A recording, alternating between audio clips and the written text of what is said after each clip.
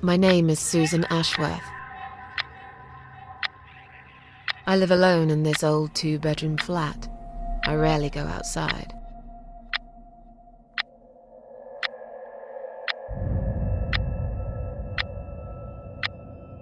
Some would say it's a lonely life, and I guess that's true, but I don't like people's company. Not lately, anyway.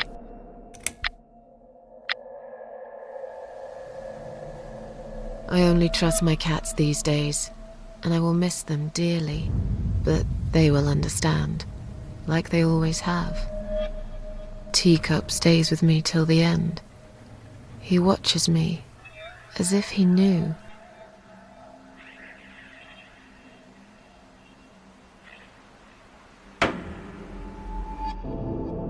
Because earlier tonight, I swallowed a whole bunch of pills. They're legal, of course, prescribed by my doctor for my sleeping problems. But I've taken 34 of them, all I could find in the cupboard, and now the room around me spins in a blurry tango as my heart slows down.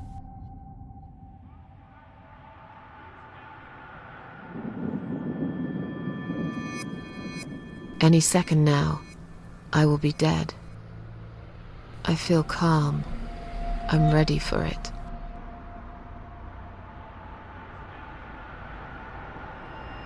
I've only got one thing to say now.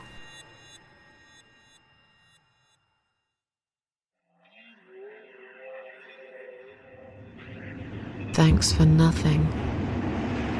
Goodbye.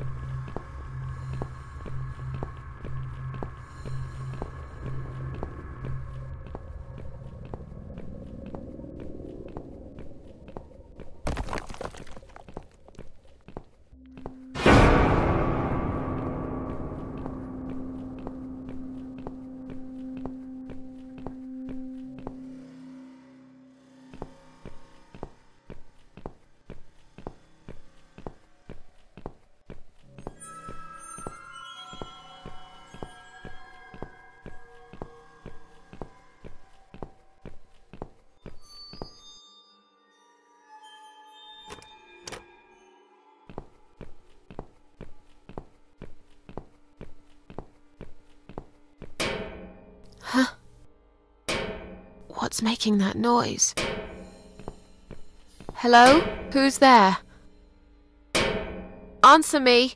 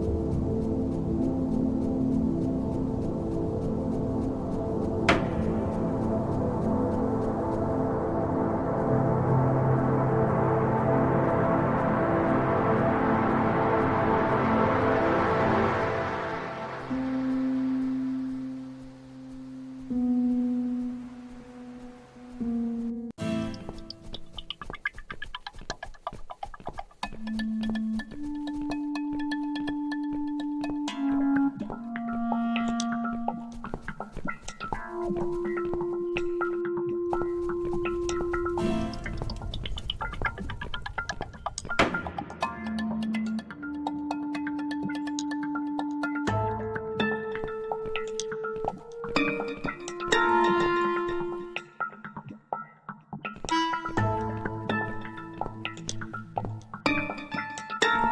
can't remember this place. Am I lost?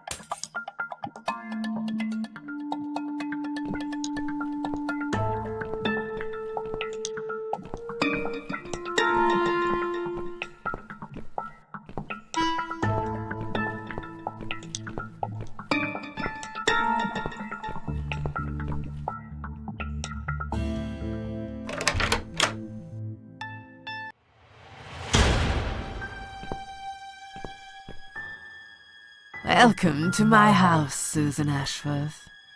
I have been waiting for you, my dear. I knew you would turn up one fine day like this. Who are you?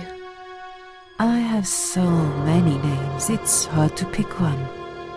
But I'm curious, who do you think I am? An old lady who lives in the woods?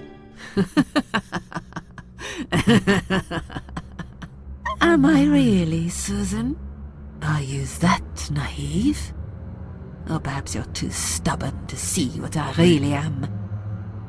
I've waited all that time for you, and now you disappoint me. You wasted your time waiting. I'm not worth waiting for. I'm just nobody. And you, to me, you're just a strange old woman sitting on a porch of her house. And those flowers you're holding, what are they for anyway? I'm going to put them on your coffin, dear, after everyone's gone. I wouldn't bother. I hate flowers.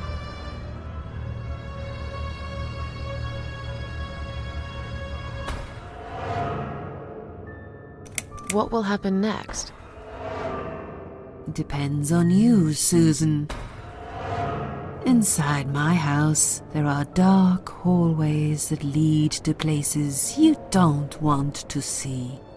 But there is also something that will make you want to return to where you came from and cherish every single little breath you take. I'm going to make you an offer, Susan. It's a chance only a fool would refuse. Okay. An offer? What can you offer me? Let's come inside. It's getting cold out here.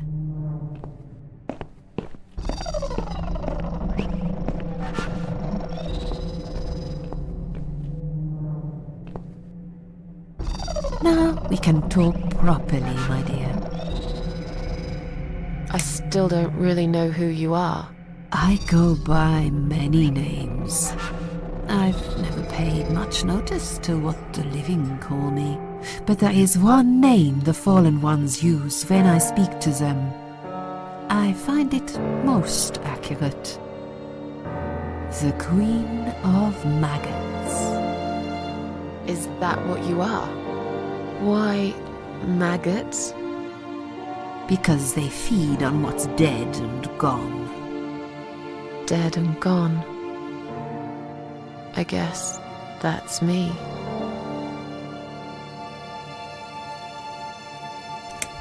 Will I be punished for taking my own life? Most people would be, but not you, Susan. You see, I watched you long enough to understand how you feel.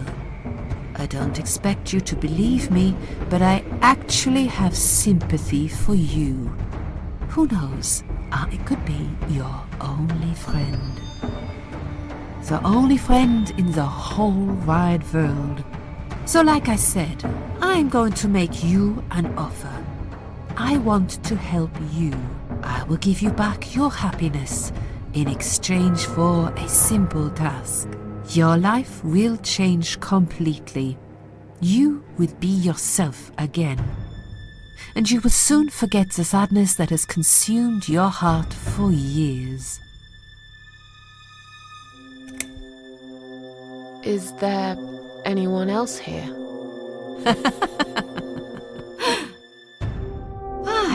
I thought you liked being alone. Isn't that why you ran away from everyone? It doesn't matter. I was standing right behind you when you threw away all those photographs, you know? I brushed your hair every night you cried yourself to sleep. I saw everything. I knew what you want, but it's not here. It's gone, and it will never, ever come again. I have no reason to live. Please, just let me go. I tried. I really did. But it's never going to be okay. Who knows, maybe, but one way or the other. This isn't the end of your story. It's only the beginning, my dear, and there are great things waiting for you. Believe me. I have no reason to live. Please, just let me go. I tried. I really did. But it's never going to be okay. Who knows, maybe, but one way or the other. This isn't the end of your story. It's only the beginning, my dear, and there are great things waiting for you. Believe me. What do you want me to do? Yes, I think it's time to explain. But where are my manners? We're still in the hall. This is not a place for a serious talk. Follow me to the next room. I'll tell you everything you need to know.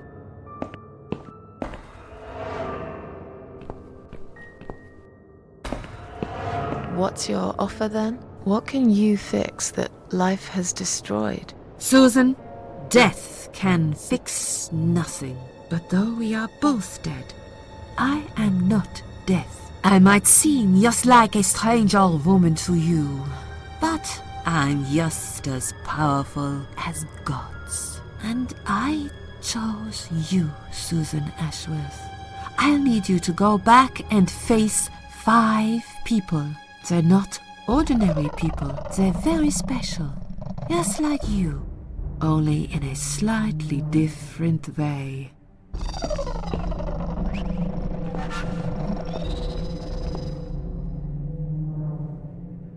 Those 5 people, who are they? The parasites. That's what I call them. They don't know each other, but their destinies are bound together. You will have to keep your eyes open and be constantly on guard. Those people will want to get closer to you. They might even pretend they are your friends, but don't let that fool you. They have nothing but cruel intentions.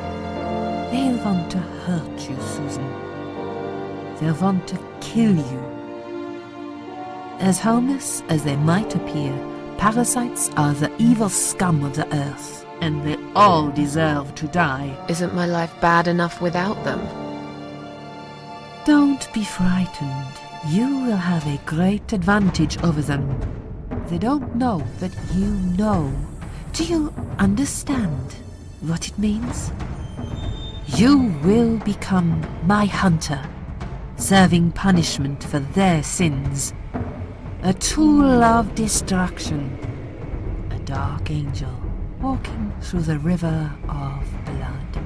You'll find your purpose in life, and you see for the first time how satisfying it can be. But how will I recognize them?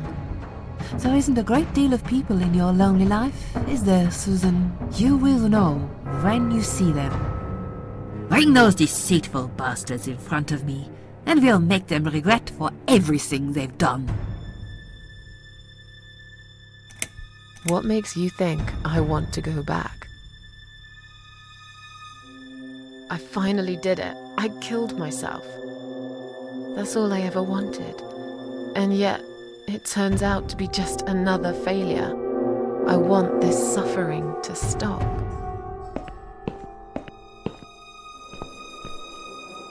Dear Susan, you don't realize that the suffering never stops, do you? It only gets worse. This place is a passage between the world of the living and the world of the dead. You enter one of these corridors and you never come back. But you don't cease to exist. You remain. Are you expecting me to kill them? No, Susan, I'm expecting you to fight for survival. To do everything you can to defend yourself. I know you're not a murderer. Quite the opposite, actually. You're a good person. But I also know that you don't want to suffer. And those people will want to cause you pain. They won't hesitate. In the end, you might have no choice. Think of it as gardening. If there were weeds among the flowers, you'd pull them out, wouldn't you? You'd get rid of them without thinking twice about it. I'm not really a gardening type, but I see your point. I'm glad. And remember this, you are not the only victim. If you don't stop them, the killing will continue. Innocent people will die. You have the opportunity to make the difference. And a chance to save yourself. I can't do this. It's too much. Dealing with criminals is a job for the police, not someone like me. Indeed, you are weak. That's why I have prepared a special gift for you. Immortality. You cannot die, Susan. You will always return to life no matter what happens to you. What? This is the last thing I wanted. Please, can't you just let me die? I've made the decision. As long as they are alive, you cannot die.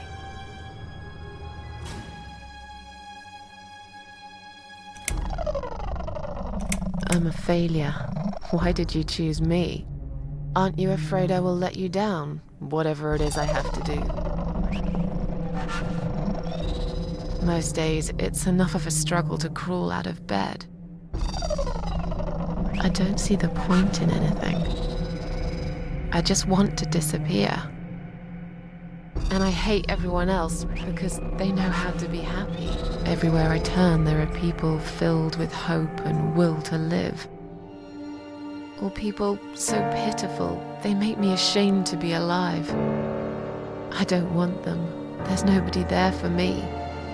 I am alone. I just want to vanish.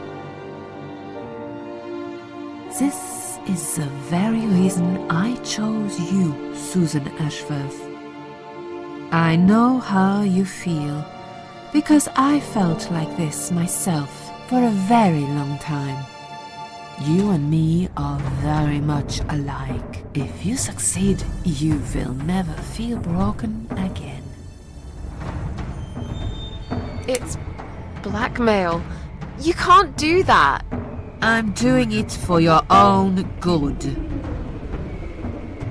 Anyway, you are in no position to bargain with me. You will either go and do what you have to do, or suffer for eternity, forever unable to find your peace.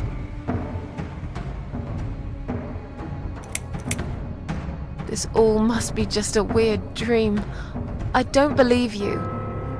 Susan, see this door here?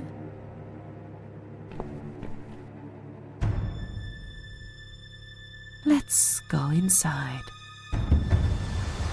I want to show you something that will help you make up your mind. Follow me.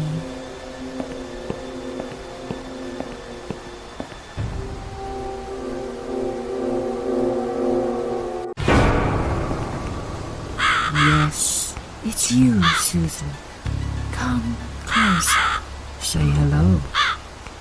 I don't want to look at it. Haven't I had enough yet? That body in the ambulance. Then the forest. But this place is... This is exactly what I was trying to run away from. I don't want to be here. Make it go away. I assumed it would be wise to give you a little taste of the suffering you would endure. I want you to understand that you can keep going long after you can't.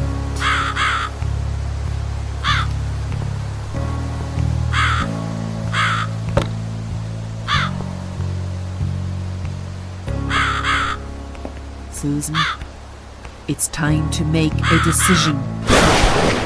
The parasites are coming, whether you want it or not. You haven't really got much choice. You must stand up for yourself.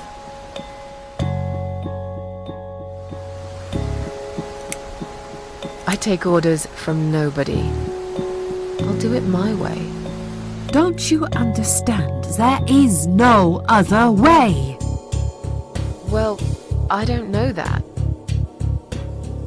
Besides, you could be lying to me. How do I know you aren't? I'm no murderer. I don't want to be. I'll find another way without you. What? Look, I appreciate you giving me another chance. Don't get me wrong. I can see now that I've made a mistake, and I'm ready to try to fix my life. But I really don't like what you're saying. If there's one thing I learned in life, it's that people let you down all the time. If I don't rely on myself, I can't rely on anyone else. You fool! You damned arrogant fool! You have no idea what you have just done. But fine, have it your way. In the end, I will be the one laughing at you. I always am.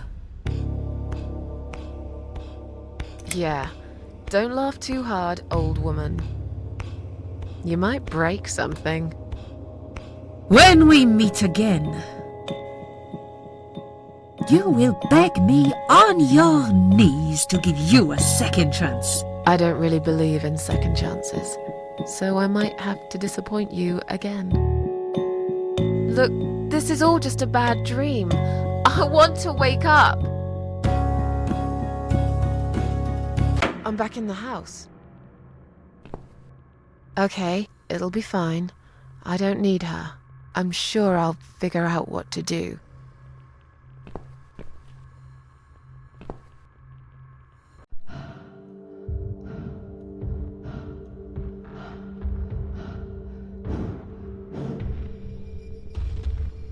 They left me no choice, Alice.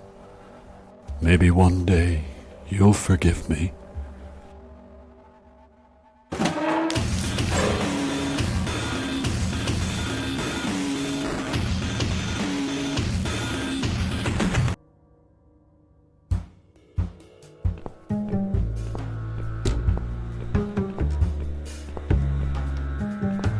What the... How did I get back here?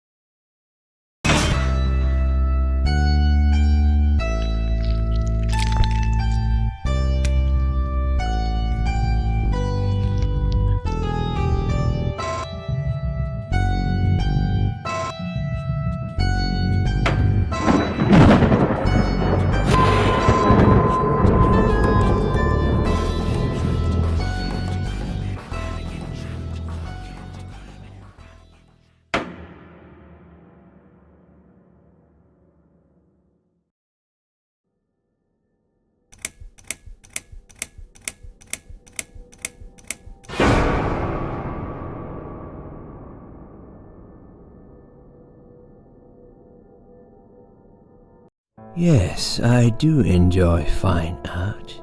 Thank you for noticing. There's a certain raw beauty to it that modern painters often fail to recreate. I always wanted to be an artist myself, but it'll be a long time before I can call myself that. I often say that patients are my canvas, but my job is more about restoration, obviously. I look at the damaged human minds and bring them back to their former beauty. I'm sorry, I'm probably boring you. No, it's not that. It's just... It's been a difficult couple of days. I'd really like to go home. Of course, and go home you will. As soon as we've done this little assessment, okay? You probably know how it works. I've read in your file you used to be a nurse. Yes, I know very well how it works. You want to check if I'm nuts. Well, I wouldn't use that expression, obviously. But yes, we have to make sure you're safe and figure out how to help you. Also, as a nurse yourself, you know there's always paperwork involved. These forms won't fill themselves. Honestly, Susan, you have nothing to worry about. This is just a formality. I could tell straight away that you are not nuts. Fine. What would you like to know? I will answer all your questions. Then I'll go home, take a long shower, and catch up on sleep. Wonderful. Let's see then. Where do we begin?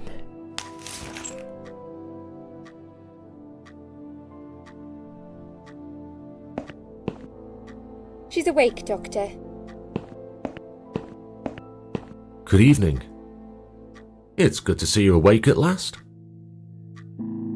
You're in the Cedar Lake Hospital. My name is Andrew. I'm one of the doctors. Would you confirm your name for me, please? Susan Ashworth. Hello, Mrs. Ashworth. I'm glad to see you're all right. You're on the ward now. Your condition is stable. I can see your brain functions just fine and there's no permanent damage of any sort. We've checked your internal organs and they're fine too. You're a very lucky lady, Susan. You might experience extreme tiredness and lethargy for a couple of days, but that should soon pass. I would advise plenty of rest now. The nurses on this ward will take it from here. Please let them know if you need anything. Take care, Mrs. Ashworth. Please, don't try to speak. What did you say? Don't worry, Mrs. Ashworth. Your arm is fine. No. There was nothing wrong with your arm, darling. Now calm down. Would you like me to get you some water? Let me get you a drink. I'll be back in a second.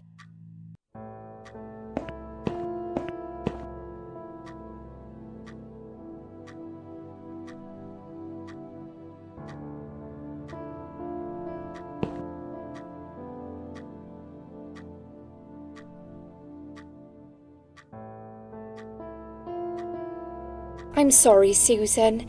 Did I wake you? I have to take your blood pressure. 2 seconds and I'm gone. My name is Liz, by the way.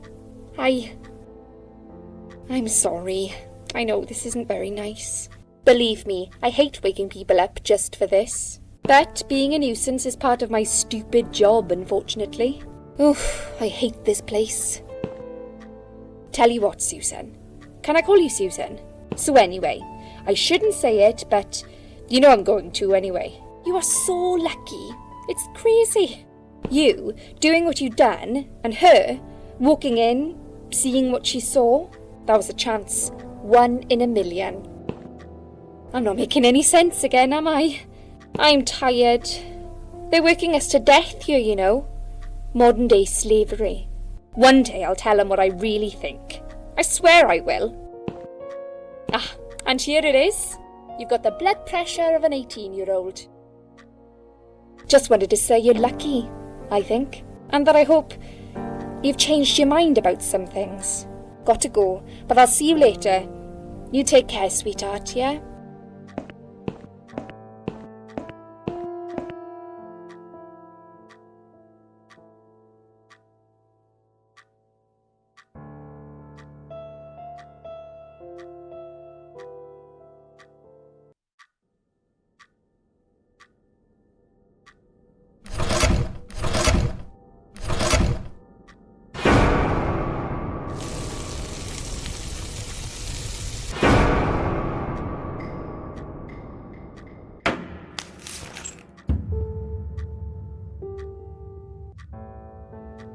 Bad dream? No, just a dream like any other. Oh, that's fine then. I nearly woke you up, you see. Saw you tossing and turning as I came in here. You looked like you were having a horrible nightmare. I get nightmares sometimes. I get them, and I can't wake up. Or sometimes I dream that I'm falling. Those are strange dreams. Because I think I like them. I keep falling, but I never fall, if you know what I mean. Never hit the ground. Never. What was your name again? I forgot to introduce myself, didn't I? I always do that. So sorry, Susan. My name is Elizabeth. But you can call me Liz, like everyone else. You're here a lot. Every time I open my eyes, I see you. They make auxiliaries do crazy hours here. Seriously, I feel like I've got no life sometimes. I'll be here till the morning. To be honest, I keep coming here to hide. Please don't give me away. I just want to rest my legs for 2 minutes, that's all. What happened to me? Well, how much do you remember? I took some pills, and I fell asleep in the chair. I remember how the room kept spinning around me slowly. I felt so calm, and then I woke up here, and I saw you. Can you now tell me who found me, and what happened? Well, your body went into a coma. You were lucky she came home and found you. I told you that before. What? Who found me? Your daughter, of course. She called an ambulance. If it wasn't for her, you would sure be dead now, Susan. My daughter. Yes. Why? Why'd you look so pale all of a sudden, Susan? I don't have a daughter. Whoever she is, she lied. But why would she do that? How should I know? I was in a coma, apparently. So she lied. It doesn't change the fact that you owe her your life. I was fine. I didn't ask for any help. Sorry. How long have I been here? I was told you arrived at the hospital at 7 in the evening. You had a cardiac arrest in the ambulance. They had to resuscitate you. Your heart stopped beating for nearly a minute, but they managed to bring you back. You went to the intensive care unit, where they gave you a dose of antidote and pumped your stomach. As soon as your condition was stable, they brought you on this ward. It's called Dime Ward. I call it Die Ward, because all the patients who come here want to die. It's a suicide watch unit. That's why it's so strict. You have to be careful. Nurses here are trigger happy with the sedatives. When will they let me go home? I'm not sure. Probably not today. Maybe tomorrow. Look, I shouldn't say that, but you seem like a nice person. I feel like I should warn you. There's this doctor here. They call him Dr. X. He's a chief of psychiatry in this hospital. You won't be able to go home until he's talked to you, and he's really good at getting into your head. You know what I'm saying? He will ask you a lot of tricky questions. But he's a really great guy. You should trust him. Tell me more about this Dr. X. His name is Xavier Zellman, but everyone just calls him Dr. X. He comes on the ward often, usually late in the afternoon or in the evening.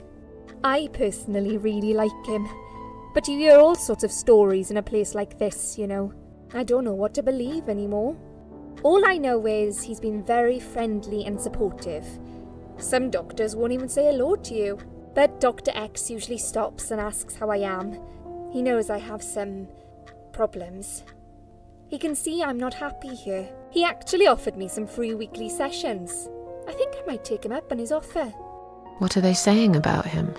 Oh yeah, they say he's a big flirt. Nurses, cleaners, patients. He doesn't care, as long as they're wearing a skirt. One girl I knew, Linda, I heard they had an affair. Stupid girl. Well, she left. and I never saw her again. Now, why do you think that is? Dr. X got her knocked up. They covered it up and quietly got rid of her. Probably paid her some money. I don't know how these things work, but it must have been enough to shut her up. I bet he'll be more careful now. But I can't really say a bad word about him, personally.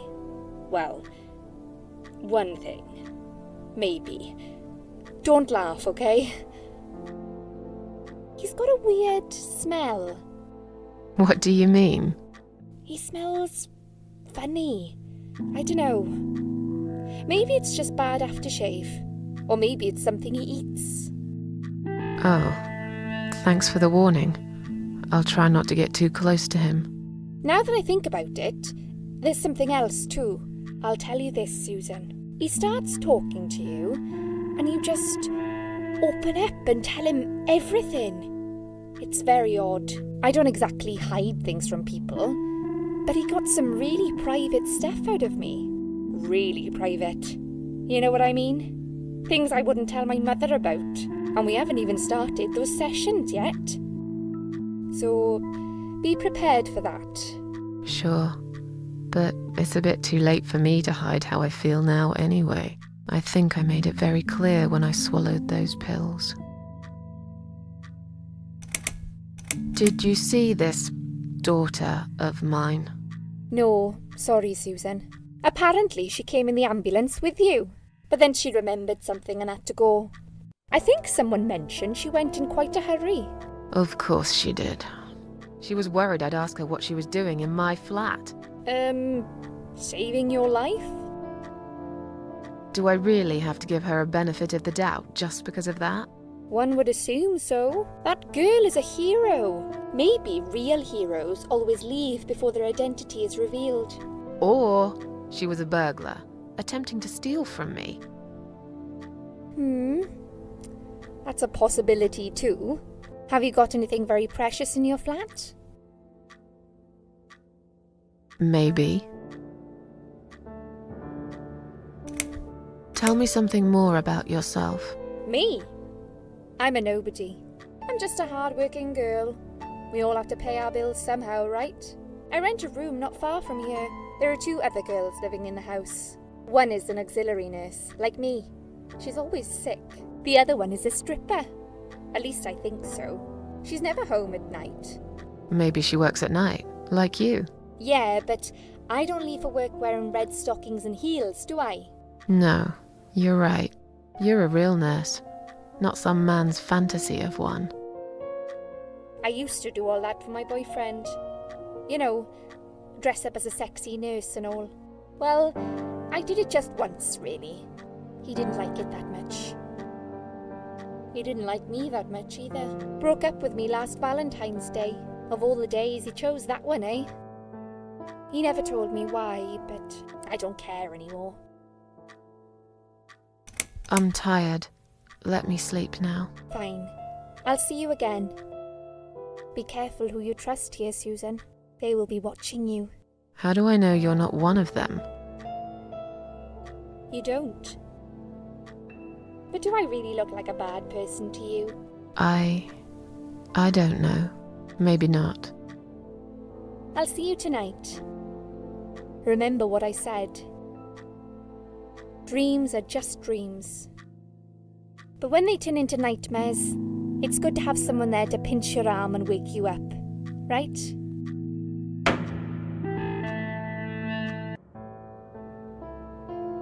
We'll start with a little chat about your childhood. I want you to be as honest as possible. It's important if we want to get to the bottom of your problem. Count to 10 and tell me when you're ready, Susan. This isn't all about whether you're nuts or not, like we said before. It's about finding what has caused how you're feeling now and creating a working solution. In order to achieve that, I need to get to know you better. Can we talk about your childhood first? Your parents. When you're a child, your life revolves around them. What was your father like? Did you have a good relationship with him? Yeah, I had a great dad. I have very fond memories of my father. He was always there for me, no matter what I did. He never got angry or upset. I suppose I never really gave him any reasons to be. I was a good child. Not perfect. But then again, no one's perfect. Whatever made me try to kill myself, it definitely has nothing to do with him. Where is he now? He died 6 years ago. Cancer. Do you miss him? Of course I miss him. How can you even ask me that?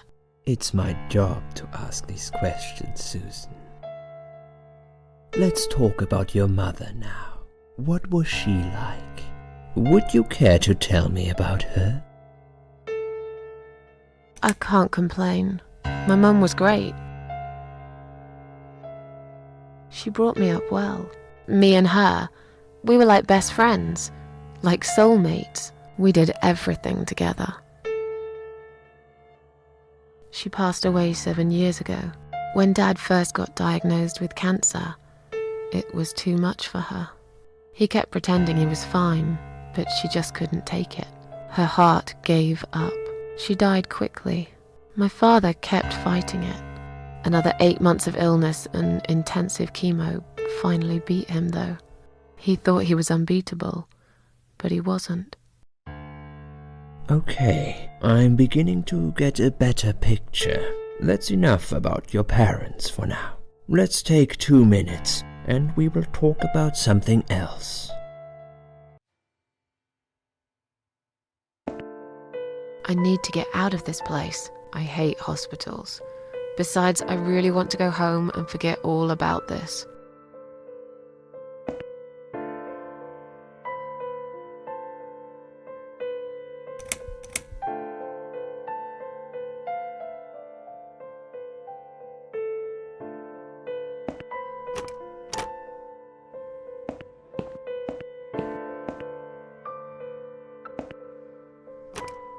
Hello? I guess I should wait my turn.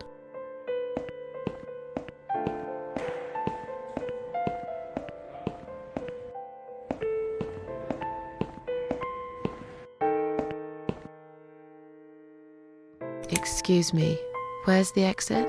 It's just down the corridor, ma'am. Thanks. I'll be on my way then. Can I see the discharge letter first? A discharge letter? What for? Some of our patients are under observation and aren't allowed out of the ward. For their own safety, of course. It sounds like we're prisoners here. It's for the patient's safety, ma'am. If you haven't been discharged by the doctors, I'm afraid I can't let you through. May I ask what your name is?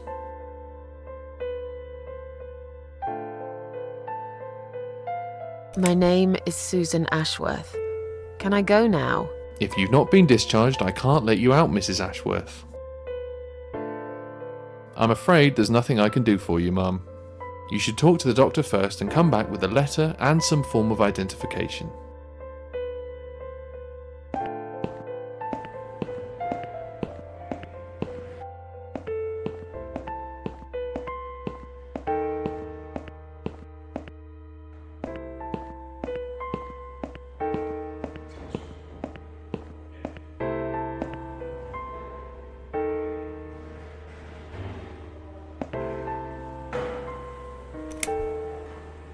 Can I make a phone call, please? Oh, yes, of course, but the phone's being used at the moment. Can you please come back in 5 minutes? Thanks.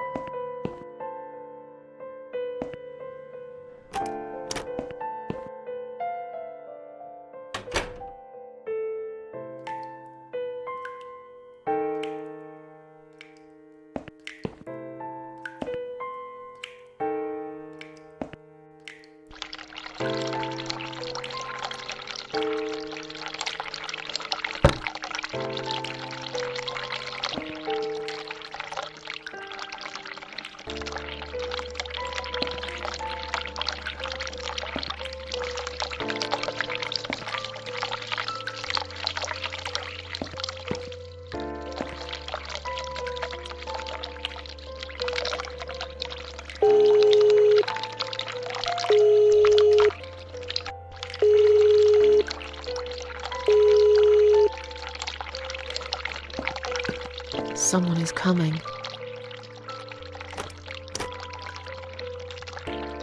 Have you rang the bell? Is there an emergency? I'm feeling a bit woozy. Are you really? You look fine to me. No, I'm really not feeling well.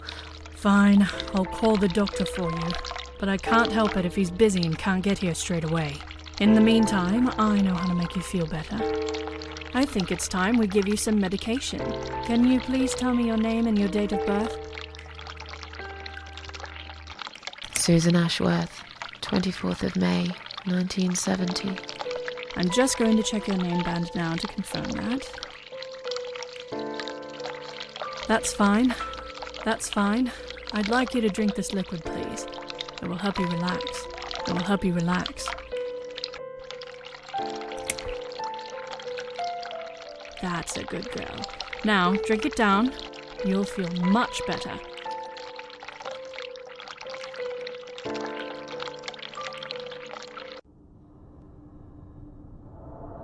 Now, go back to your room and rest. You'll be able to relax and have a great sleep.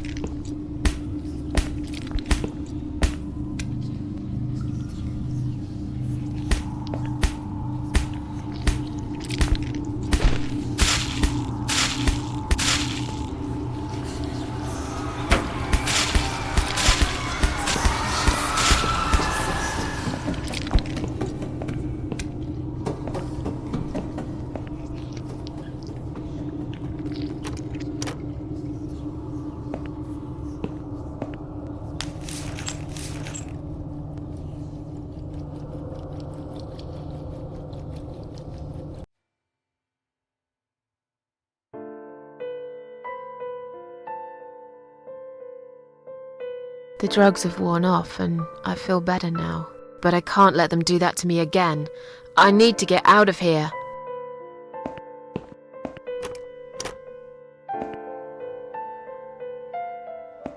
Hi, are you alright? Can we talk for a minute? I can't talk. Please, just leave me alone. Oh, I mean you no harm.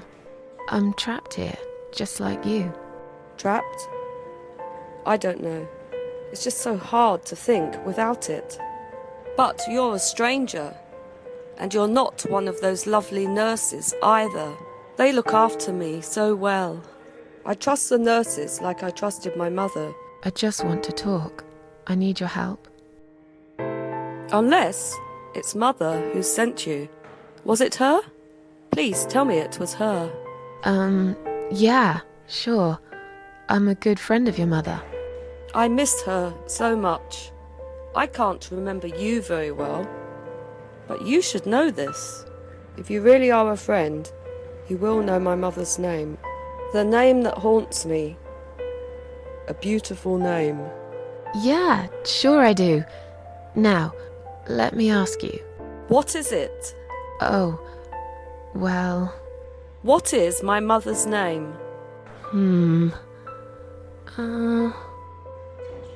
Sheila. Yes. It was my mother who sent you after all. I'm sorry I didn't believe you. But my head's all messed up. So, let's have a little chat, sweetheart.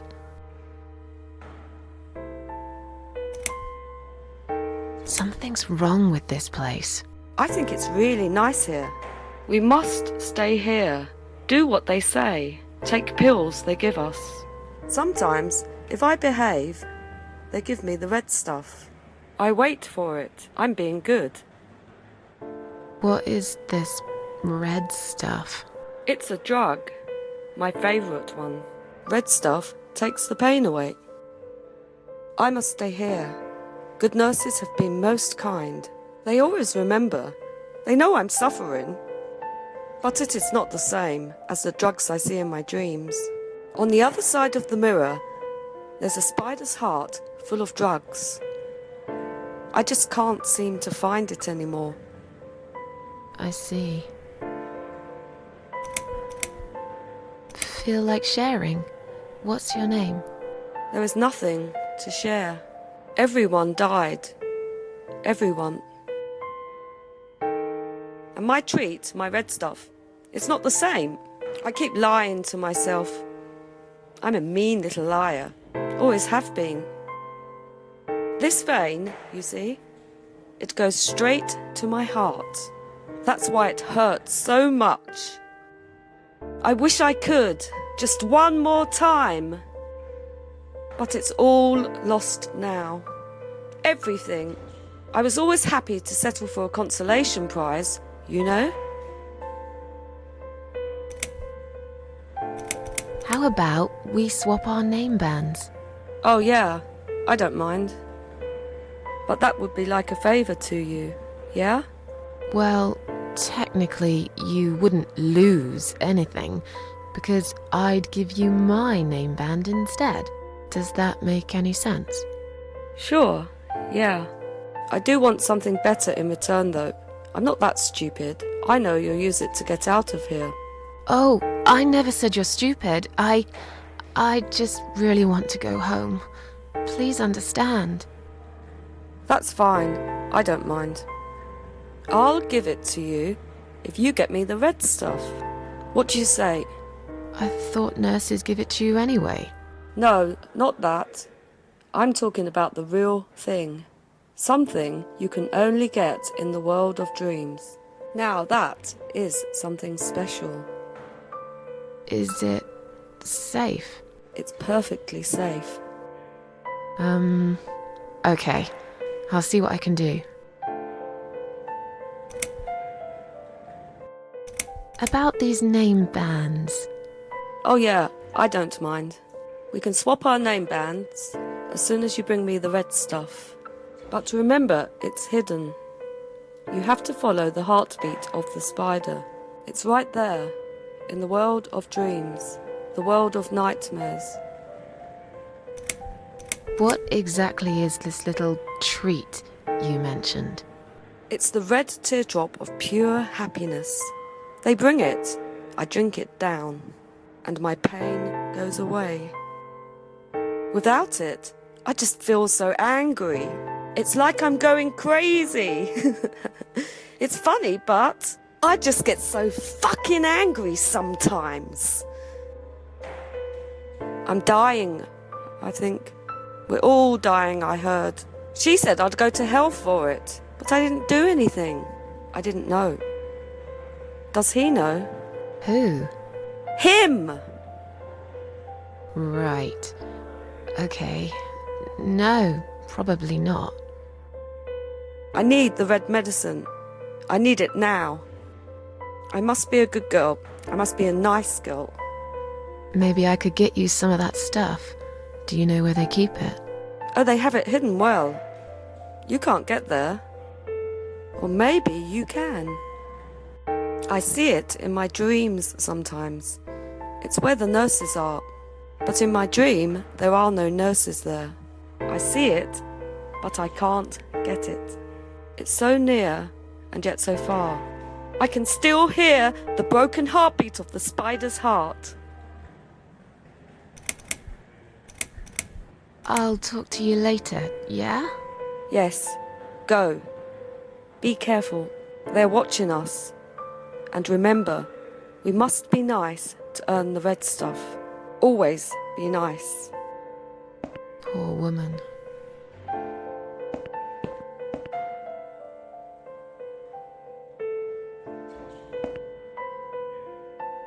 I've found the thing you asked me for, but are you absolutely certain it won't harm you? Don't be silly. Of course it won't. Fine.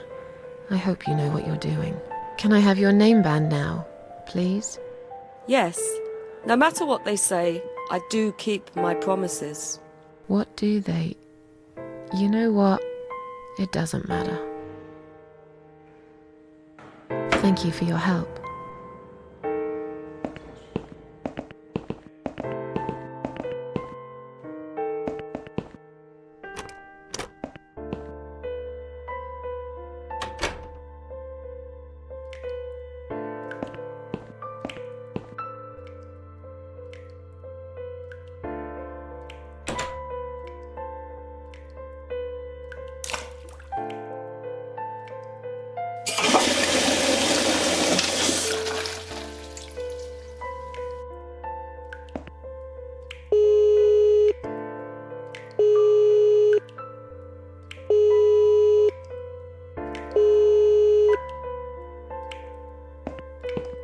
Someone is coming.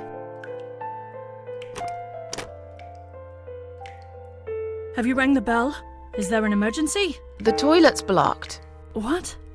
Well, that's hardly an emergency. It is when you need to use it urgently, like I do. I see. Fine, I'll sort it out. Just give me a minute. It's the gloves. Again!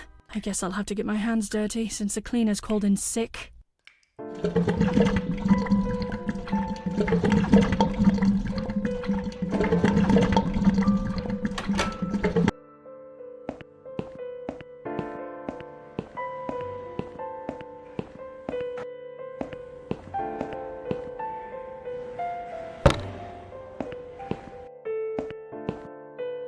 Sorry, Ma'am, can't let you through.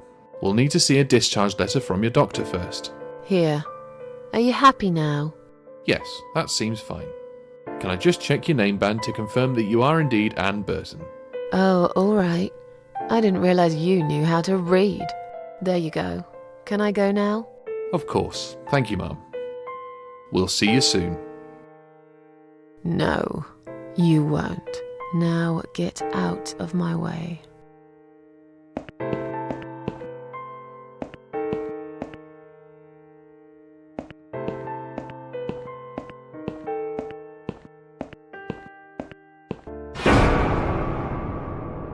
And you must be Susan Ashworth.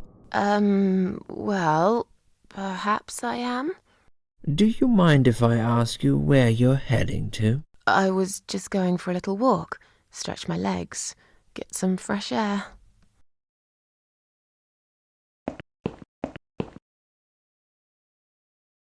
Give it a rest. I'm not going anywhere.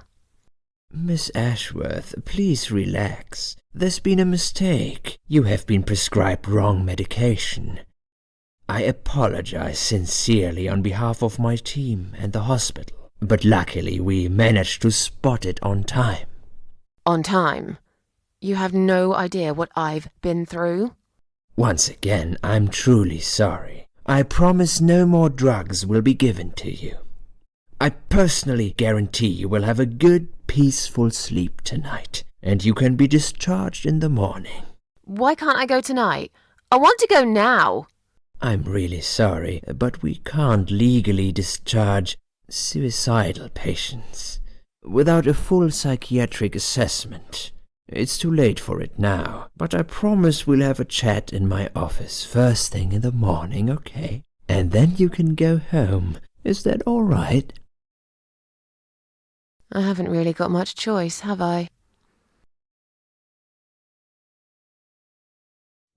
Now I'd like to ask you some questions about your life, Susan. You might find them very personal, but it's important that you answer me as honestly as possible. Fine. Let's get it over with then, shall we? I'd like to go home at last. Of course, I understand. So, Susan, let's see. Are you living alone at the moment? I rent a flat. It's quite lonely most of the time. I used to like being on my own, but I'm not sure if I still do. Too much time with my thoughts, and no one to talk to.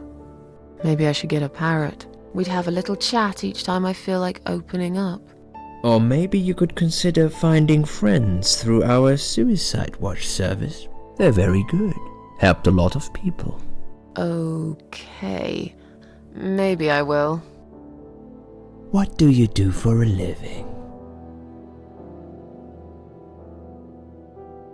I'm between jobs at the moment. I'll find something soon. But it's been difficult. I didn't feel that great. I felt weak and powerless and tired most of the time. I felt really awfully tired. Typical depression symptoms. We can give you something for that. You'll feel stronger and motivated. I admire your faith in modern medication, Doctor. I hope you're right. Describe to me what your mornings look like. What is the first thing you do each day? I drink strong coffee and smoke on the balcony. I know it's not a great start for the day, but it's one of my little pleasures in life that I find very hard to say no to. Would you say that you feel safer at home than outside?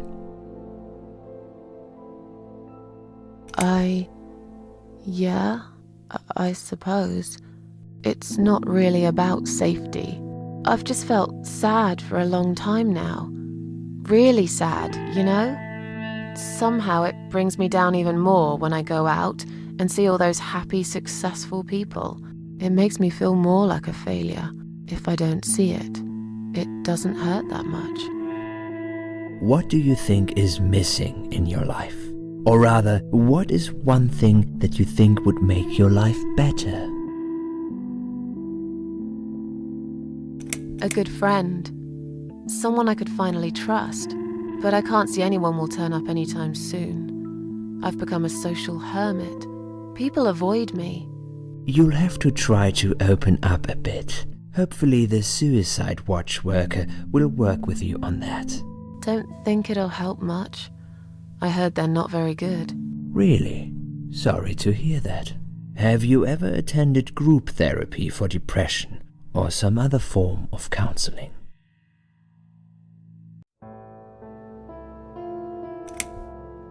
Yes, it didn't help much, as you can see. Just something to think about. I can see you're really willing to open up and talk about your issues. That's a positive sign. I haven't really talked about my feelings for a long time. You're doing very well so far. Do you have problems sleeping? Rarely. I sleep well most nights. If anything, I probably sleep too much. Would you describe for me how you feel at the moment? I feel fine now. I feel like I want to change my life for the better. Not really sure how yet, but I really want to try. Do you find it hard to concentrate? No, not really. Do you drink alcohol, Susan? No.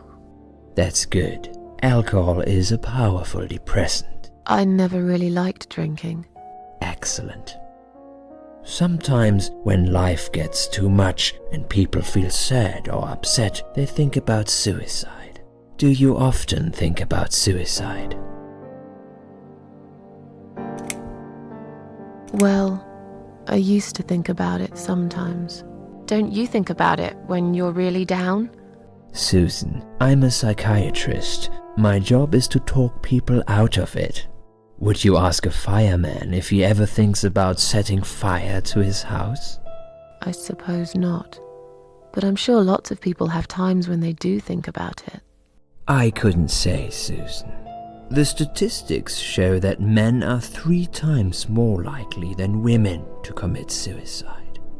That puts you in the minority. But of course, that's missing the point. Suicide is never the solution. There's always a way of solving whatever problem you might have. I realize that now. Please, in your own words, try to explain to me, why did you really try to take your own life, Susan? Nothing was making me happy anymore. There wasn't a single thing that would bring a smile to my face. I kept thinking, won't it be better if I just disappear? I tried. I really tried to find something. Took a long bath, picked up a book, watched some television, but I just couldn't get into anything. All those things seemed like worthless distractions, and I myself felt obsolete, needless. It just would get worse and worse. By the afternoon, I realized I cried for the past 3 hours. I didn't even know I'd been crying until I went to the bathroom and saw my face in the mirror. I looked like a ghost. I looked like I was dead already, you know? And then I saw the sleeping pills. I thought, why not? And I did it. Do you feel as if you're a burden? or that life isn't worth living? Sometimes, when I feel really low, I used to think everyone would be happier without me. But I guess people don't really care. Besides, I live alone. Who could I be a burden to? What makes you feel better?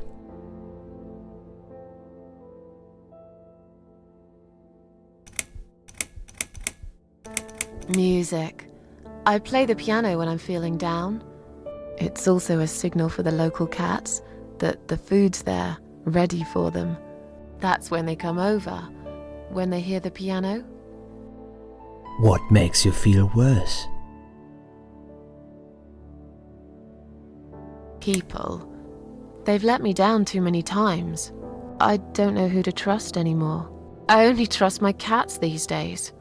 So you say in the suicide note. Because that's true. I've been stabbed in the back more times than I could count. Have you imagined your funeral and how people will react to your death?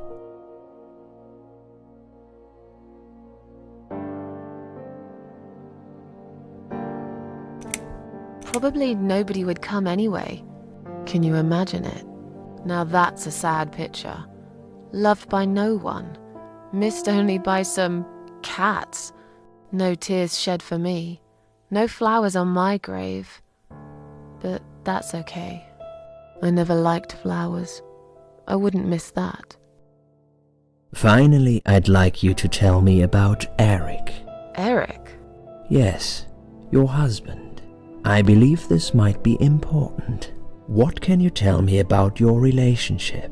What had happened between you two? I don't really want to talk about this. Fine. I suppose you've opened enough for one day. Okay, one more question. This is just a formality, but I have to ask, are you going to do it again? That's a hard one. I don't know. But hey, I've got it. The answer is no, I'm not. Thank you very much. Excellent. We're nearly done here.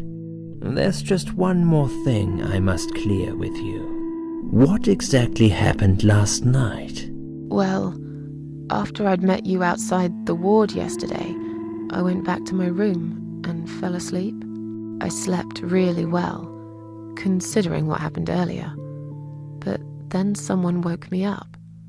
It was the same nurse who was so friendly with me the first night.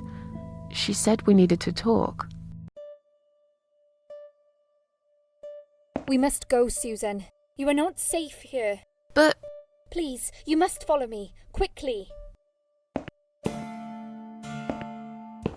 I went after her. The ward seemed very quiet. It must have been late at night. Hurry! Wait for me. Tell me what's going on here.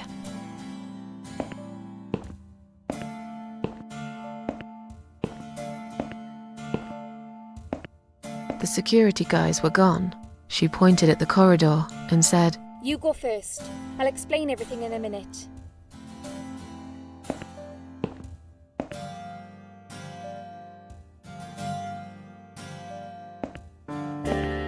Susan, if we don't escape now, they're going to hurt you.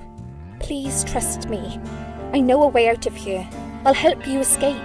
Let's go down this corridor. I'll be right behind you.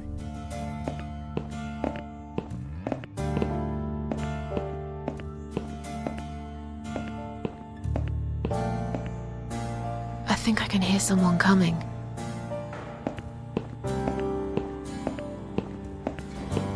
Damn it! We can't go through there. Let's turn back, Susan. I know another way.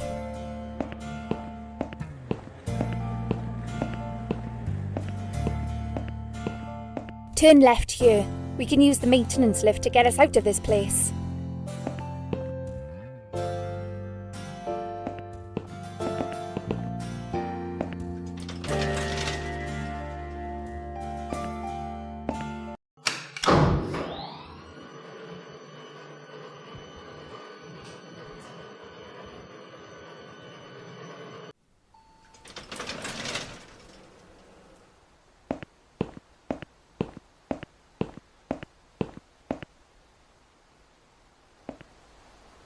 What are we doing on the roof?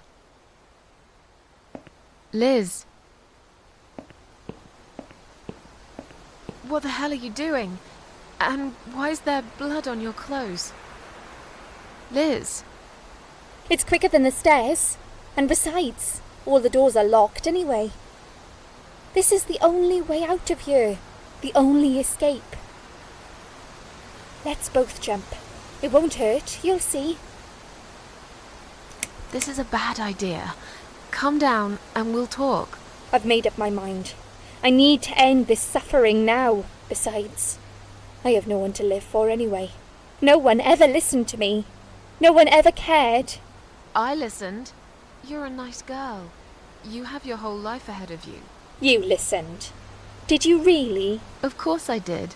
You talk a lot, but I've always been a good listener. I liked talking to you.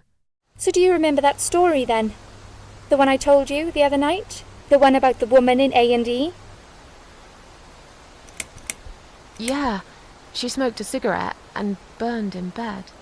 Okay, you have listened. Maybe you're right.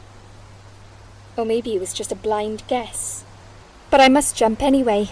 I have no choice. Wait! Please stop and think for a second. Did you not hear what I said? I have no choice. Yes, you do! You can choose to come back inside with me, and we'll just forget this like it never happened, okay? Do you remember that other thing I told you? I'm sure I told you about my flatmates.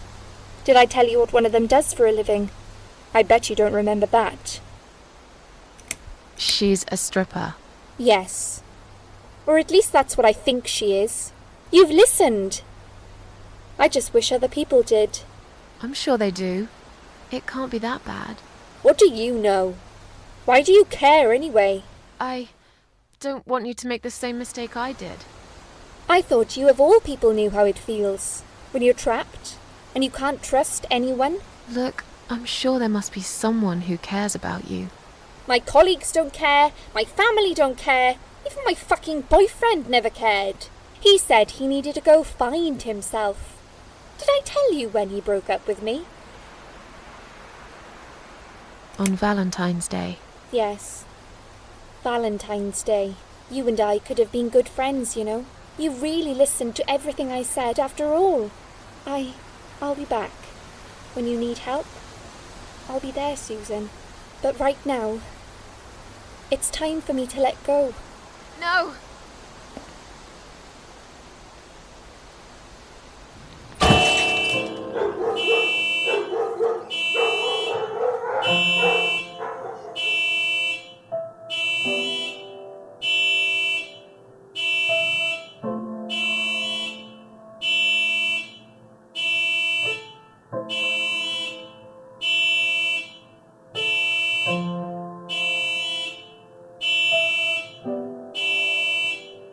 After that, I went back. I tried telling people about Liz, but they all thought I was crazy again and didn't believe me. And you are absolutely sure you saw Liz jump off this building? You know, it doesn't matter. I just want to finish this and get some fresh air. Susan, I know Liz well. She wouldn't do something like that. As a matter of fact, I saw her this morning. She's fine. I'd like you to come with me and see her. Say hi. Make sure she's alright. Stop treating me like I'm crazy.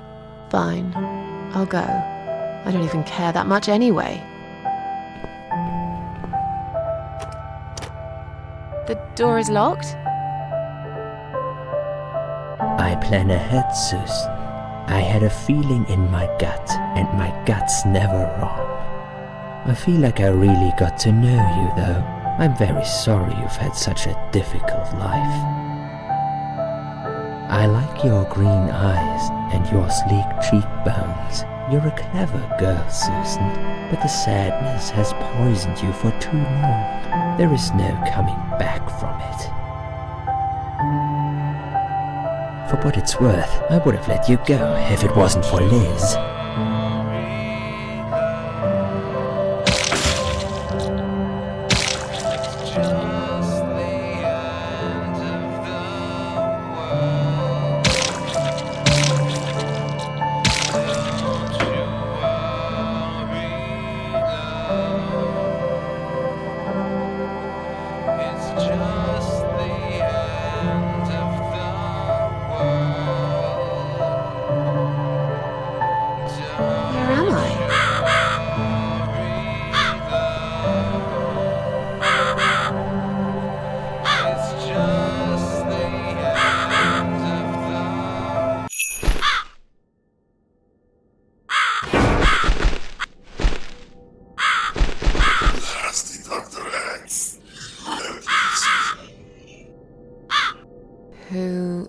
Who are you?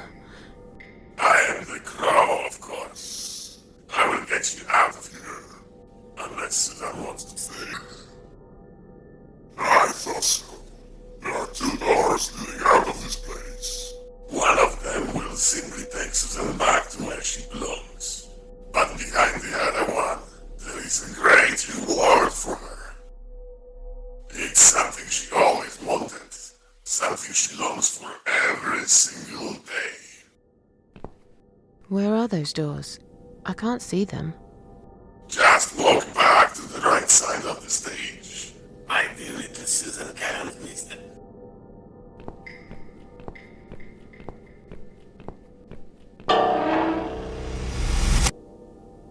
That's Susan like my girls. I knew she would.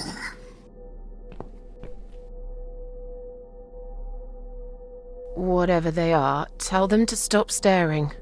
But they are here to guide Susan. They are the guardians of the doors.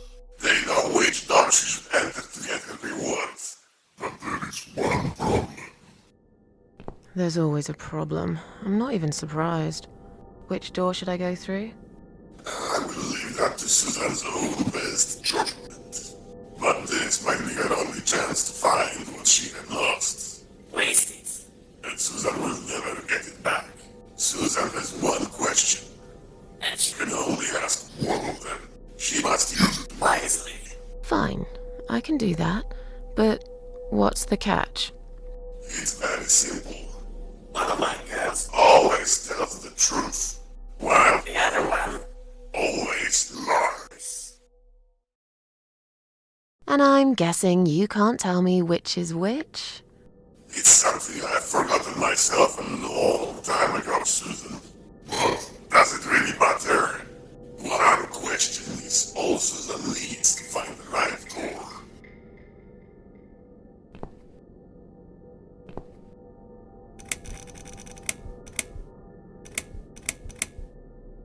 Which door would the other doll point me to?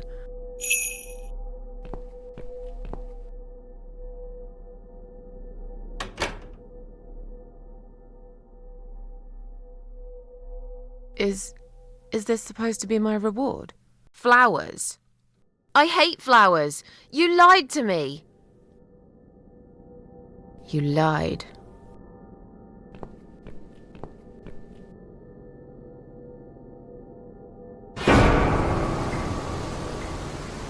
Did you really think there would be anything precious waiting for you here? Look at the lovely roses. Just like everything else in the room. They just turn into ash.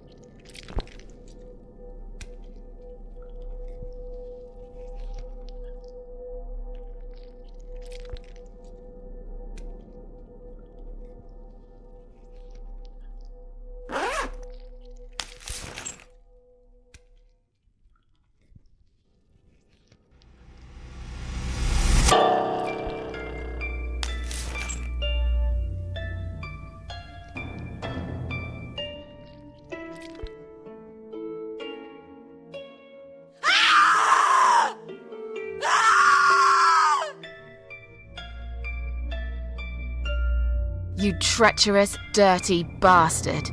I opened my heart to you, and you stabbed me to death in cold blood. You'll pay for this. I swear you will. But this means the old woman was right. I can't die. I'm immortal. I think it's time to find out how very mortal you are, Doctor.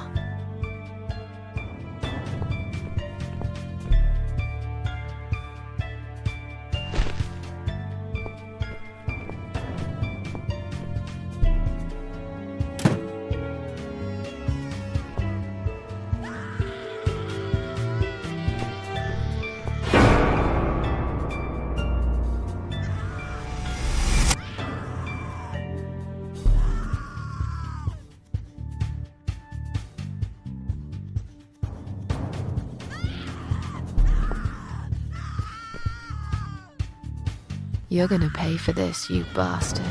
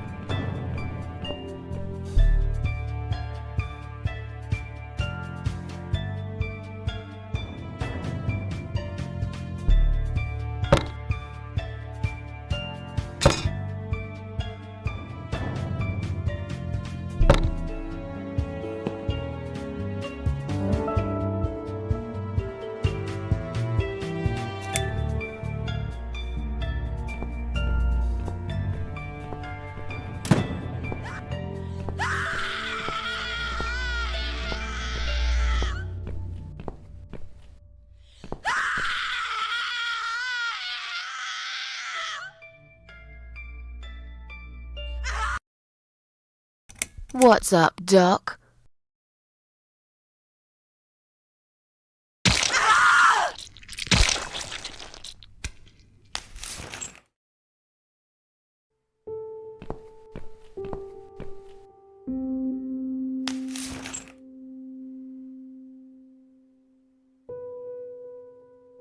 Thank you. Thank you so much. He would have killed me. Like the others. The animal. You gave him what he deserved. Who are you? It doesn't matter. Forget you ever saw me. Now get out of here. Call the police. I'm going home.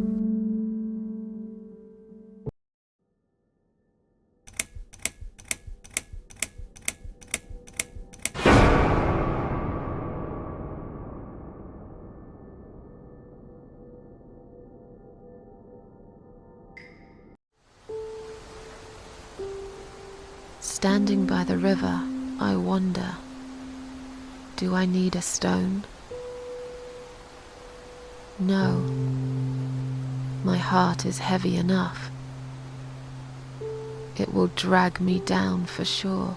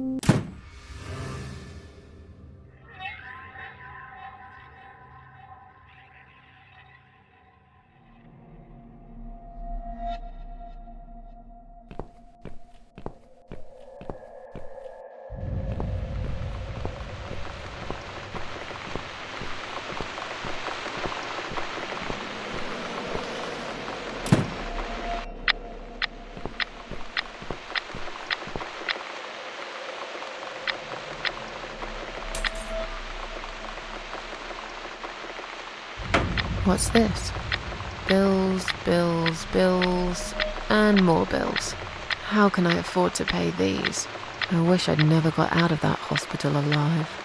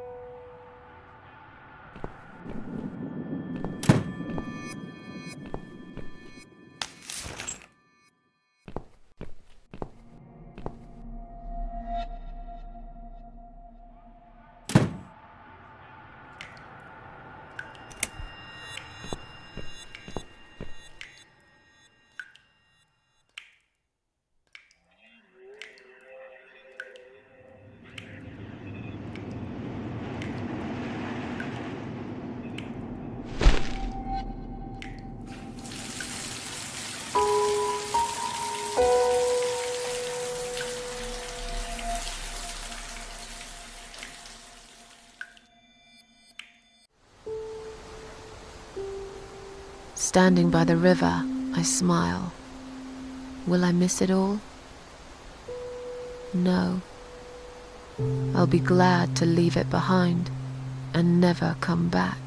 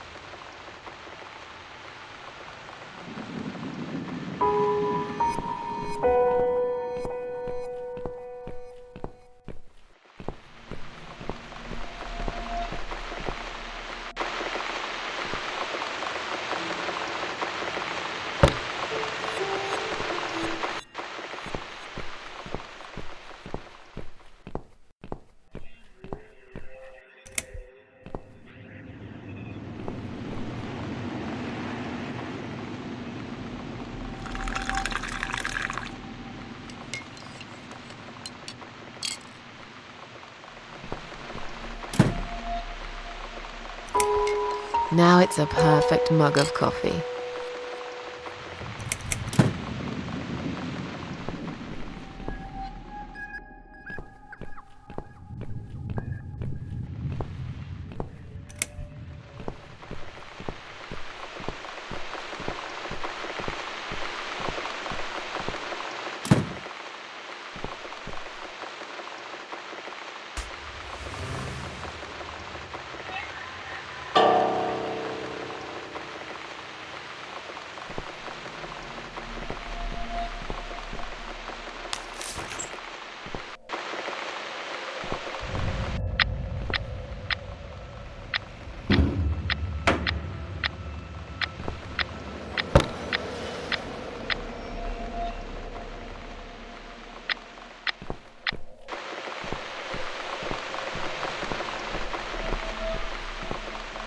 It's this damn bird again.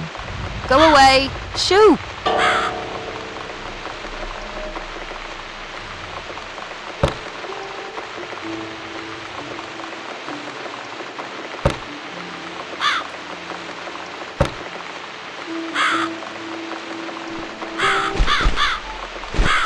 That's right. And don't ever come back, you horrible creature. Miss Scarecrow here is going to guard this home from the likes of you.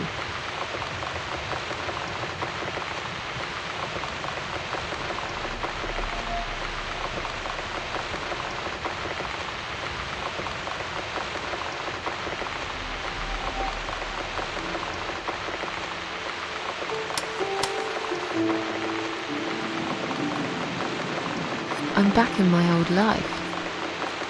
But how can I restore what's been broken for years? So far, nothing seems to go right. Every little thing is against me. Maybe it's my destiny to lose after all. And now those parasites? Like if it wasn't enough. But I killed Dr. X. And I saved somebody's life. That felt good. It's getting late. I should summon the cats now. I want to see them tonight.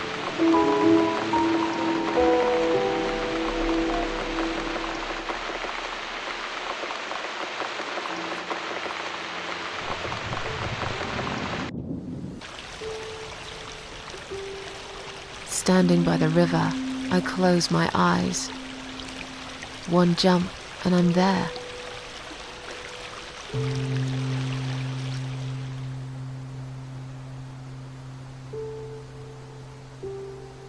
No. Someone jumped after me. He will never be my friend.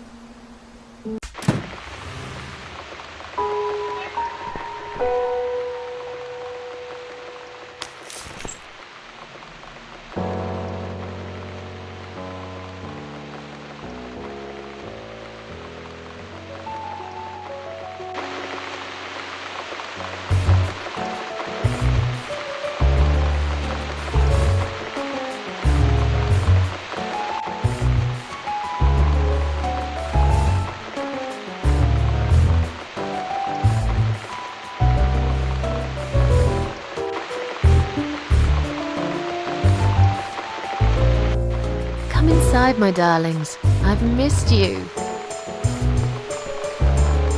And who's that? Teacup! I bet you thought you'd never see me again. Well, make yourselves at home. Dinner is ready to be served.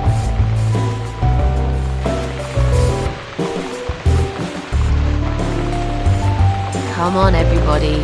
Gather around. It's time for dinner.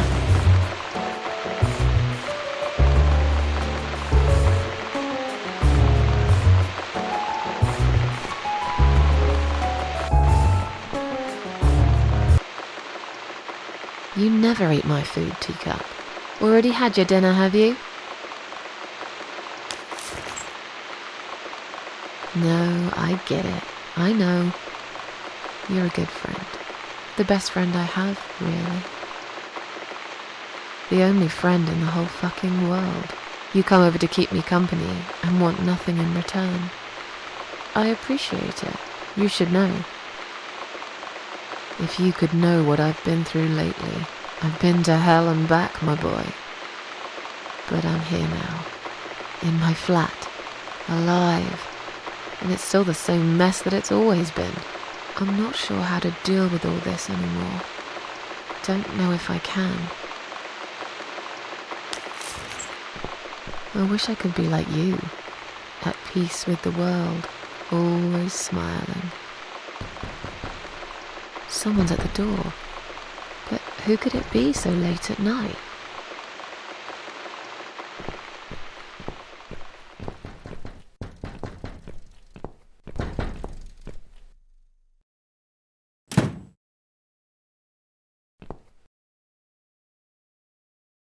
Are you out of your mind? Do you know what time it is? We've all had it with you and your bloody cats! I suggest you change your tone right now. Don't tell me about my tone, I'll have any tone I like. If it's alright for you to play the fucking piano in the middle of the night, then I can bloody raise my voice if I want to. You think you own this place? You think any of us here care about your stinking cats? They are a bloody nuisance! Get lost, you bald, ugly man. I'm done talking to you. What? How dare you? This is going to stop, one way or the other, you crazy cat lady. If this happens again, you'll see pest control stepping in, and it won't be pretty. Hell, I'll poison your fucking cats myself if I have to. Point that finger at me again, and I will break it. I'm done talking to you. Go fuck yourself.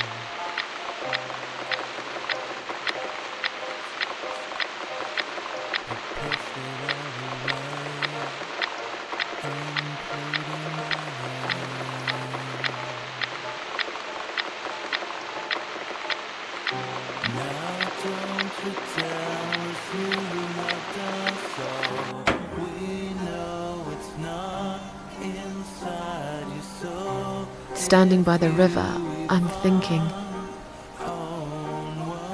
will I jump again? No. I will float like a feather, far away from here.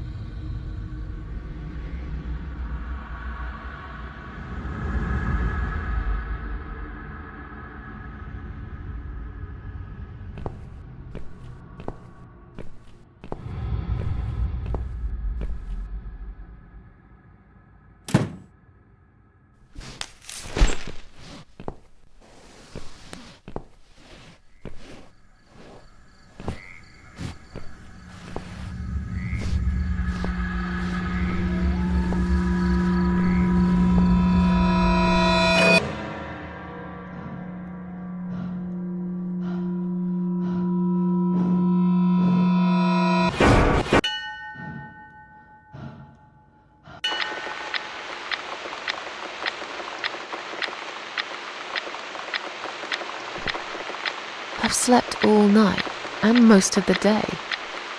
Why am I still feeling tired? Someone's at the door. I really hope it's not him again.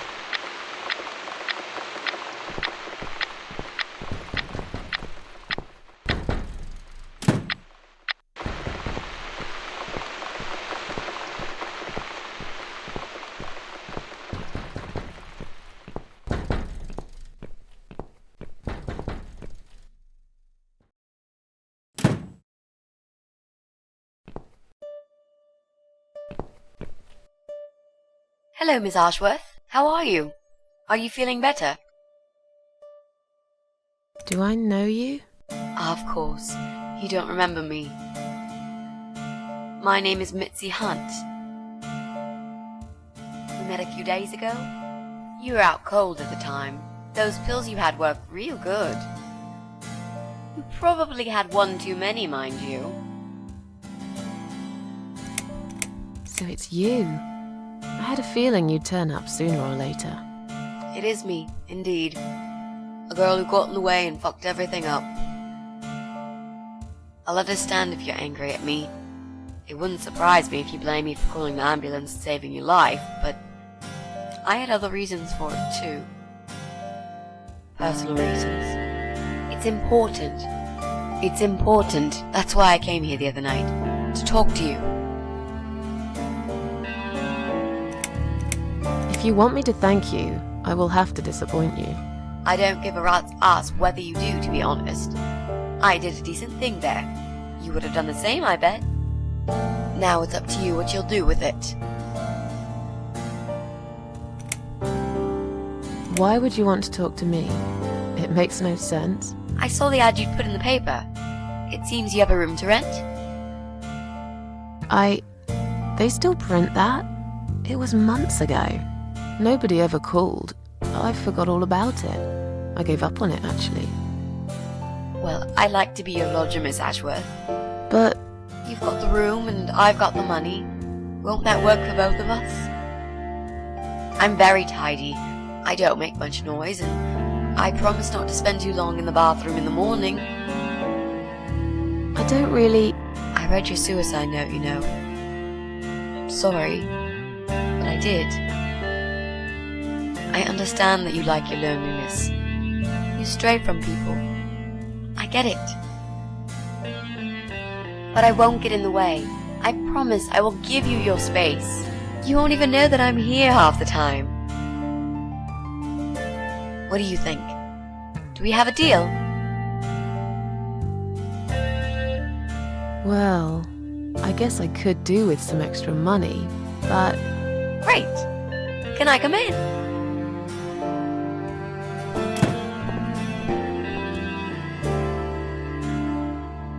You said you were my daughter at the hospital. You're a little liar, aren't you? How can I trust you? How should I know you won't slit my throat when I sleep? Jesus, what's wrong with you? Slit your throat? Are you always so suspicious of people? If I wanted to do such a thing, I would never have bothered saving you, would I? Just think about it for a second. I was trying to avoid all the stupid questions. I didn't know what else to say. That seemed like an easy option at the time. Otherwise, they wouldn't have let me come in the ambulance with you. And I wanted to see if you've made it. How did you get in that night? I'm sure I locked the door. Well... Okay, I'll tell you. You won't like it probably, but I'll tell you. I picked the lock. You did what? Look, I know it sounds like I'm some sort of criminal, but believe me, I'm not. My dad was a master locksmith. He knew everything there was to know about locks. He taught me some of that stuff too. Look, I've got this little box. I always carry it with me. There are a few types of lockpicks in it. They're very expensive, custom made. It's now the only thing that reminds me of him. I see. But you know, it does sound like your father was really a burglar, not a locksmith. It's not important anymore. I guess it isn't. But what gave you an idea that you can pick the lock on my front door and just barge in uninvited? I heard the cats. They were going crazy. It was like if all hell broke loose inside. The noise they made. It was incredible. Like ghosts howling. Then for a while, it turned into an almost human cry. Well, anyway, I kept banging on the door, but you were already asleep. In a coma or whatever. So I pulled out a sea rake and knocked the door open. You could say I had a hunch. A hunch. Great. I had a hunch that something was very wrong. And I made no mistake, did I?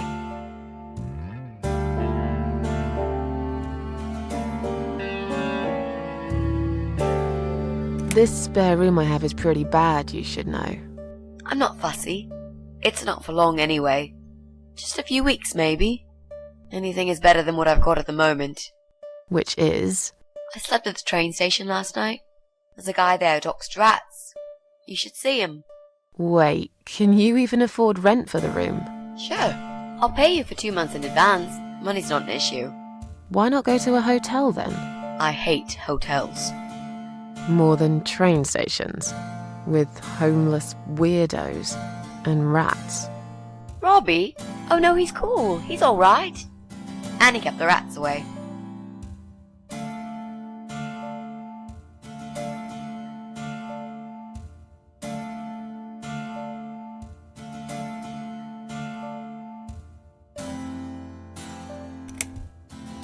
Well, I died in that hospital, if you must know.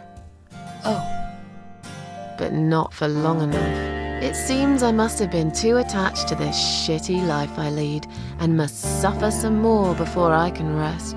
Jesus, Miss Ashworth. Why all this negativity? What in the world has made you think this way? Clearly the only thing you suffer is some nasty depression. Not that it's any of my business. But have you tried talking about it to a doctor?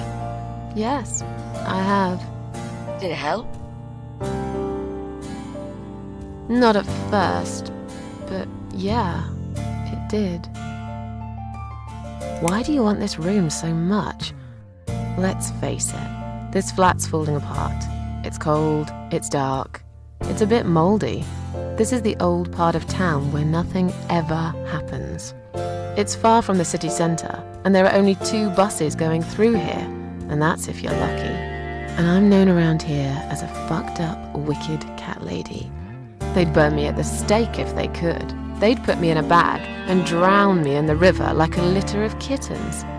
I'm not exactly great company for a young girl like yourself. Who are they?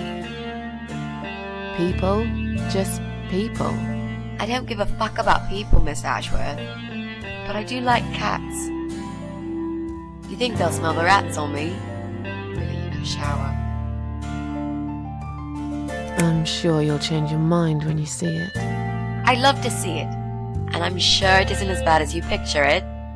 The window is stuck, and it doesn't shut properly. It's alright, I like fresh air. There's clutter everywhere. I'll tidy up. It's got a funny smell. I'll burn some joss sticks to cover it up. I love joss sticks. Fine. I give up. Follow me. You can see it for yourself, if you're so stubborn.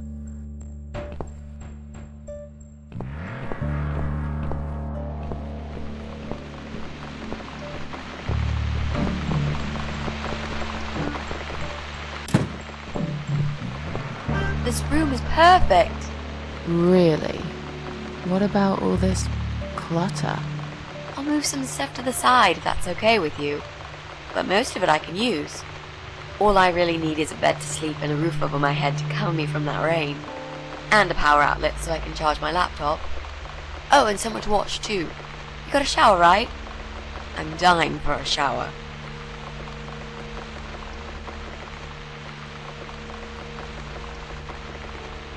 You're not in some kind of trouble, are you? Do I really look like some kind of serial murderer to you, Miss Ashworth? I don't know. What do serial murderers look like anyway? A scar across the face, an eye patch, rough stubble. Those sort of things, I guess. That's a pirate you've just described. Just add a wooden peg leg and we've got a full picture. But who knows? I'm no expert on murderers. Not yet, anyway. Are you a part of that emo subculture? Please don't say that word ever again. No, this is just how I dress. I grew up listening to real rock and roll, not that emo crap. I hate to be a part of that generic bandwagon. Okay. Clearly a sensitive subject for you. You know, people seem to think that just because someone dresses in black, they're called emo. You can't generalize like that. It's more complicated. I dress in black too. Of course! That's because black is the best color. Period. You mentioned some personal reasons for staying here. Yes. It's a long story though. I don't really want to bore you with all that personal crap. Okay. In that case, could you give me the short version? Yeah, alright. I'm looking for someone. I don't really know this person, but it's a friend of a friend. I only ever talk to this guy online, so I don't know what he looks like. I love this lamp. Does it work? What was I talking about? Oh, yes. I don't know what he looks like, but I know my way around computers. I managed to track him down. Turns out he lives here, in this building somewhere. What I don't know is which flat he lives in. There are 8 flats here altogether. He's in one of them, and I must just figure out which one. It shouldn't be too hard. What do you want from this person? I just want to talk to him. He's done something really bad. Something horrible. I need to talk to him to get closure, you know? Just talk. Are you sure? Yep. I want to meet face to face with him. That's all. Is there anyone I can contact? For references? Well, I've never really rented a room before, so not really. I've lived with my mum all my life. Till recently, that is. I could give her a call. Oh, that would be a perfect spot for my poster up there. Yeah, sure, that'll be okay. You know, you've been asking me all these questions, and I never had a chance to ask about how you're feeling. I mean, you've just gone through a terrible experience. You barely survived. I suppose I might be out of line to ask you this, but I'm really curious as to why you tried to kill yourself. What made you do that? What did you feel? No offense, but I don't really want to talk about it. Fair enough. Maybe when you know me better, we'll feel more like sharing. I'm a good listener, you know. Let's go back to the living room.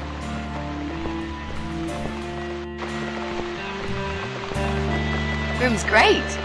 So what do you say, Miss Ashworth? I hope you're not going to change your mind about this. Miss Ashworth?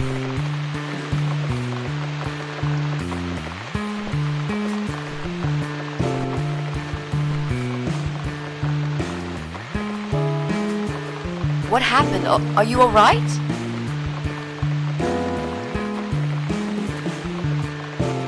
Go away! You have to go away right now.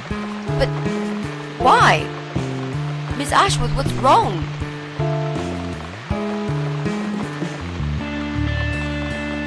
Just stay away from me. What? Are you deaf? Did I not make myself clear? This is not a good place for you. Where am I gonna go? It's late and it's pouring down with rain. I don't give a damn where you go. You can go back to the bloody train station for all I care. Anywhere. Anywhere but here.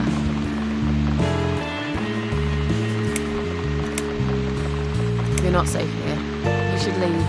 Now. Please, Miss Ashworth, I'd really like to stay. Don't throw me out now. Well, you can't stay. You can't. If you don't go, something terrible's gonna happen to you. Please, just leave me alone. I was perfectly happy before you came. I have my cats. I knew you were one of them.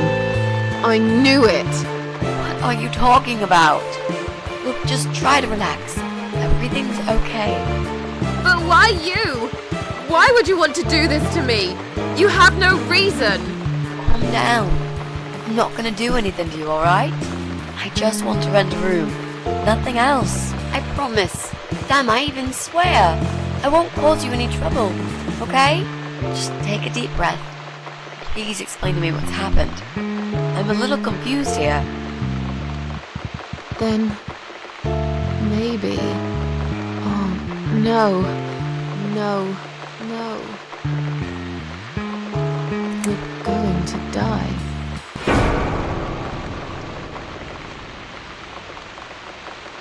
I know. Yeah. I know. How did you know, Miss Ashworth? Are you some sort of a psychic? Do you possess some kind of supernatural mind-reading abilities? Or is it just so fucking obvious? What do you mean?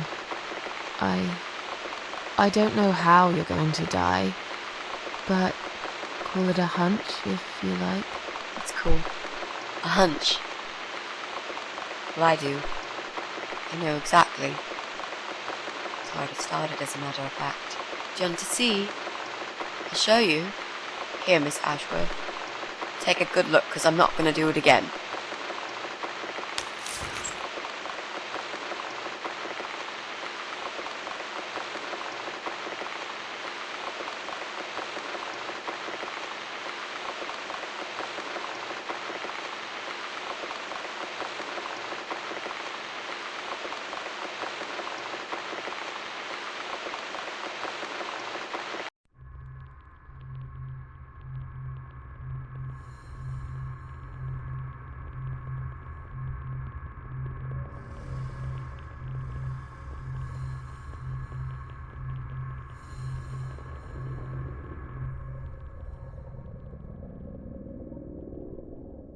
It's time to wake up, my little pussycat.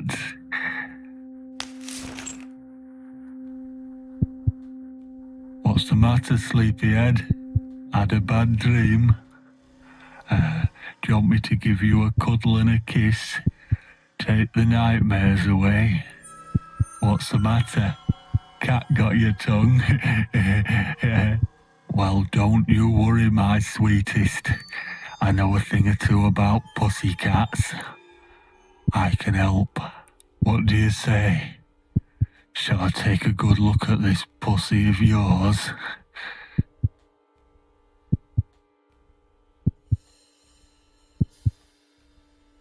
Touch me and I'll kill you, you sick bastard.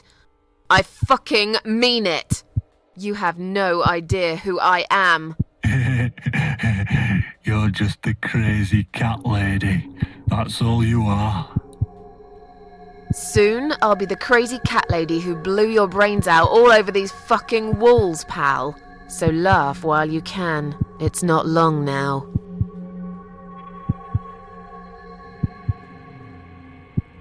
What's going on in there?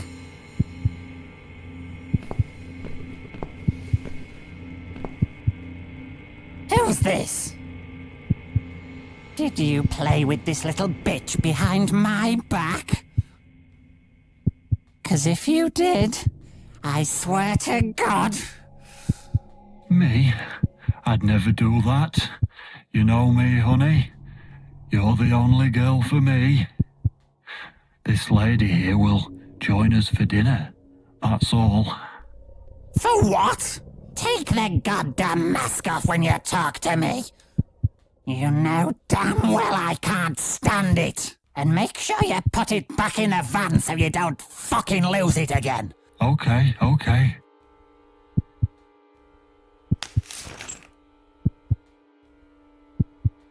I was just saying, she's here for dinner. Good. Dinner. I'm starving. And I'm sick to death of them bloody cats!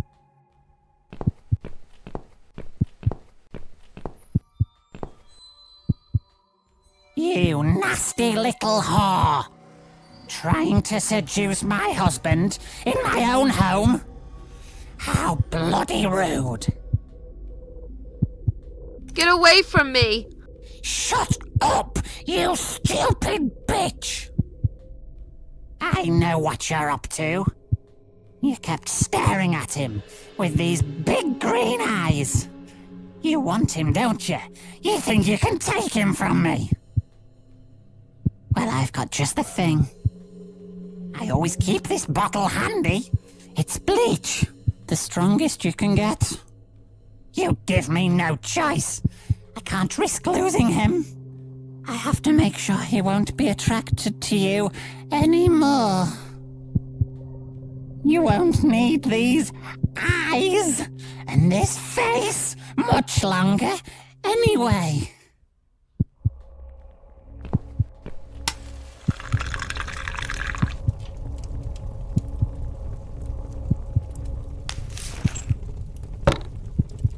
No one will do it right if you don't do it yourself.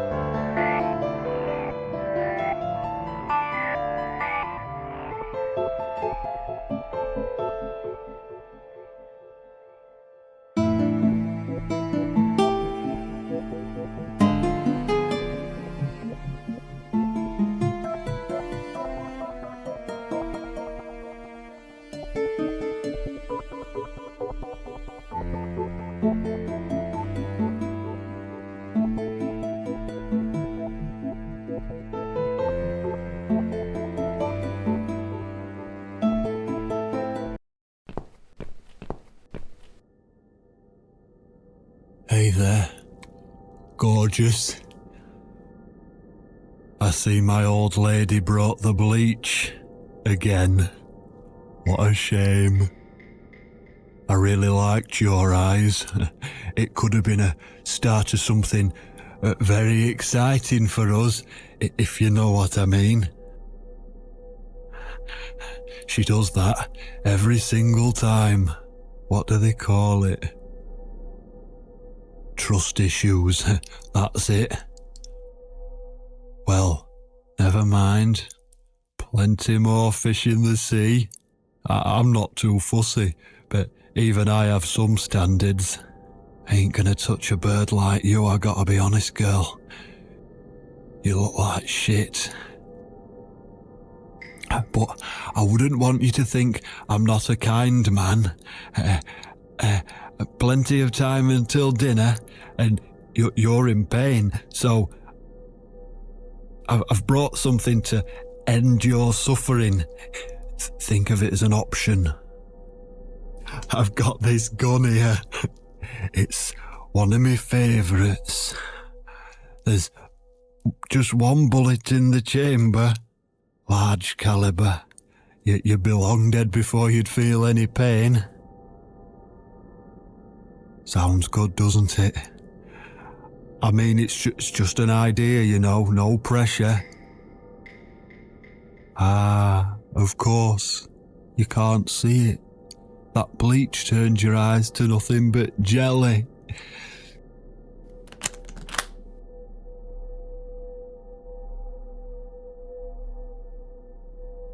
So I'll just leave it for you here. Feel free to use it. That bullet's meant for you anyway. I'd better go now. We won't want to get caught red-handed again, would we? You naughty minx.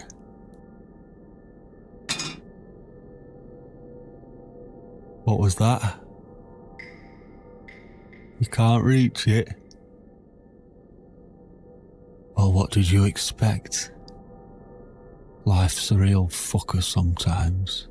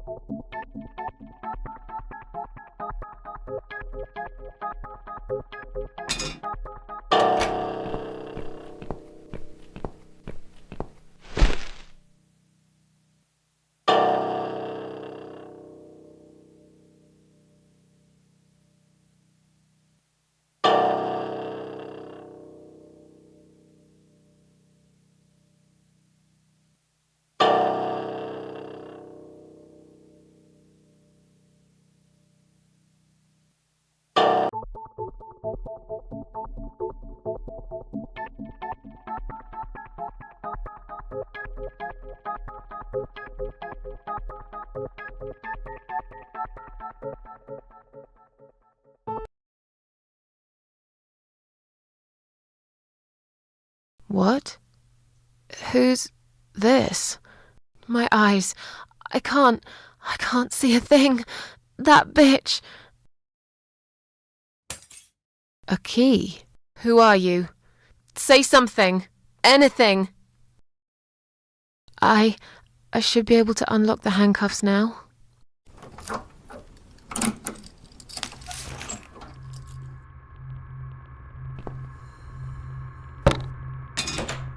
No! No, no, no! I dropped it. Where is it? Where the hell is it? I've got it. I'm sorry, Mitzi. I have to break my promise.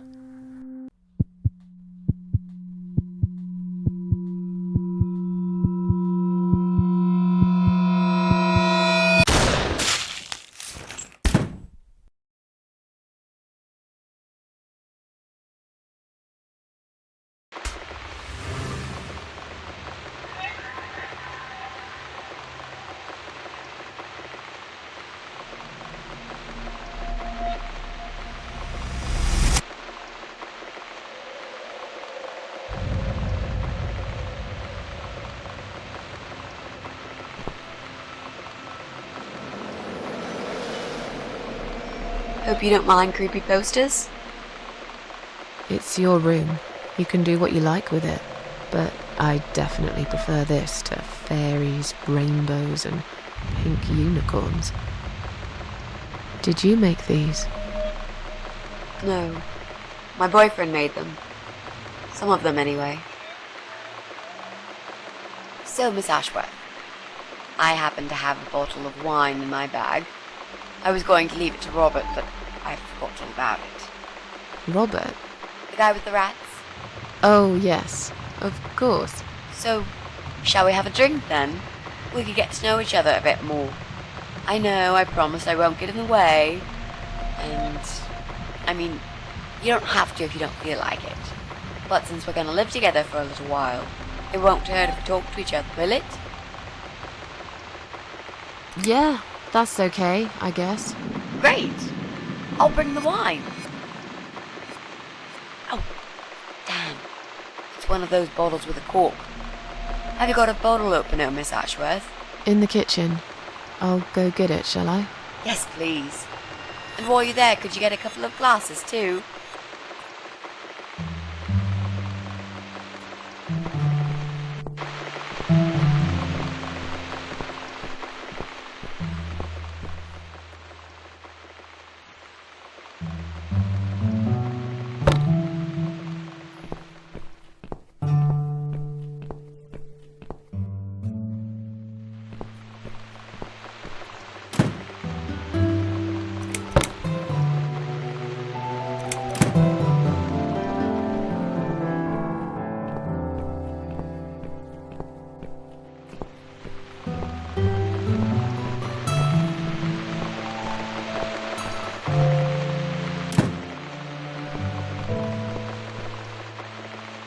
I found some wine glasses.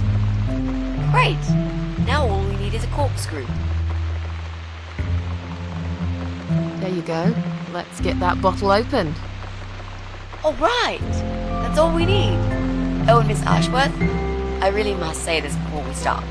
Yeah? I promise I won't cut your throat when you're asleep. Very funny, Mitzi. Oh, no, I mean it. That's fine. But just so you know, I always sleep with my eyes open.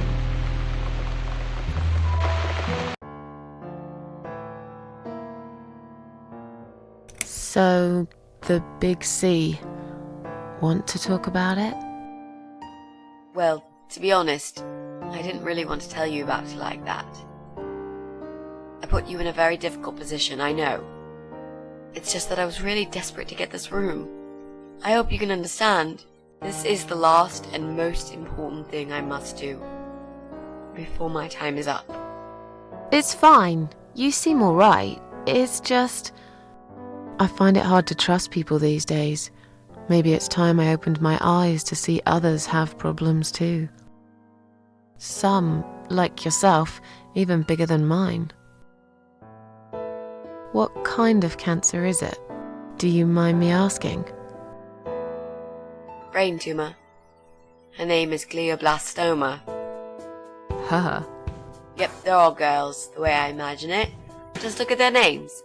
Lymphoma, melanoma, myeloma, leukemia, sarcoma.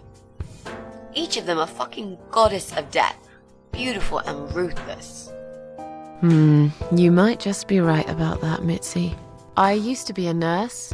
I know a few things about cancer. And I know glioblastoma. She's a real bitch.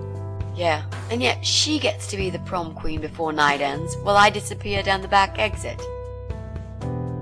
How long? They said I had a year. But that was 6 months ago, so... yeah. Not awfully long. Is there anything... They've tried. I'm sorry. Yeah. So am I. Do you want to talk about something else? How are you planning to find this guy? I don't know yet. A bit of detective work, perhaps. It shouldn't be that hard, really. There are only 8 apartments here. 1 is yours. That leaves us with 7. I was hoping that you could give me a hand, actually. You know some of your neighbors, don't you? Not many. I never really cared about them. They changed over the years, too. You probably also figured by now that this is not the sort of place where new neighbors are greeted with a freshly baked cake. You see a new face, you give them a blank stare as you pass them in the hall, and you forget about them a minute later. That bad, eh? Well, there's that bald guy who lives above me in flat 5. He came here recently to shout in my face. He's a nasty piece of work, but I really don't think he's the person you're looking for. What does he do for a living? I think he's a train driver. I can't imagine somehow that my guy would be a train driver. Okay, that's good. Leaves us with just 6. Anyone else you know? I'd have to think. You know, maybe not tonight. Let's just talk about something else, okay? I have plenty of time. There's no need to rush this. Maybe tomorrow we could sit down together and make a plan. I could draw a simple map of the building, and with your help, mark down who lives where. Sounds good to me, Mitzi. Oh, it's not raining anymore. Oh well, I don't mind rain. Sometimes I even like it. But according to weather forecast, there's a nasty fog coming. Now that I'm actually scared of. I got lost in a fog once, when I was just 9 or 10.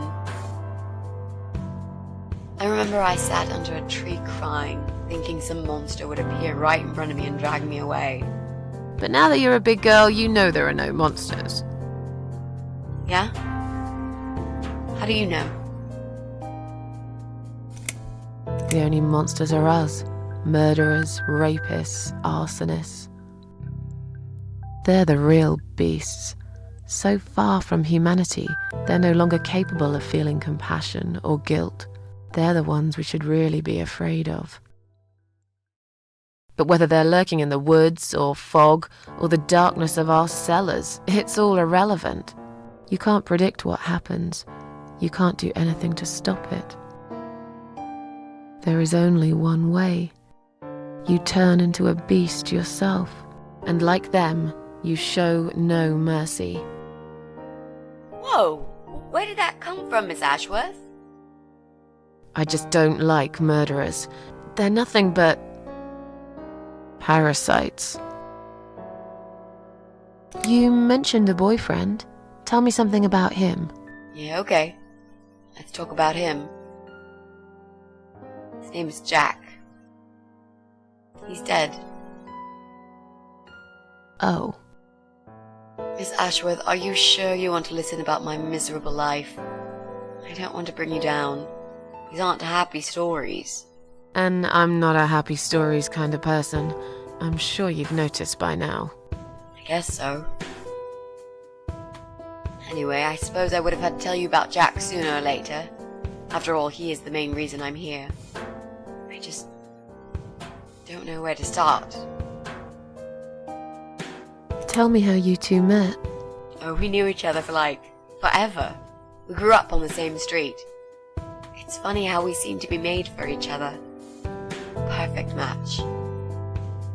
I always knew he was the guy for me, and I'm sure he never doubted that either. Jack was absolutely crazy about me. We thought one day we would marry, have children, be happy. I never had many friends because I had Jack. I didn't need anybody else. You know, if there's one thing I'm really grateful for in my life, it's that I got to experience this pure, perfect love. Some people go through a lifetime without knowing how it feels. I guess I've been very lucky. But all luck runs out sometimes. How did he take the news about your cancer? He thought I was joking at first. He laughed. Then he got really angry. I swore to him I was serious, but he still wouldn't believe me. We had a big fight that night. It was our first and only fight. But it was awful. He smashed some stuff. His guitar, of all things, was the worst. He loved that guitar. Why did he break it? He was absolutely furious. He walked out on me that night, and when he came back the next day, he was different. Begged me to try surgery and chemotherapy. I didn't really want those things, but I did the chemo for him. It didn't help. It just made me feel sick all the time. I felt trapped in this strange place where nothing that happened around me seemed real. Maybe that's why I didn't see what my cancer was doing to Jack, and it was destroying him as well. He changed. He became obsessed with death. It seemed death was all he ever thought about, even though it was me, not him, who was supposed to die. Jack made those pictures on your wall. Was he an artist? He always liked all kinds of morbid stuff, whether it was music, movies, paintings. So do I, really.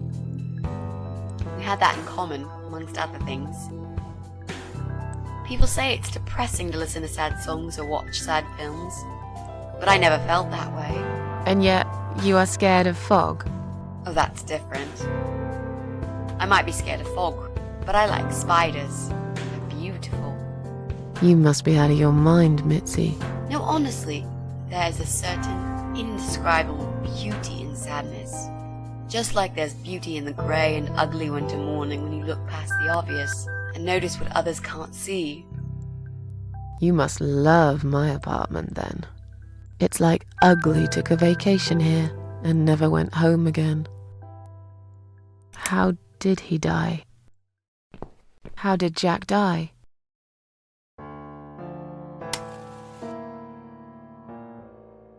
It was so distant in the last few weeks before he died. What I didn't know was that he kept looking for something. I don't think he even knew what exactly.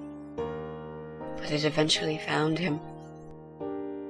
Or rather, he found him. There are those forums online, you know, about all sorts of stuff. Fishing, computer games, horses, gambling, addictions, everything really. Accidentally, Jack stumbled upon one about suicide. There's a guy there, calls himself the Eye of Adam. He's a fucking god on that forum. It's like a failed suicide club. People mostly try to help each other and offer support. Sometimes it just helps to know there are others like you. To listen to their stories and how they cope with their lives. But the Eye of Adam is an advocate of death. He dwells on human weakness. His job is to plant an idea, to give them a reason to die and tell them how to do it, once and for good. Jack took the bait. Before he knew, he was completely brainwashed. One day he sat down with me and tried to explain his perfect solution. It was the Romeo and Juliet kind of scenario. We were both to die together in each other's arms. It was supposed to be a quick and foolproof death. There was no chance we would have been saved. All thanks to the Eye of Adam, who created a tool for perfect suicide. He told me it was very simple. All we needed were 2 easily accessible household chemicals, which combined together create a gas called hydrogen sulfide that kills you within a couple of minutes. I told him he was fucking nuts, of course, but he just wouldn't give up. He reasoned with me, then he begged, and eventually just kept screaming at me. I figured it was his crazy idea of a modern romance, but it was downright tacky and just wrong. Finally, he said he would get everything ready and wait for me in our special place at dawn, 5 in the morning. Don't be late. Those were his last words he said to me. Then he stormed out. I cried for hours, thinking I didn't deserve all that from the person I loved most in the whole world. A few times I even tried to persuade myself that maybe he was right and I should do it. But I just couldn't. I eventually fell asleep. I didn't plan it. My head was killing me. I was so tired. I woke up suddenly. I could see the sun rising out my window. It was nearly 5. In utter panic, I threw myself off the bed and ran out the door. I needed to stop him. I needed to get there before it was too late. But right there in my bedroom, before I even left, I already knew it was. When I arrived at our special place, it was already bright. We used to go there in the past, drink wine, sometimes smoke weed and listen to Pink Floyd, sometimes make love in Jack's car. There wasn't really anything special about that old parking lot. But to us there was. It was completely abandoned. It was quiet. It was safe. After that day, I've never gone there again.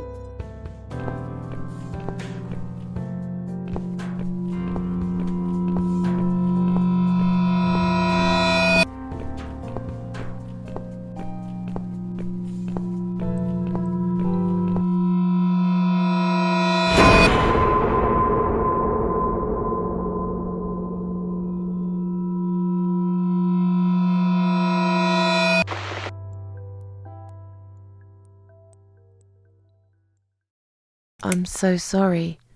I think now I understand. He loved you so much, he couldn't bear the thought of living without you. And that guy, the Eye of Adam. I'm not surprised you want to find him. I know I would. I'm not sure if I should believe that you only want to talk to him. But hey, that's none of my business. I wouldn't know what I'd do if this happened to me. Good to know. But I really just want to talk. I want to face Jack's killer and tell him what he's done to me. You know, the funny part is that he actually told me where he lives. He wants to meet me. Would you believe that? How come? Well, this kind of thing he does is called trolling on the internet. It's usually a form of extreme bullying and psychological cruelty. Those who are clever enough say don't feed the troll. Don't talk to them. It only makes it worse if you show any interest in them at all. And Eye of Adam is no exception. He craves attention. He's a hungry troll who wants to devour as many hearts as he can get a hold of. I emailed him and told him I was a massive fan who loves his work. He wouldn't believe me at first. But trolls are always hungry, and I was prepared to serve him a meal fit for a king. What do you mean? I fed him so much bullshit that he really believed I'm a suicide preacher just like him. Great. I wish he'd given you his door number, though. It's all a part of some sick game he's playing. Sooner or later, I'll find him. How strong is that gas? Extremely deadly, it turns out. It kills in minutes. It's that stinky stuff that smells like rotten eggs, you know? At high concentrations, it can knock down an elephant. There were signs on the car windows. Warning signs, yeah. I found on that forum that the Eye of Adam doesn't want any accidental deaths. So we posted this poster design for people to print. It turns out there's a whole sick ideology behind it. Fumes from the car could hurt anyone who opens the door, and that's not the point. The idea is to die willingly and with a clear mind, to prepare for it, to embrace it. Jesus. You'd think the police would investigate the whole thing. Sounds almost like a sect. This guy knows how to hide. The police can't be bothered to make an effort. It took me 3 months to track him down. Now I'm finally so close. I can almost smell that fucker. What are those two chemical products? Well, I'm not sure if you want to know that. I get it. You don't want to tell me because I'm a fucking suicidal maniac. Is that it? No, Miss Ashworth. No, I didn't mean it like that. Okay. Maybe to some extent. Just replace maniac with victim and fucking with recovering. You've only just come back from the hospital. Whatever it was that made you do it, you proved you are capable of going through with it. I don't know you long enough to tell you if you're completely over it now. And the last thing I want is to give you stupid ideas. It would be just like what the Eye of Adam does. I would never forgive myself if anything happened to you because of me. I mean, how could I? What if I promise to you I will never do it again? Okay. Alright. But if you don't keep your promise, Miss Ashworth, I'll find you in hell and kick your lying ass for breaking my already broken heart. You can't kick my ass when I'm dead. I'll soon be dead too, Miss Ashworth. So, yeah, I swear I will do it. I don't think so. You'll go to heaven, you muppet. The recipe for this deadly cocktail is very simple. Any good housewife can make it in a blast.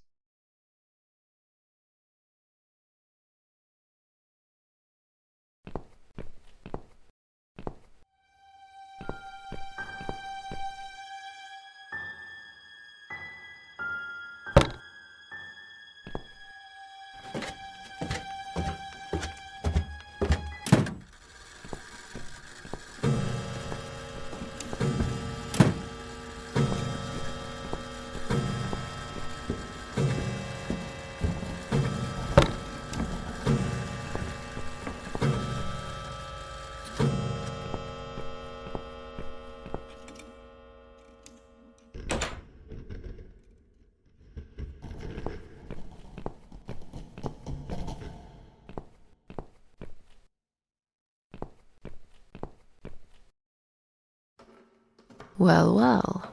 Boxes full of bleach. I suppose I deserve a bottle. I've worked hard for it. This reminds me of something.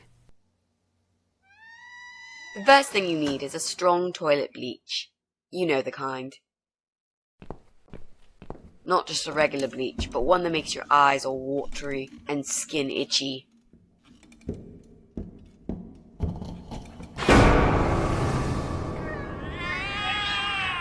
What's going on? Something is wrong, Mitzi.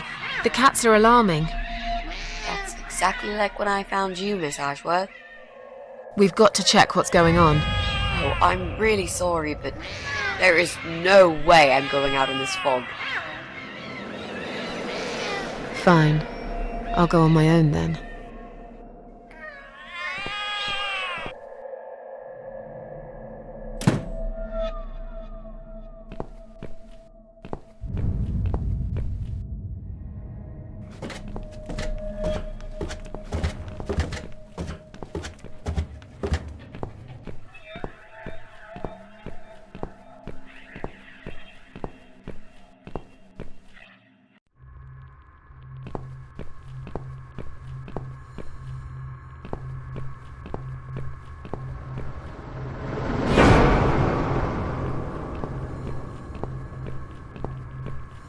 Bloody fog.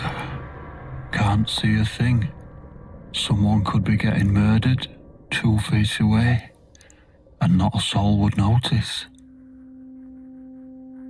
But still, it could be worse. At least it's not raining, eh? Always look on the bright side, they say, and I always do. Not a talkative type, are you? What's your name, sweetheart? Susan. That's a lovely name. I like it. You see, I'm just here on a job, sweetheart. Nothing more. I had a call, you see. There's a cat problem. And apparently, some crazy cat lady keeps making it worse for everyone. A crazy cat lady called Susan, I was told. Now, you ain't gonna like it, sweetheart, but I'm taking you for a ride.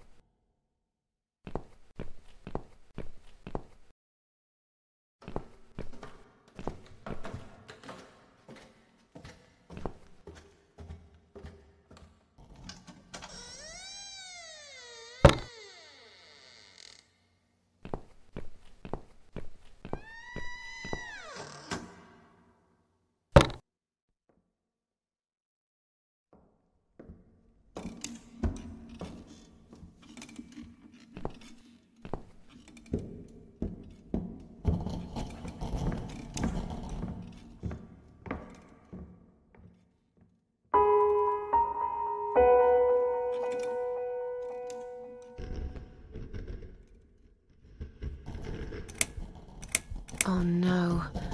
No, no, no. Damn it. I can't remember my own number. I've got it written down somewhere at home, but I hardly ever use it.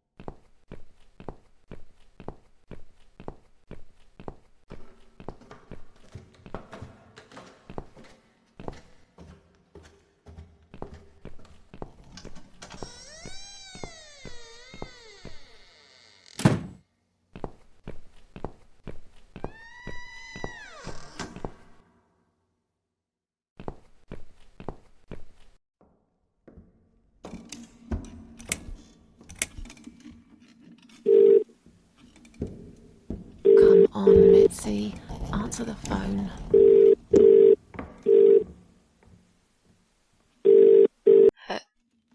Hello?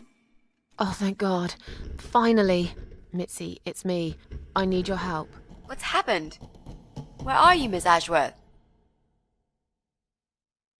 I've been kidnapped by some psychopaths. What? How did that happen? You only went downstairs to check on the cats. Look, it doesn't matter. I'll explain everything later. These people are maniacs. They're killers. It's either me or them. I have no choice.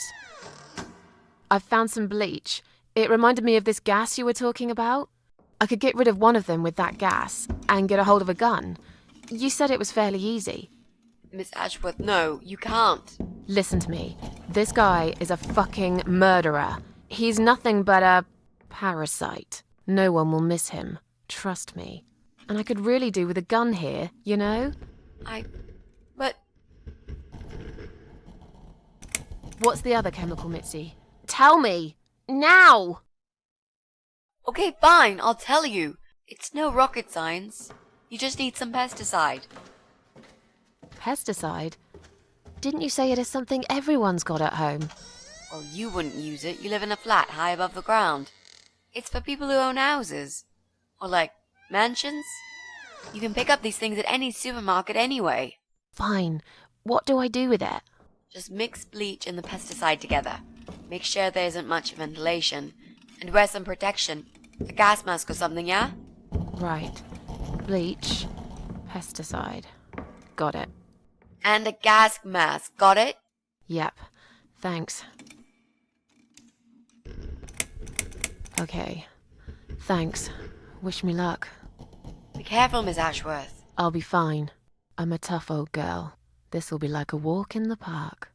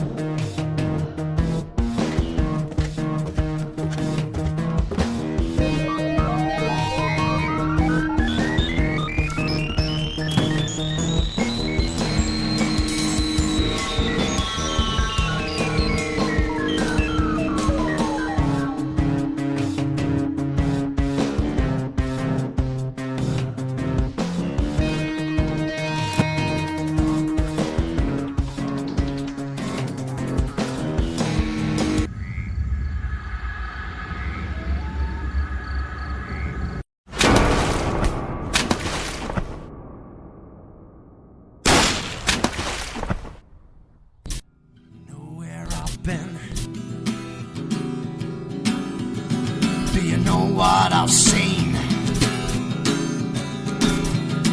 Do you know where I've been? I've been for the broken machine.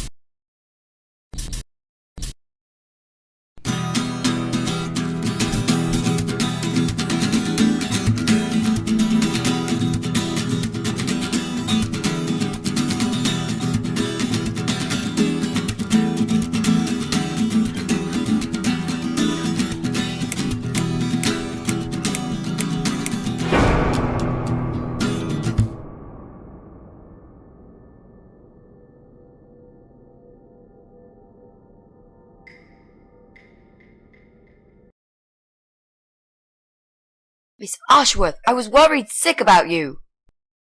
Are you alright? How did you get back? I walked. You saw something terrible in that fog, didn't you? I saw a monster.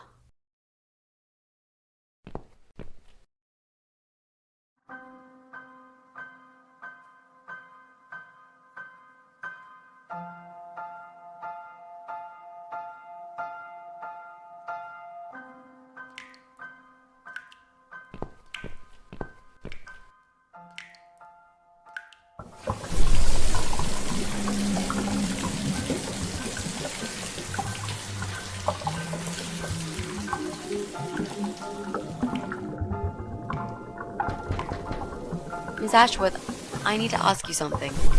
Can I come in? I'm in the bath. Is it something important?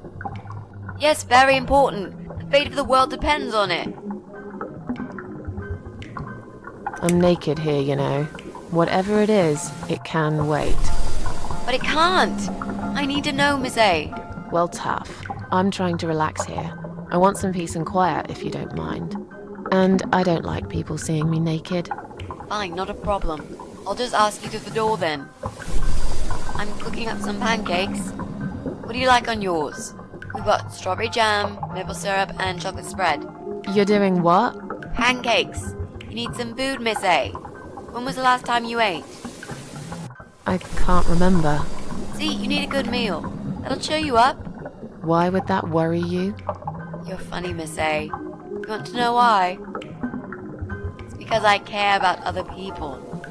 And I believe nothing spells TLC better than sweet pancakes and a cup of hot green tea. Oh, nice. I like pancakes. I'll have one of each. Oh no, you'll have 2 of each. I made so many that'd be enough for an army. I don't really eat much. That's because you haven't tried my pancakes yet. And if you don't leave me alone now, I never will. Really? Why? I can smell something funny. I think your pancakes are burning. I'm so full up. Where did you learn to cook like that? My dad taught me. He was the king of pancakes. I'll wash up, if you like. I can do that. I like washing up. You do? Really? Really. I'm a good girl. And this is my treat for you, after all. Looks like we've got the rain back. I almost felt like something was missing. Do you think it will ever stop? I mean, what if it doesn't? Then it will rain for 1,000,000 years. I'm not sure I get it. What's the point of that? What did you say it was called again? For the 3rd time. Social network. Why is it so difficult to remember? I just find the whole idea really stupid. Why would I want to tell people that I'm having a shit day? So maybe you would feel better for sharing it with your friends. But I don't have any friends. No, you wouldn't with this attitude. You, on the other hand, seem to have 274 of them? How is that even possible? Well, what can I say? I'm very likable. Wow, that's pretty cool. So, they come every time you play the piano? Yeah, I don't really play that often. Mostly when I feel really sad. Maybe I actually play more often than I thought. You saddo. I know a song written just for you. Remind me to play it to you sometimes. It'll cheer you up. It's called All Flowers in Time Bend Towards the Sun. Flowers, yeah. Of course they do. Do you know it? It's written by Jeff Buckley. He would have been bigger than Cobain, you know. I never heard of him. I probably didn't. He drowned in Mississippi when he was only young.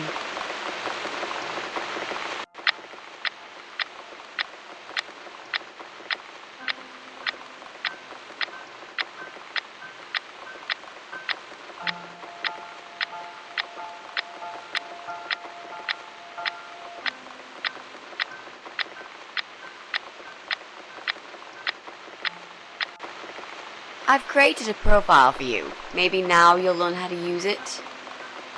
What am I going to do with it? Just look for people you know. Invite them, talk to them. It's a good way to keep in touch. Maybe you could refresh some old friendships? I don't know. I can't think of any names. I probably never really cared enough about anybody.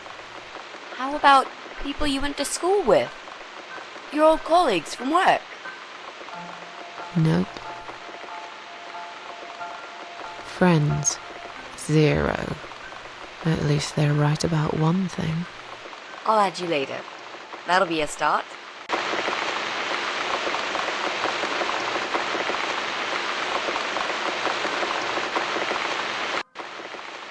I made us some coffee. Sit down and talk to me for a moment. I'm having a bad day. You with some company. Sure. Coffee sounds great.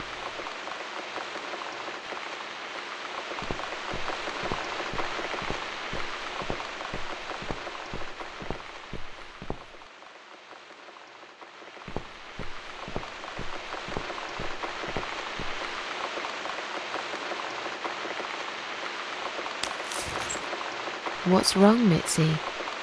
I'm not sure how to get started with this thing. I've been thinking about it the last few days and I just don't seem to get any good ideas. Maybe I've been a fool all along, deluding myself that I could find where that sick bastard is hiding. Maybe I can help you. I have lots of free time, you know?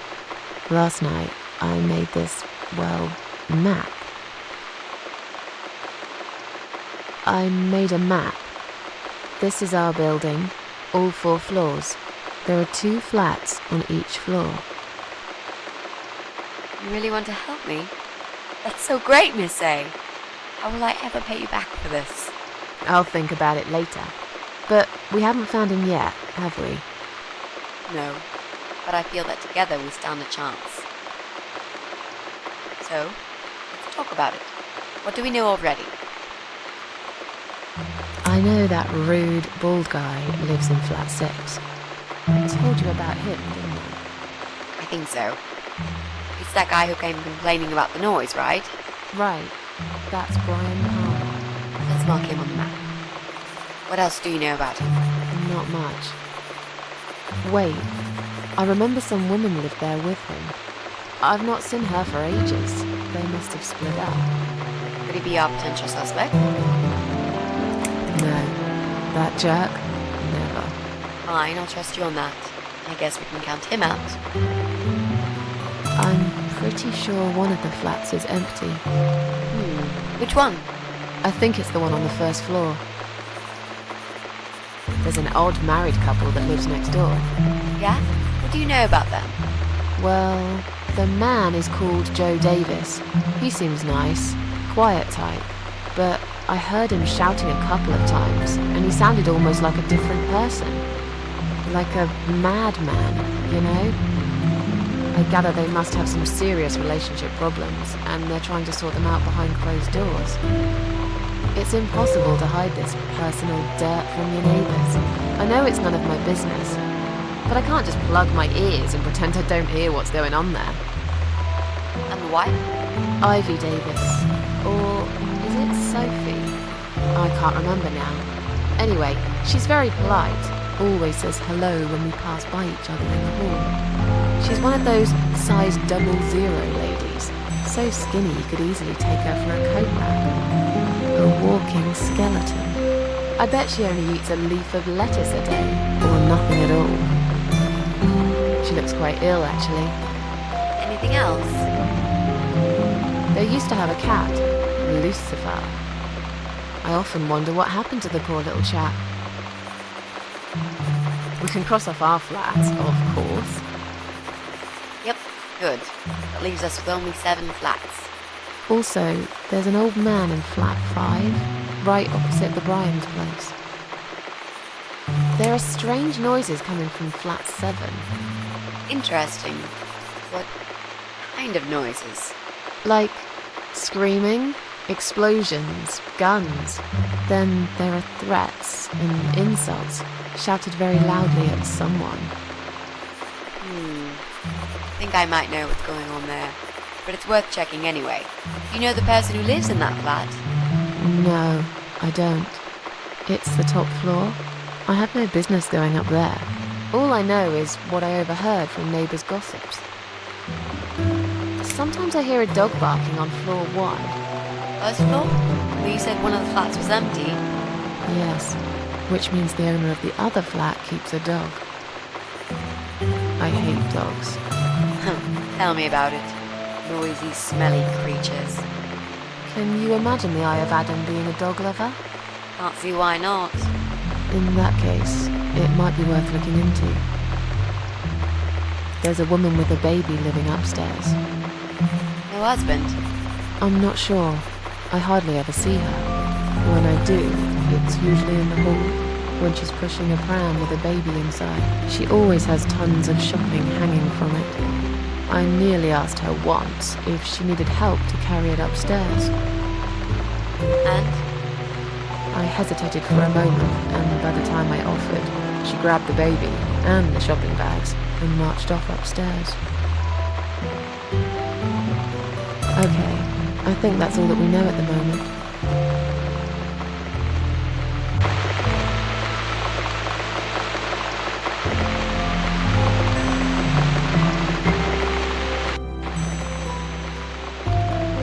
You mentioned a pram. This reminds me, I found an old baby pram in my bedroom among all the stuff. Do you have kids, Miss Ashworth? You never talk about it. I don't want to talk about it. Come on, Miss A, it's alright. You can talk to me about it. I can tell there's some dark secret you've been keeping to yourself for a long time. You might feel so much better if you share it with someone. Let's just drink our coffee, yeah? I just really want us to be friends. I swear to God I could do with one. I'm not very good at friendships. I thought that was rather obvious. Friends should trust each other, you know. I told you about Jack and everything else. Why can't you just do the same? You told me about Jack because you wanted to. I didn't force you, did I? My private stuff is nobody else's business. Why does everyone want to remind me of this all of a sudden? Isn't 10 terrible years of suffering enough to let go and never bring it up again? Even for me?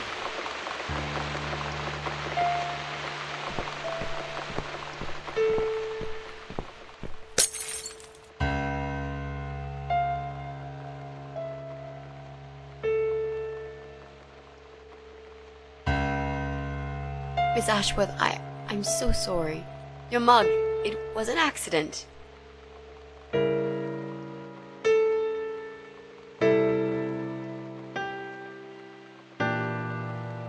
You know, just leave it. I don't even care anymore.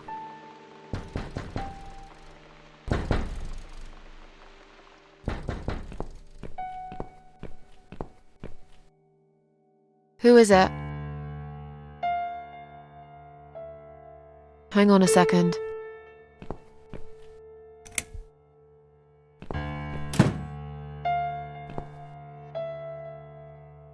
Flowers.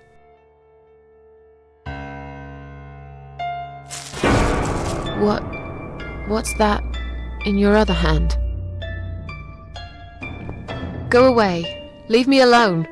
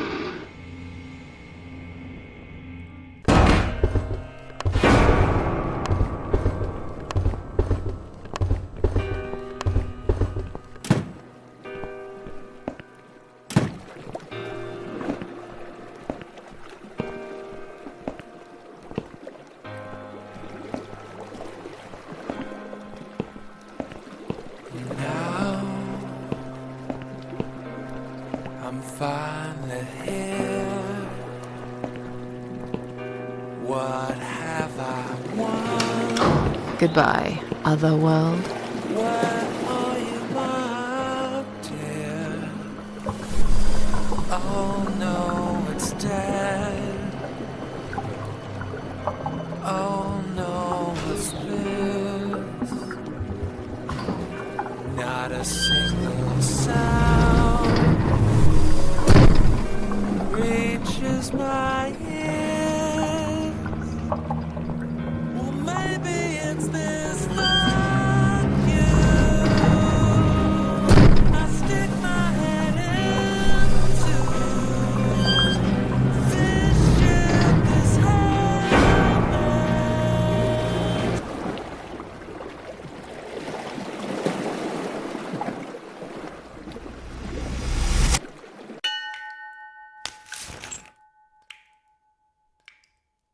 Is that you behind my back, Mitzi? Miss Ashworth, I thought you were dead. I saw that man hit you right in the head. Me? Dead? No. No, I'm a tough old girl. You can't kill me that easily. Stop asking stupid questions. We have no time for that.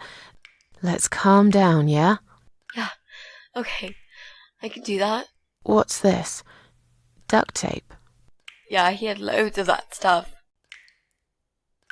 Maybe we can break this tape if we pull really hard? It won't hurt to try.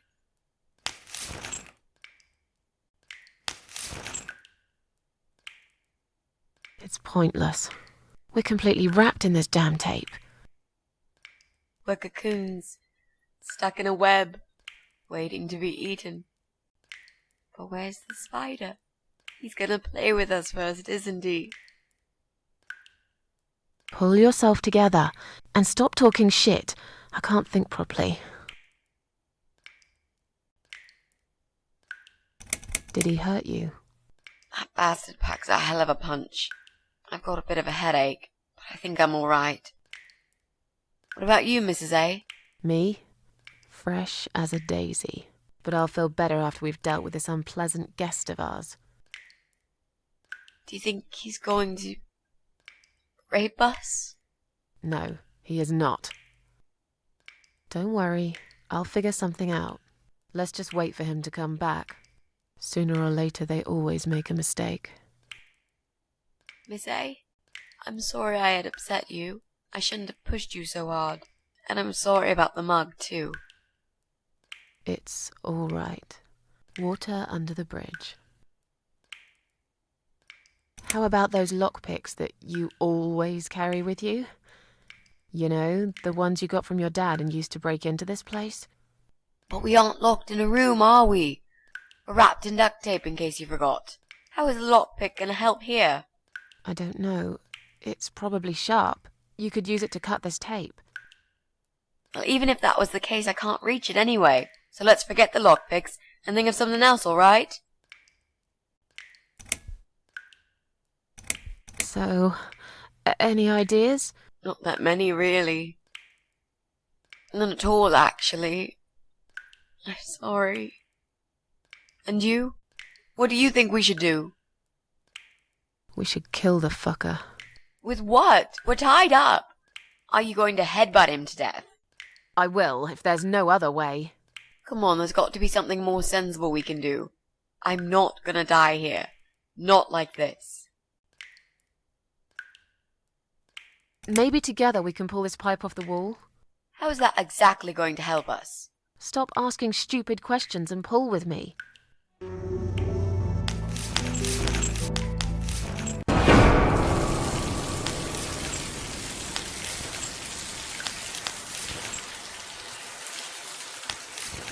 Great, that's just what we needed. A cold shower. Let's use this sharp knife to cut the tape then, shall we?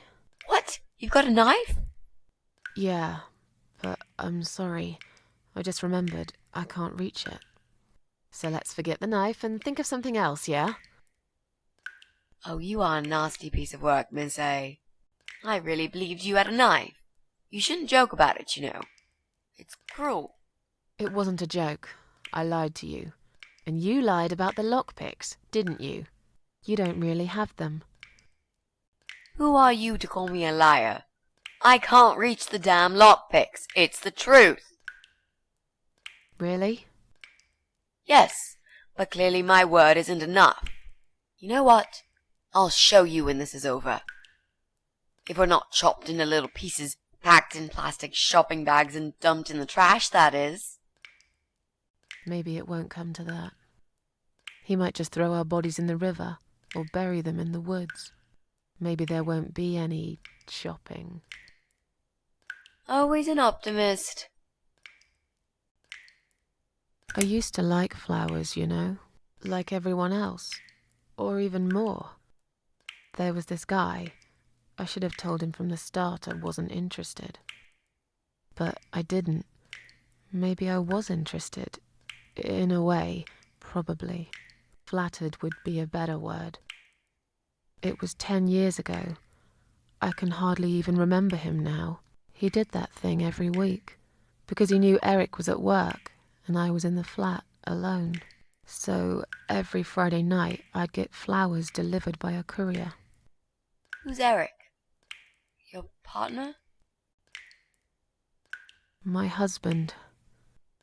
He was a taxi driver, worked every weekend, and I was still on maternity leave.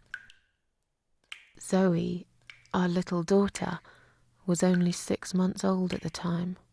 Well, 5 months and 28 days exactly. She would be 11 now. Anyway, that one Friday evening's courier had delivered a big bouquet of the most beautiful lilies. Usually, I would have thrown them away, but I really liked them, somehow.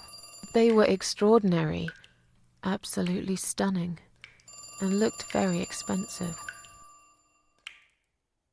I stood there looking at them, mesmerized. I didn't even hear the phone ring at first, but then I heard it loud and clear, as if I'd woken up from a strange dream, and I knew it was him calling.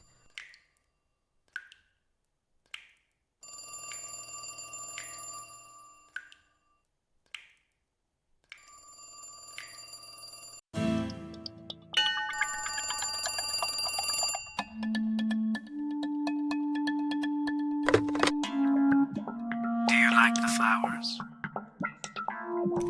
I asked you not to send me anything. I couldn't resist. You're all I can think of lately. It kills me that I can't see you. I would give anything. I'd better stop here. You know very well how I feel about you. Stop it. We went to dinner. Once. That's all. I think we both know that is a lie. It's been a while, I know, but I can still remember how your lips taste of apples and cinnamon.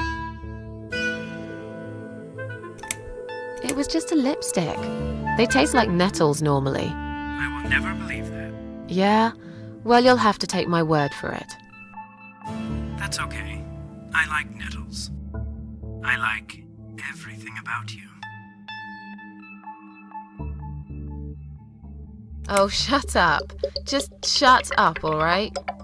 Yeah, okay. I'm sorry, Susan. I got carried away. But please, just think about it. I have time. I'll wait. Listen, I have to go. It's getting late. Wait. Yeah? When I call you again next Friday, you will answer the phone, won't you? No. I'm sorry, but this is over. Goodbye and good luck. I guess I should do something about these flowers. I'd really like to keep them, but I don't want Eric to know I have a secret admirer.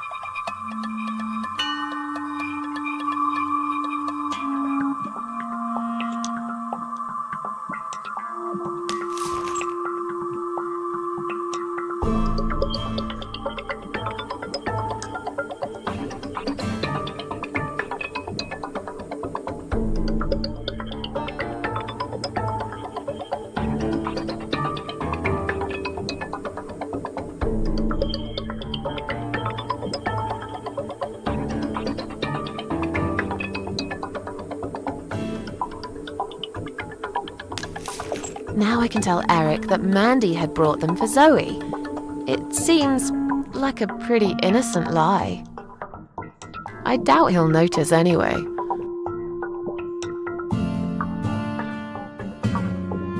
I hope you're dreaming about something nice, my little star.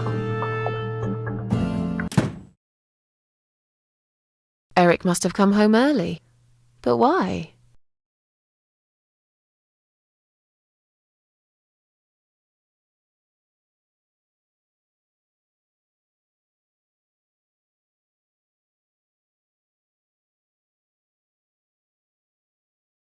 You're back early. Is something wrong? Yeah, well, let's think about it for a minute. Is something wrong? Yes, Susan, there is.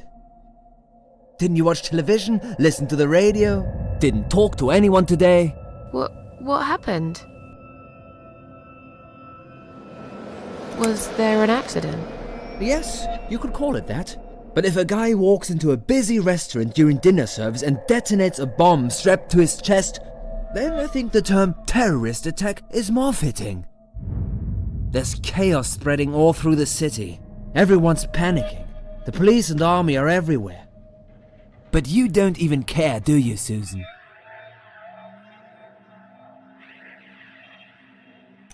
Jesus. Are you all right? I'm fine. Did you get hurt? No, not really. But the cab smashed quite badly. I was just there when it happened. There was smoke, clouds of dust so thick you couldn't see a fucking thing. So I stop, and all of a sudden some van hits me from the back. I hear my passenger screaming and shouting, and there's blood on the rear window. And just then another car drives right into us, and we're all stuck in that mess. Nobody knows what's going on, but imagining this might just be the end of the world. But no, it was some geezer with a bloody bomb. They closed all the main streets, in case there's more of them. What time was that?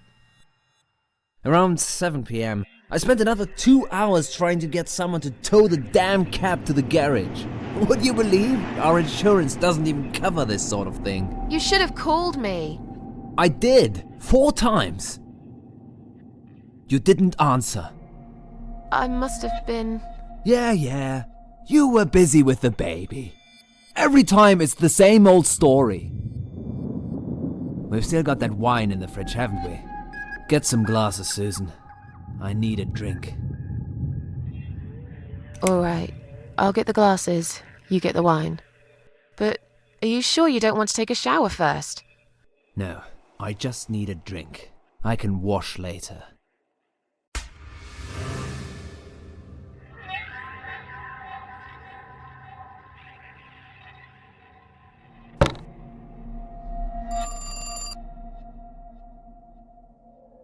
Are you gonna get that? If it's Jerry, tell him I'm not here. I don't want to talk to them tonight.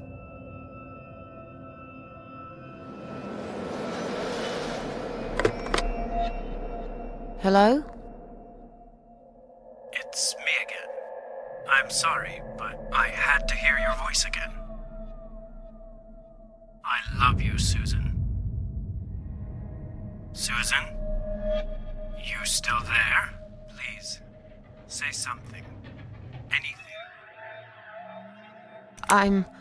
I'm sorry, but he's not home. Excuse me? He's at work, isn't he? He's not home yet, Jerry. Why don't you try again in the morning? He won't be back till late, right? Is that Jerry? I'm not here, just blow him off. Susan, I'm so sorry.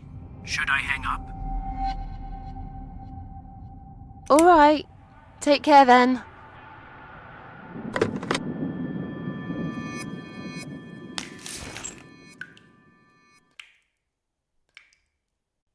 Then the arguing started. It slowly grew into something bigger, something horrible. Stupid remarks and old grudges mixed with alcohol turned into some sick exchange of pointless accusations. It wasn't the first time we argued, but it was the last. Just look at the state of this place. It's a mess. Listen, I know you're with Zoe all day, but it's not like she's still a little baby. She's 6 months already. You'll have to organize your day a bit better and get things done. If other women find time, why can't you? Eric, you're drunk. Get off my case, all right? Look, I understand you've had a very bad day, but it's not my fault that the bomb had gone off and your car was damaged. I'd really like you to calm down now.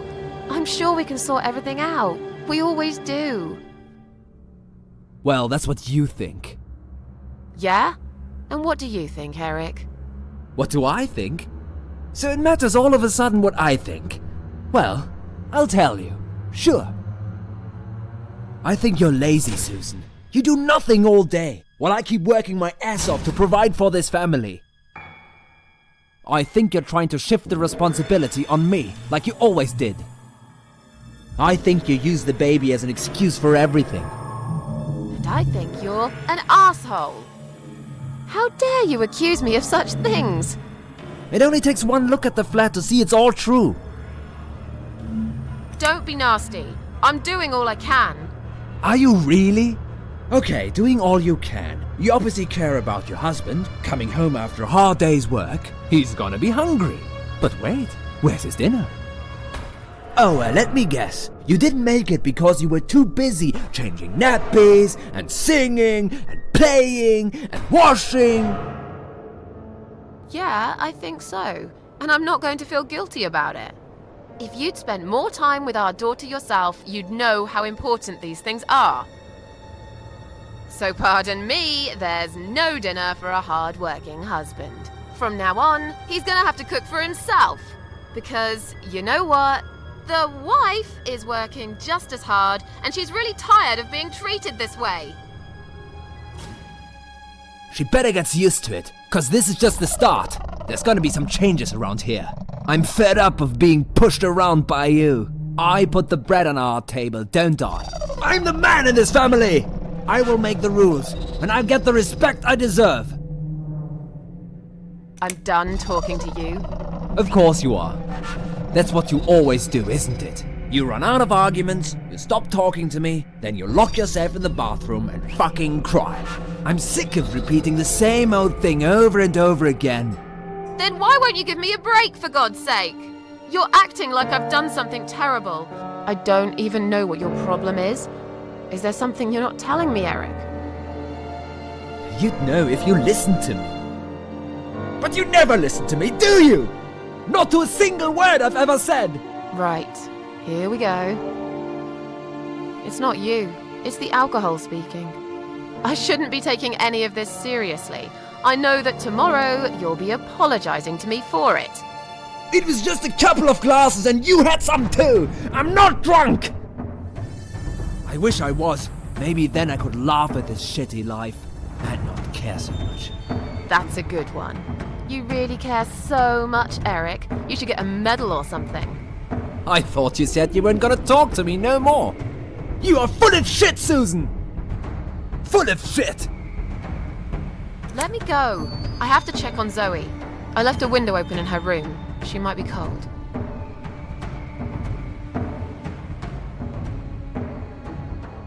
That's right, just walk away. That's all you do, Susan. You can never finish anything. If there's one thing I don't want to finish, it's this stupid conversation.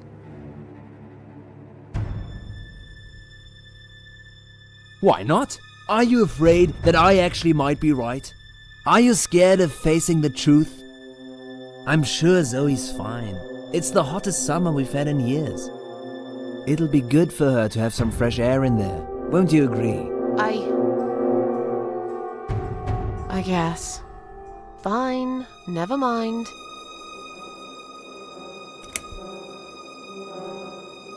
Why don't you look at yourself, you idiot? So I'm an idiot now, am I? You keep picking on me for nothing. No, this was coming, and you know it, Susan. If you're so unhappy with me, then what the fuck are you still doing here? Pack your bags and leave me alone. You're throwing me out. This is my fucking flat! I worked my fucking ass off for 7 years to buy it! I'm not going anywhere! I haven't done anything wrong. Of course not! Because you're fucking perfect, aren't you? That's not what I said. Well, if you're so perfect, yeah, then why are we here now, fighting? This is all messed up. You're behaving like a 5-year-old? What the hell is wrong with you? You, Susan! You always knew which strings to pull. To tip me over the fucking edge! How can you talk to me like this? You're treating me like dirt. Didn't you forget something? I'm your wife. I'm the mother of your child. Doesn't that mean anything to you at all? A wife and a mother? Why don't you start acting like one? When was the last time you showed me that you care about me? All you ever talk about is the baby. I love her to bits, I swear I do. But I want to have a wife too. When was the last time you even kissed me? I'm not even talking about sex. I knew it. Is that what bothers you so much? Is it? Of course it fucking bothers me. Does it not bother you that we never have time for each other? Look, we are new parents. It's always hard. All couples go through it, I heard. Well, fuck this. I heard different. Stop it! Stop it, Susan. I've only just started. We should finally say to each other what we really think, right?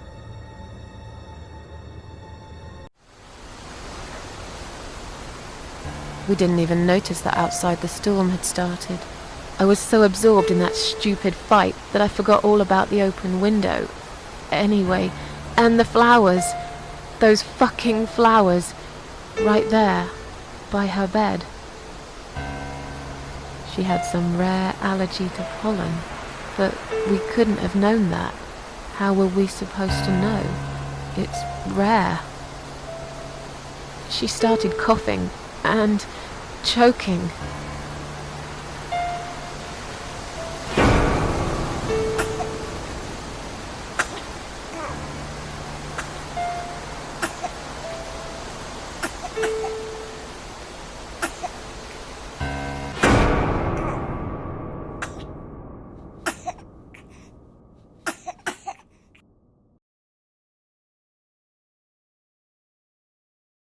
The next time we saw her, when we found her, she was...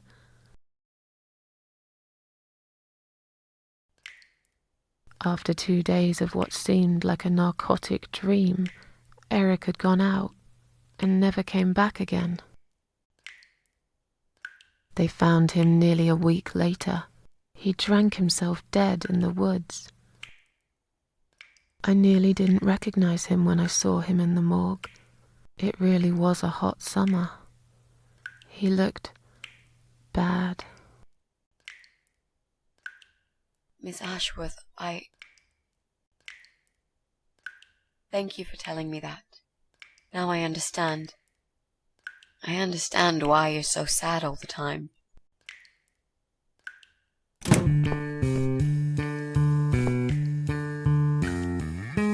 What do you want from us?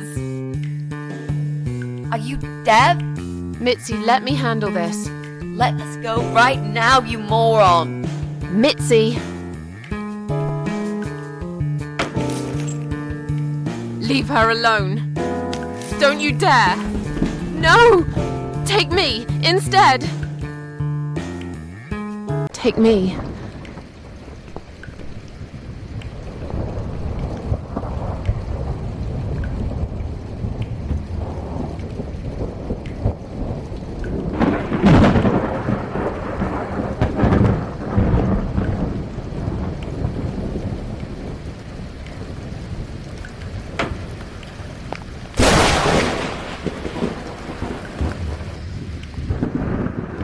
You hurt My friend.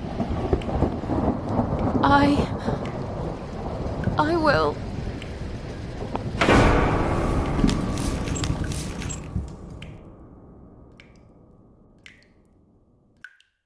What? What's going on? You're letting me go? Just like that? Where's my friend? What have you done to her?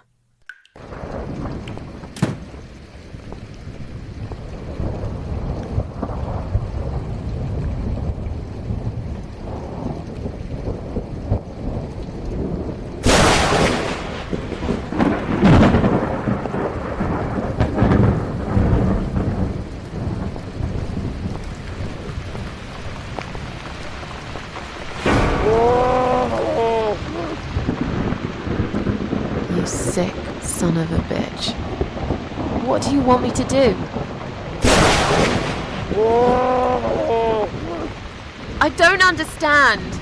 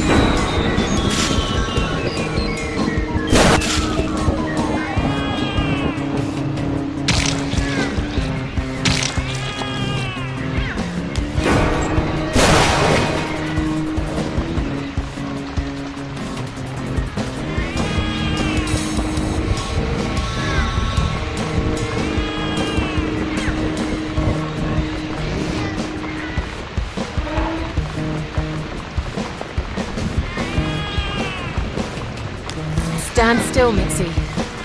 I'm going to be right back with a knife, and I'll cut you down, alright?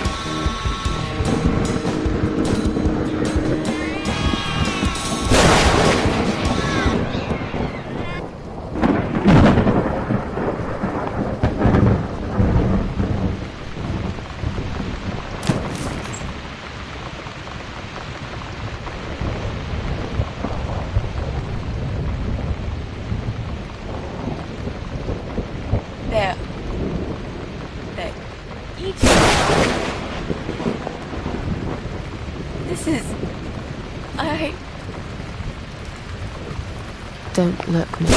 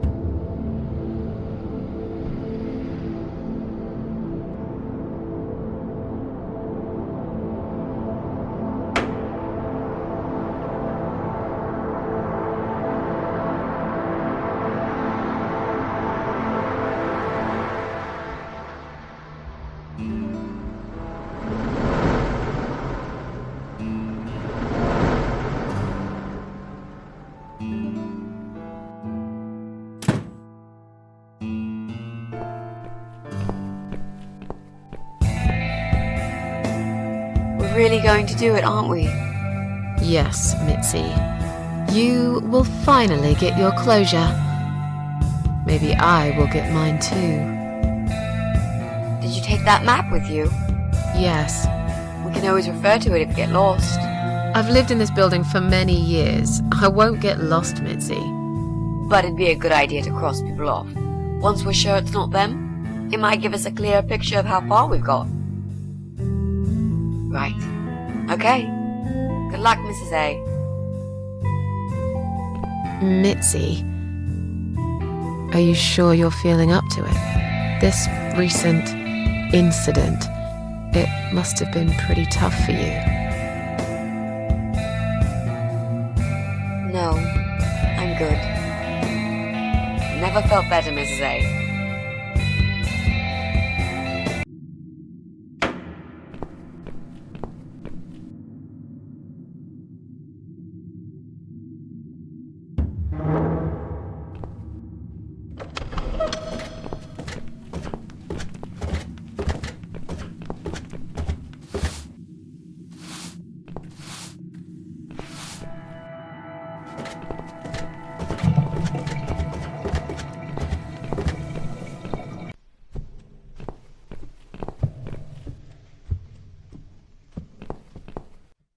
Would you like to try your famous lock-picking skills on this lock here? Let's see. A young child could open this lock with a piece of wire. That's fantastic. Have you done it yet? No, I can't work when you're looking over my shoulder. Do you mind? No, sure. I'll just walk away for a minute and stare at the wall if that's what it takes to get this done. Thanks.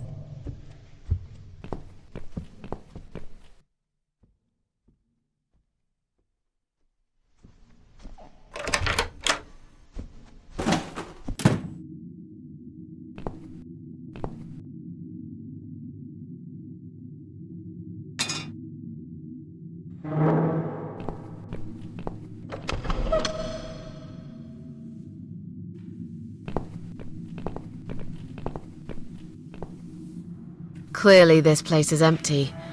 I reckon we can cross it off the list.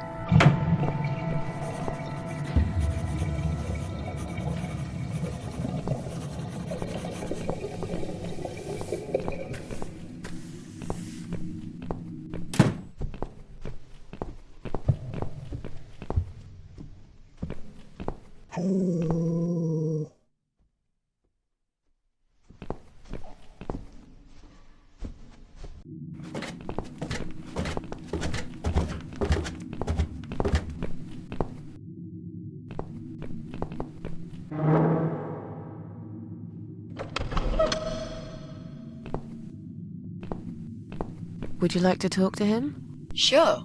I'll pretend I'm doing one of those customer surveys. Old people usually have time to answer lots of stupid questions. They just want some attention, Mitzi.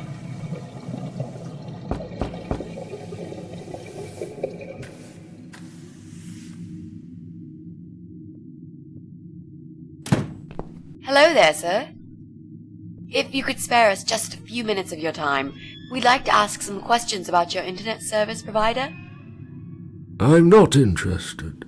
I don't have any money. Go bother someone else. Oh. But we're not trying to sell anything. It's just a little survey. What? Wait a second.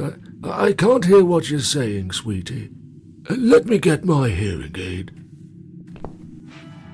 Do you think he'll be back with a shotgun? Don't be silly. This isn't America. I thought I heard someone. What did you want? Do you live alone? When you're an old man like me, you end up watching all your friends and family die. I'll be 85 this year, but I can still cook my dinner, and I make my bed every morning, all by myself. So, you do live alone then? Look, young lady, I don't need any help. I've told them already. I can manage just fine. I can still cook my dinner, and I make my bed every morning, all by myself. And not that it's any of your business, but when I die, I'll die in my own home, in my own bed. I'm honestly not trying to take that away from you. We're just here to ask about... I will not have anyone washing me, or dressing me, or feeding me. I can manage. I've done it all my life, and it'll stay this way. I can still cook my bed and I make my dinner every morning, all by myself.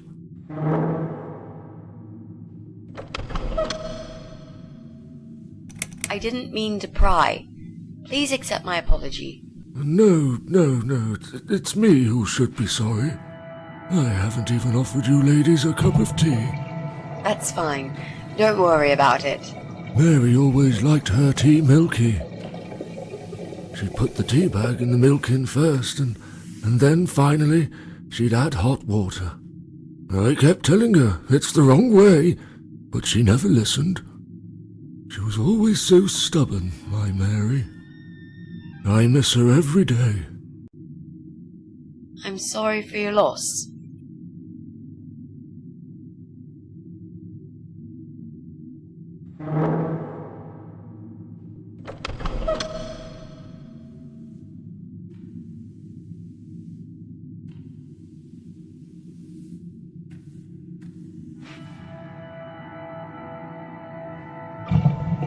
Do you own computer connected to the internet?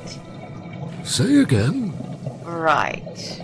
Okay. Do you... I can't hear you very well, dear. You'll have to speak up. I'm an old man, you know. I'll be 85 this year. Do you have a computer? There's no need to shout. I've got my hearing aids. I can hear what you're saying. Sorry. A young, pretty lady like yourself wouldn't understand about old age. We live in two different worlds, dear. And if you're here to make fun of me, why won't you just go ahead and be done with it? No, with all respect, I just wanted to ask if you by any chance own a computer. Pardon? A computer! Wait a second, dear. I think I need to change the batteries in my hearing aid. I must have forgotten to switch them off last night. I'll be right back. No, wait! Jesus. I don't think I've got enough patience for this, Mrs. A. To be honest, the chances that he's our guy are pretty slim. I think we should go. Yeah, this is pointless.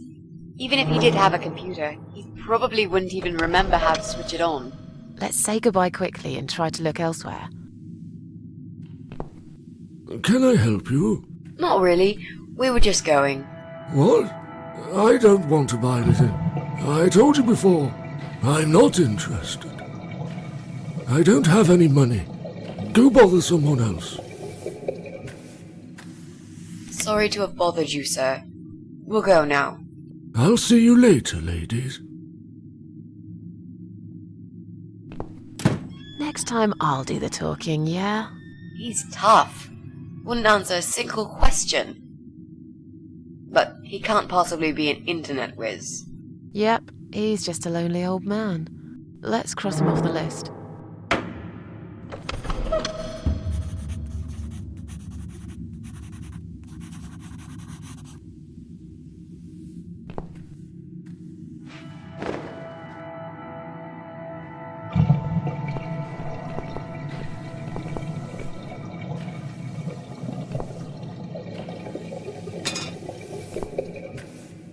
That'll teach you not to mess with the cat lady.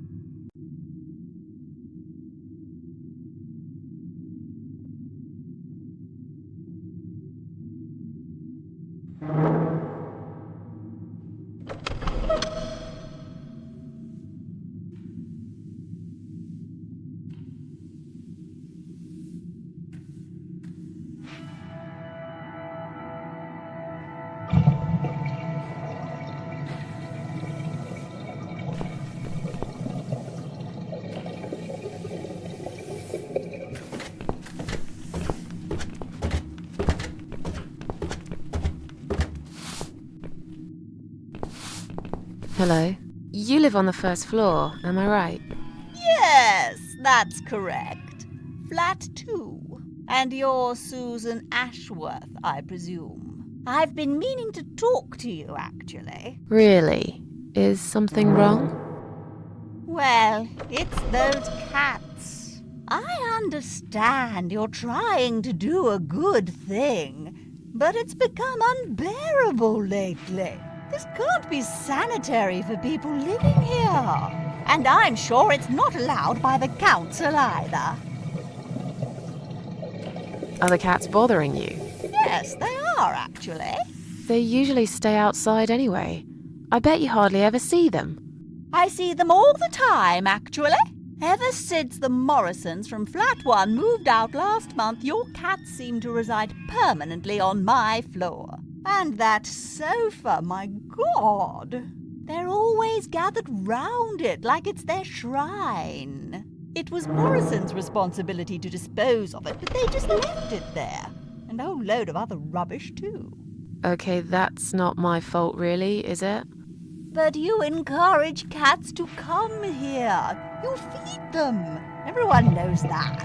Every time I take William for a walk, he gets upset and tries to chase them away. Did you say they sleep on the old sofa? I didn't say they sleep. Have you not listened to me? I'm beginning to wonder if they ever sleep, actually. They just keep climbing up and down the wretched thing.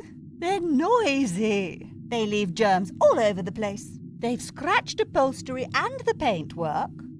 And William keeps chasing them. He's so quick, I can't hold him most of the time. What if he runs off and gets lost? I'm telling you, we've never had such problems before you decided to bring here these homeless devils. I have to go now. See you later.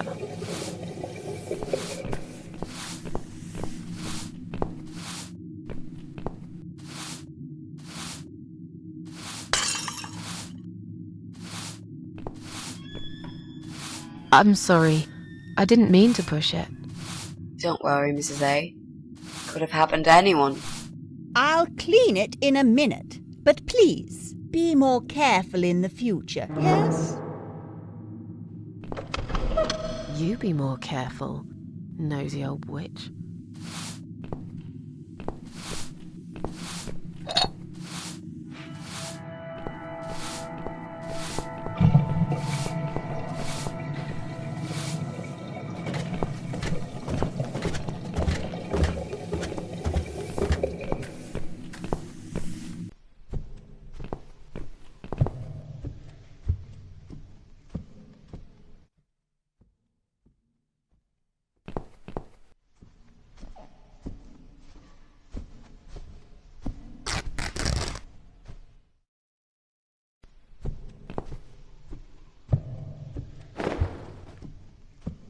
Hey, look at this. Valerian root extract. Cats love it. It has the same effect on them as catnip. They go absolutely crazy for it. You found it inside that sofa? Yes. I wonder how it got there. Maybe the Morrisons wanted to leave a goodbye gift for that woman and her dog? Yes. Well, they would. I always thought they were reasonable people. Oh, what a shame they moved out.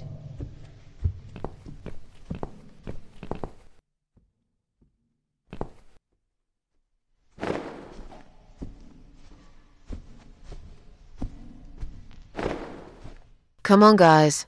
The party moved over here.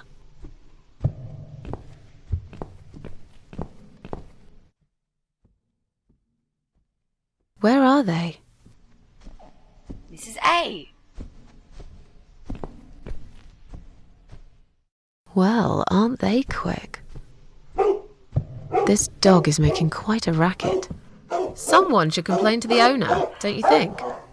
Definitely. She should put that broom down for a minute and sort a dog out.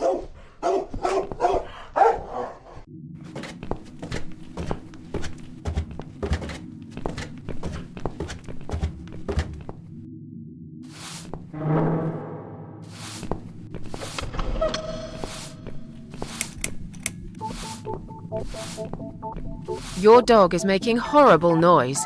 Can't you do something? It's probably because your wretched cat's upset him again.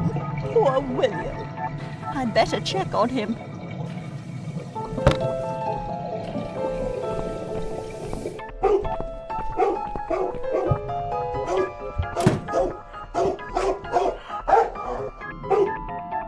William!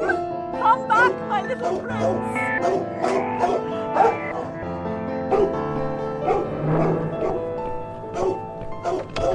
Are you sure the cat'll be all right? Please.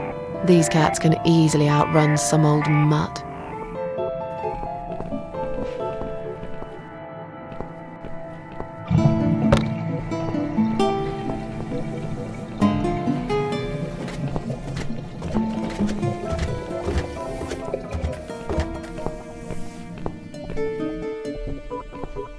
Look, she left the door open.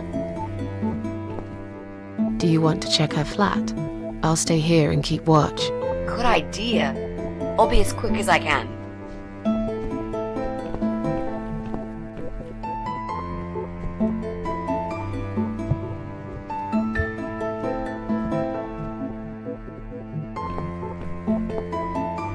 It's not her. I didn't find anything. No computers, no laptops, no telephone line. Okay, I'm not really surprised, are you? At least we can now cross her off the list.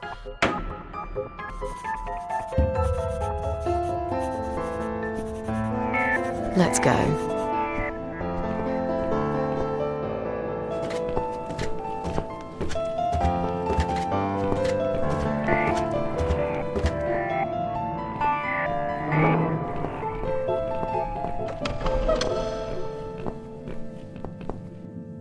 Do you think you can unlock this mailbox? I think I can most certainly unlock this mailbox. Then do it quickly. Someone can come in any minute. A little room for the master locksmith. Really? Could you step away towards the stairs and turn around? Please?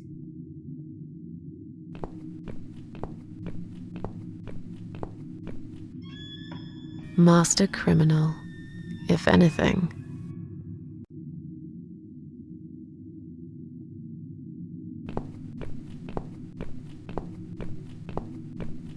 Done. Here's all the mail. Hide it in your pockets and let's get out of here.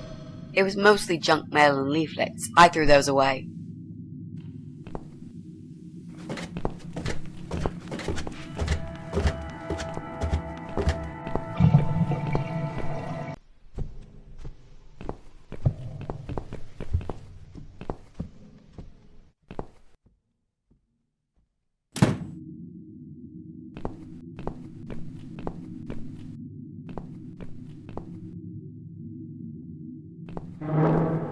I'll try to catch that thing for you, alright?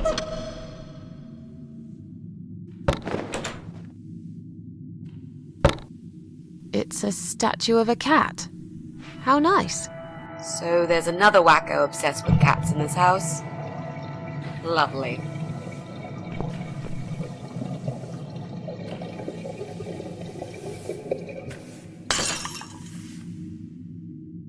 I see I caught this statue only so you could smash it to pieces. Thanks. I don't remember asking you to catch anything.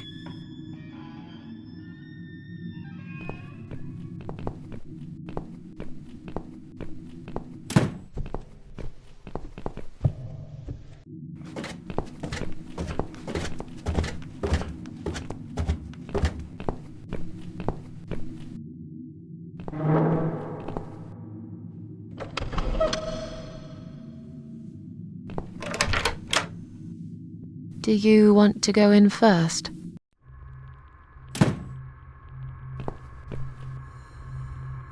Come on in. The place seems empty.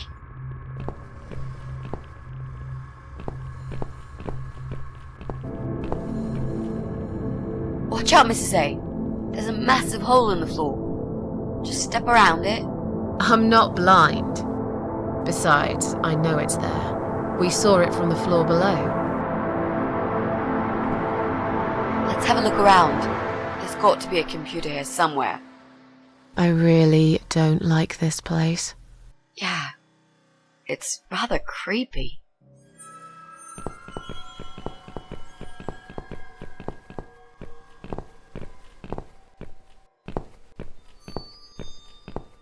Bingo. We found what we were looking for. This laptop could be it, you know. Maybe Joe is our guy after all. No. It's a disaster. The power lead is missing. It won't switch on. Right. What a shame. Can we go now, please? I think I've seen enough. I don't need any more trouble. No, it's okay. I've got an idea. It seems it's a similar model to mine. I'll just go back to the flat and bring my power lead. I don't know. You sure this is gonna work? I think so. At least we'll give it a shot. Just stay here and I'll be back in a second.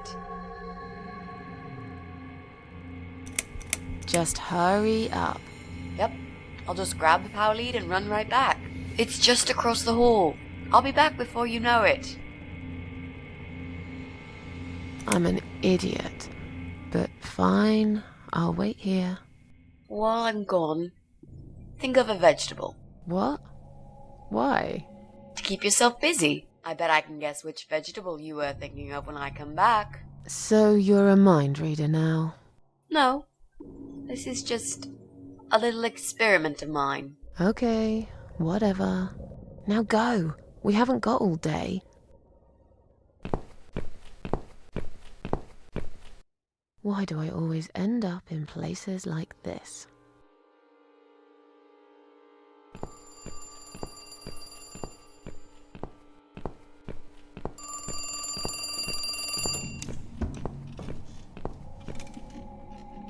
Careful now. That damn hole. Nearly forgot about it this time.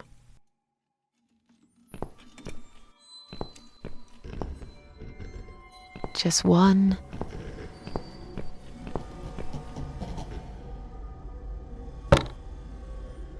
Damn. The door handle just came off in my hand. How am I going to get out of here now?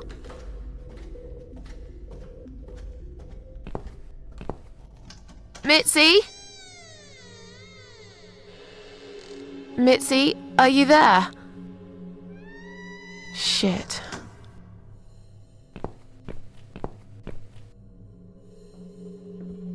Remember the hole, Susan.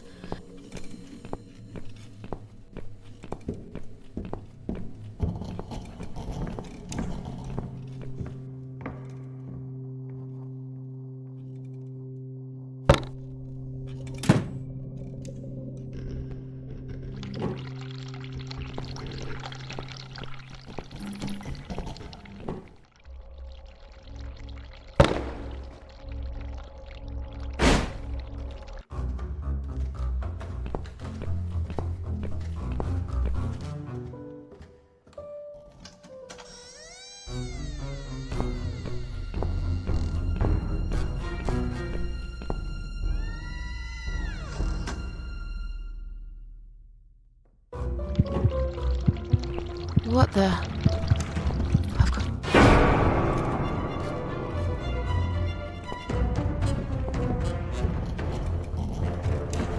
What? Jesus. No. You were not supposed to be here!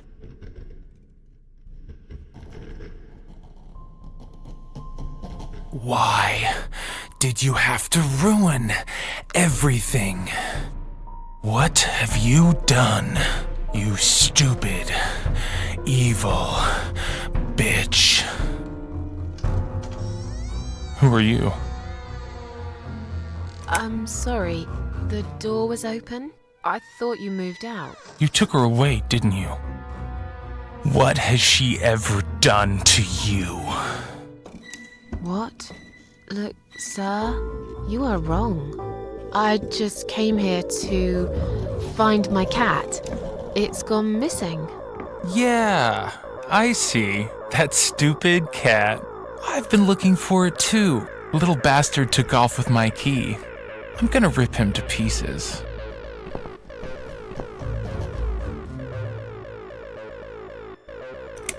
I don't want any trouble. Just let me go. And I've got a gun. I can shoot you right there in your heart. It's not worth it, Joe. I've done you no harm. Of course you haven't got a heart. Isn't that right? I have no idea what you're talking about. Listen, I've got to go now, alright? I'll slowly walk out of here and you'll never see me again.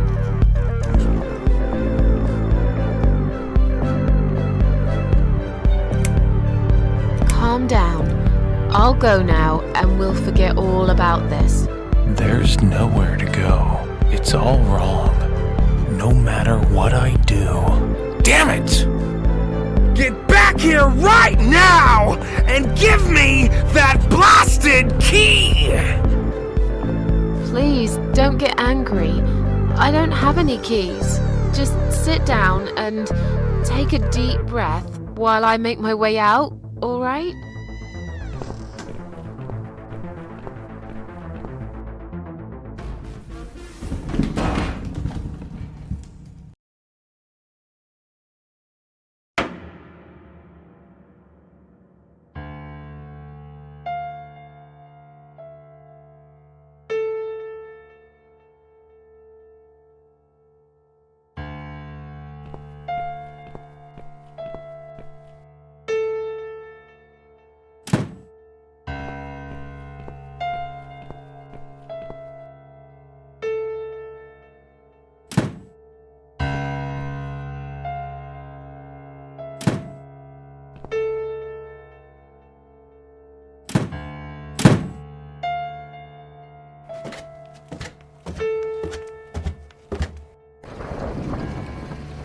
Come in, come in. There's no need to be afraid. I don't buy it. Come in already. I might need your help with something.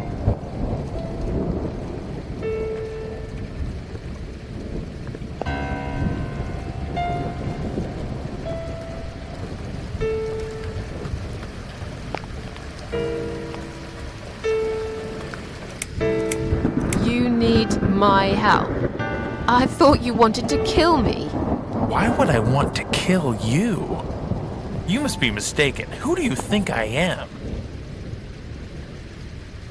A man who paints on walls with blood? Blood? It was just red paint. What made you think it was blood? That's crazy! Oh, forget it. I'm sorry. I just want to leave. Yes, I understand. I wouldn't stay here myself if it was my decision to make. I'm stuck here too. You see, my wife Ivy is in the room to the left. She's a little fragile at the moment.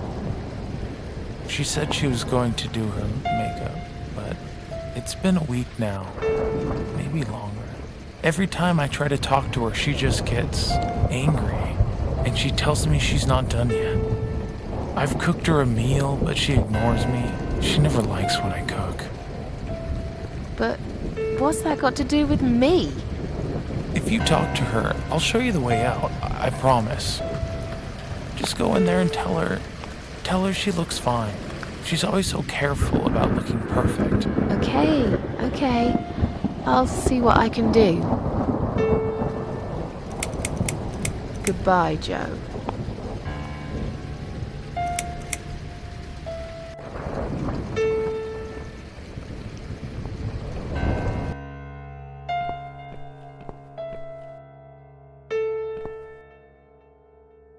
Hello?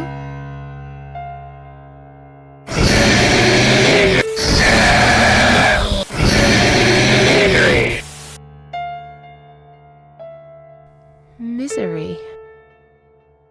Is that what you said?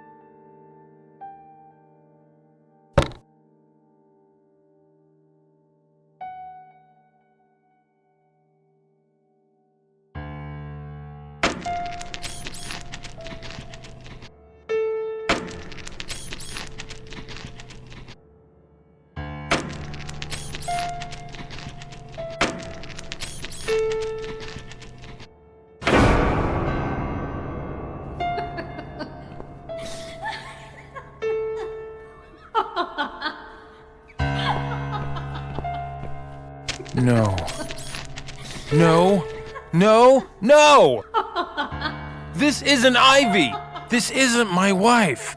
It's the monster. It followed me here. It always follows me. no matter what I do. Look, I'm sorry. You must kill it. What? Why me? You still got that power lead, haven't you? The one you stole from me? How do you even know about it? You must use it to kill her. To strangle her. You're out of your mind. Do it. Strangle the goddamn creature so it never follows me again, or I'll shoot you right here, right now! You leave me no choice. Go ahead. Wrap it round her neck and pull it tight. Yes. There's no other way.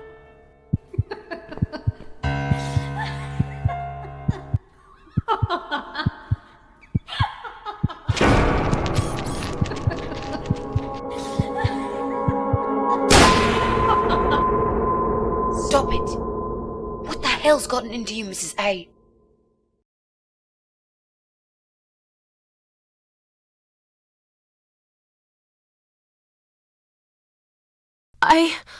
I don't know. Did you just try to strangle me? No. Oh, God, no. I would never do that, Mitzi. I guess I must have panicked. I thought you were someone else. Look, I was gone for less than 1 minute. Really? Somehow it felt longer than that. At least you found the laptop cable. That's good news, because I don't think mine will be any good. Let's see what's on this hard drive, shall we? Well, that was a waste of time. Never mind. At least now we're sure it's not him. Let's just go. I don't want to spend another minute in this place. Hey, did you think of a vegetable? What? I'd asked you to think of a vegetable while I was gone. So? Did you? Yeah. Sure. Great. Now don't tell me. Was it carrot? No. Sorry. Oh, that's odd. Are you sure? Yes. I thought about celery. Now let's go. Joe can come back any minute, and you don't want to meet him. He is not a nice guy.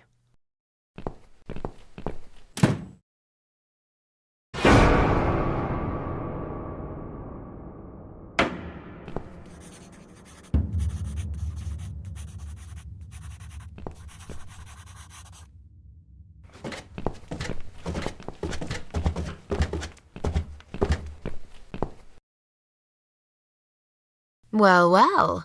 Looks like Pauline is looking for a babysitter. This letter says she's supposed to interview an agency nanny later today. Great. I could be a nanny. It's certainly worth a try, but I should warn you, I don't want to have anything to do with that baby. You're gonna have to handle this on your own. Sure, I understand. Leave it to me, Mrs. A.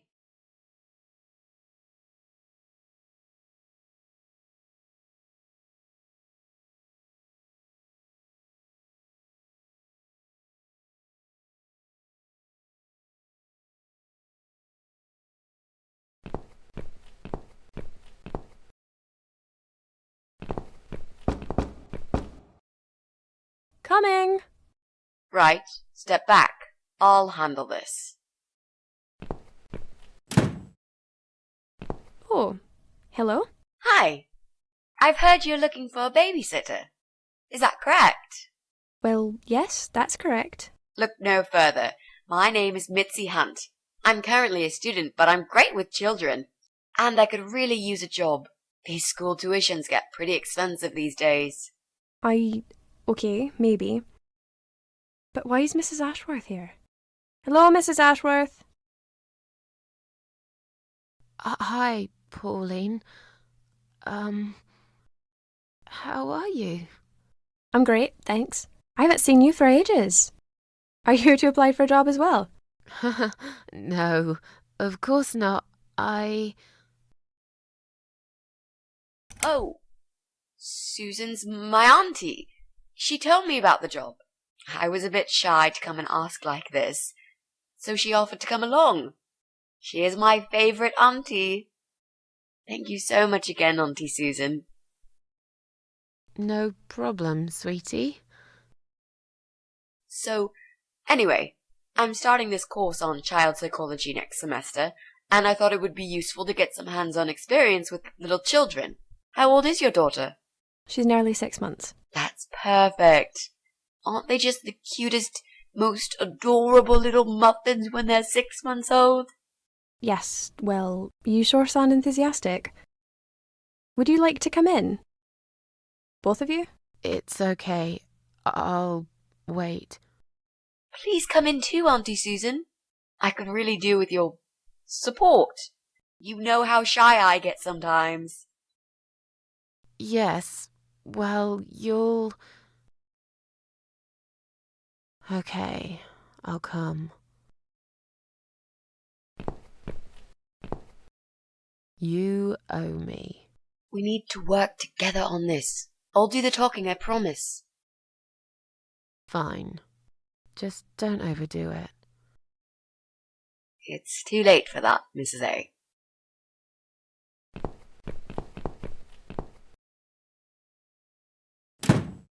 What a nice flat!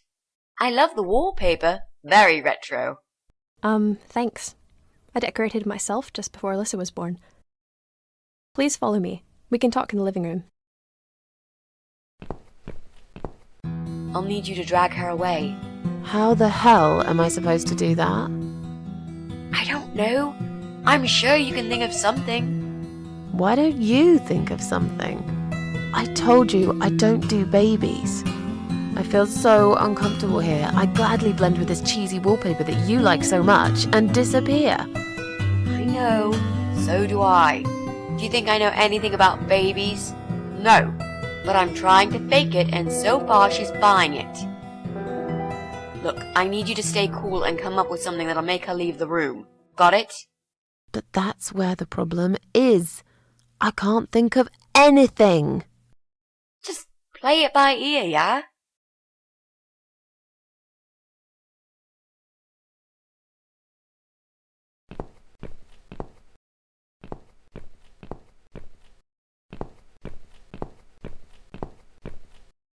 I should let you know from the start that looking after a toddler is not an easy task. They're just beginning to crawl, they're very curious, and sometimes they can cry for no apparent reason. And my Alyssa, well, she is a very noisy child. Do you have any previous experience with children? Yes, I used to babysit my neighbour's kids. Excellent. I know we all have to start somewhere, but it helps if you at least know the basics. I'd like to get back to work soon, you see, just part-time for now. That's why I need someone to stay with her. I'm not going to find it easy to be apart from Alyssa, but my career has always been important to me as well. They won't wait for me forever. If I don't do this now, they'll just replace me. There just isn't enough support for working parents. Tell me about it.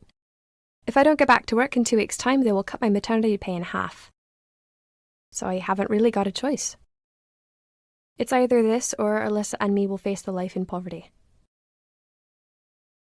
Where's Alyssa's dad? Do you mind me asking? I'd rather not talk about it. It's personal. As far as I'm concerned, Alyssa hasn't got a father. I'm sorry, I shouldn't have asked. No, it's alright, but I just don't like talking about it. I'm sure you'll understand. Where do you work? I'm a hotel manager. It's a very competitive industry, but I've always loved it. I miss it a lot. I have a great connection with kids. I'm sure I can manage with Alyssa. Okay, I don't doubt that.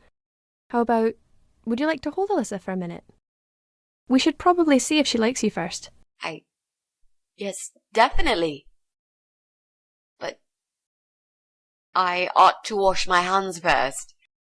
Your hands? My hands. I must have touched a million things on my way here. As much as I want to hold her, I just don't think it's safe, you know? Really? What have you been touching? Oh, you know, just ordinary things, this and that. You look pretty clean. I'm sure it'll be okay. Well, if you must know, I I volunteered at the hospital earlier today. Oh, I'm impressed. You don't see many young people doing that these days. But you're right. As nice as that is of you, there's all sorts of bugs you can pick up in a hospital. It won't hurt to be extra careful. I'll show you to the bathroom. Would you mind answering the door for me? Sure, no problem. It's probably just my friend Kate. Just let her in, please. Is that okay? The bathroom's this way. Follow me. Your turn, Mrs. A. Seriously? Do something. Anything. Fine. Make sure you scrub those dirty hands really well. I need a bit of time.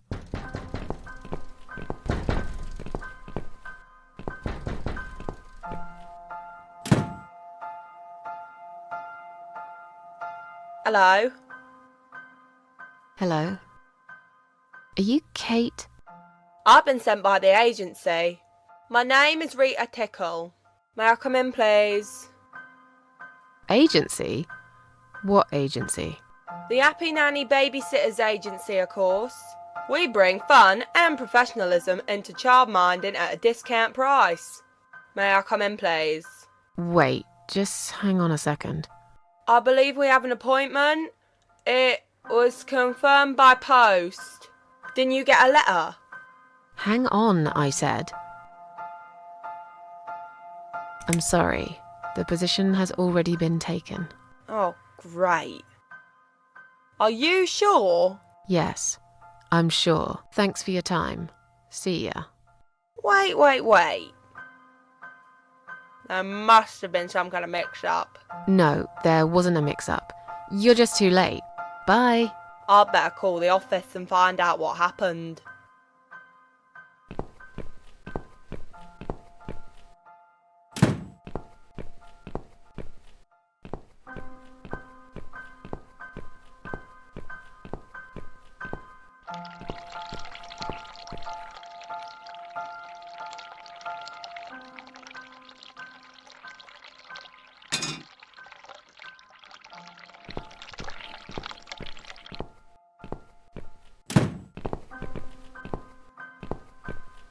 So, was it my friend at the door? No, just some door-to-door salesman. Well, I hope you told him to go to hell. I honestly don't know what these people are thinking. Yeah, me neither. I'm sure it's Kate this time. I'll let her in if you'll excuse me for a minute. Wait!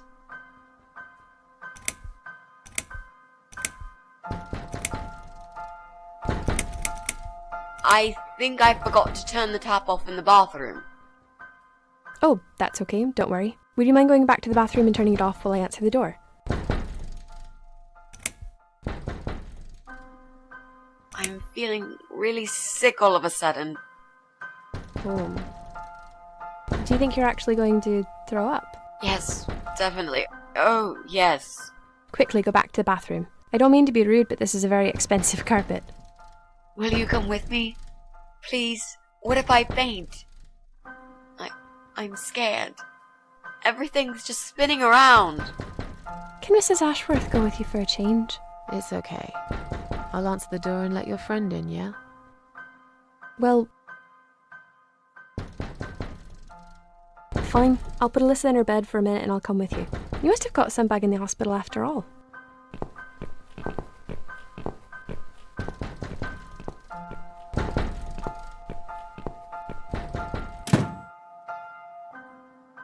It's you?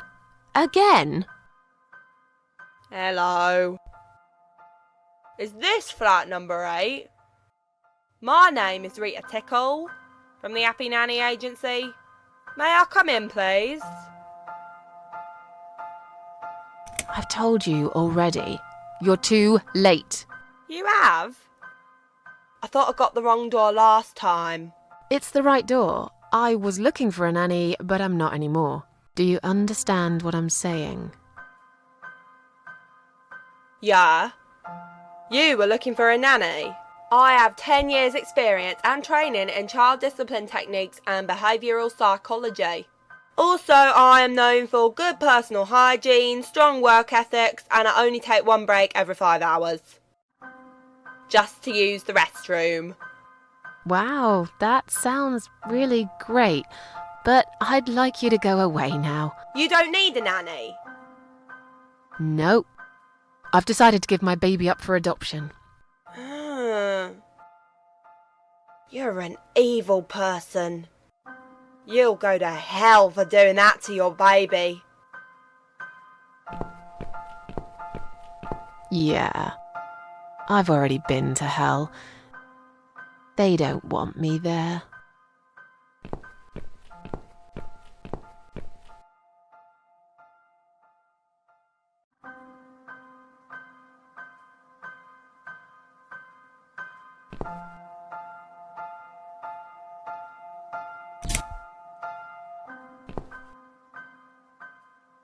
These scissors seem sharp enough.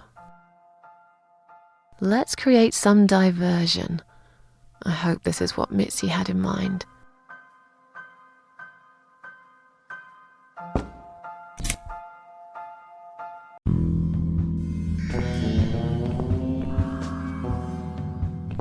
Oh, not that again. What happened to the lights? I'm terrified of the dark. I can't move. Oh God, can't breathe. Calm down, it's alright. Probably just that stupid meter. It must have ran out of money again. It's not even that dark. Please, you got to do something about it. I think I'm going to faint. Fine, just stay in my bedroom. There'll still be plenty of sunlight there at this time of the day. I'll go outside and put some money on the meter. It'll only take a minute.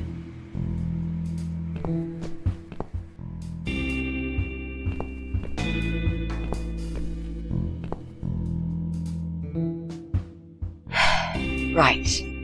Let's do it. Is that you, Mrs. Ashworth? What happened? No idea.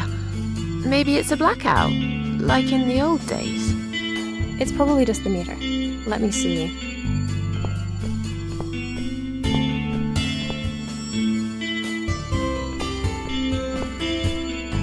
So it's not her either. A waste of time. It's time to leave. This interview is over.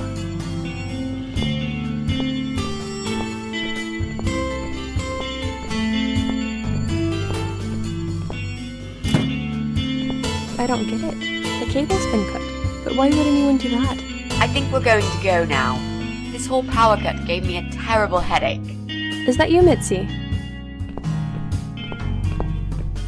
But we haven't finished yet. Have you changed your mind about the job? No, of course not. I'm just scared of darkness. And I still feel sick, you know. Perhaps we can continue some other time. I've had it. I'm getting a new fuse box. Was that you, Jesse? Yeah. How are you doing, Pauline? Well, we need the power back. Can you do something? Yeah, I can easily fix that. There's an electrical store that's open till late. I'll get some stuff and I'll be back before you know it. Bear in mind it's not just the fuse box, it's the cable this time. I'll get a new cable too, don't worry. But in the meantime, go home, find some candles and chill, yeah? Thanks, Jesse. That's awfully nice of you. Well, it was great seeing you, but we're going to leave now. Hello. Who's that? My name is Rita Tickle. Rita who? What the hell is going on here? Do you know this woman, Mrs. Ashworth? I've never seen her before in all my life.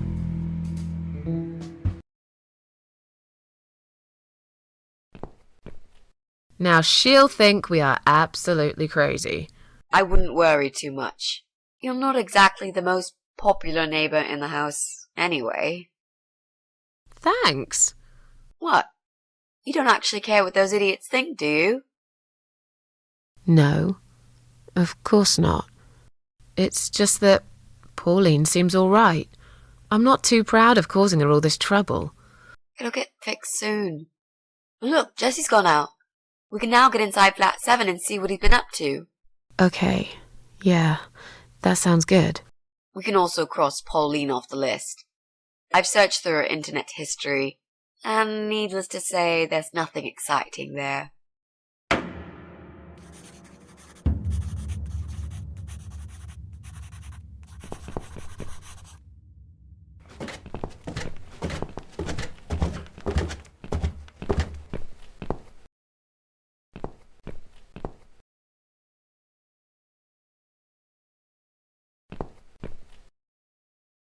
Now that he's gone, we can get inside. Yes, let's do that. I'll close my eyes and you pick that lock, Mitzi. Okay, but no peeking. I'd never. You've really hurt my feelings now. Yeah. Now close them.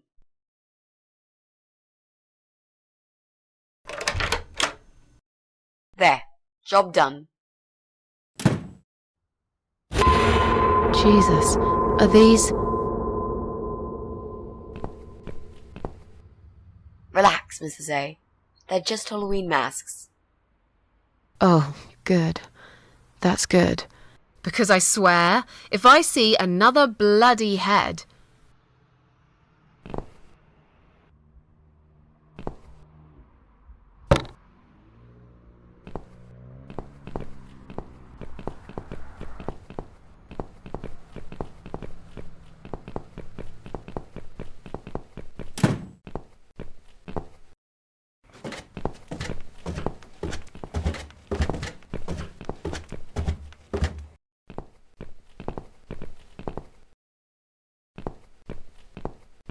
I'm going to push this cabinet out of the way. I remember there was a door behind it. It's too heavy. I don't think that's gonna work. Are you kidding me? I'll show you how it's done. Stand back.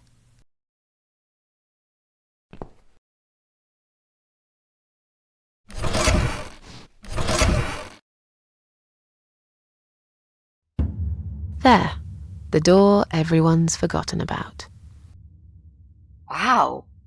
You're stronger than you look, Mrs. A. Yeah, perhaps I am.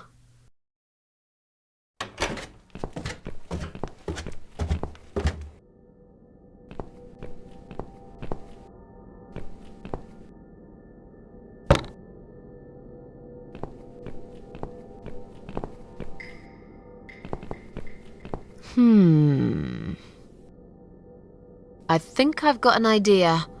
I know how I could pay Brian back for all that he's done to me and the cats. Brian.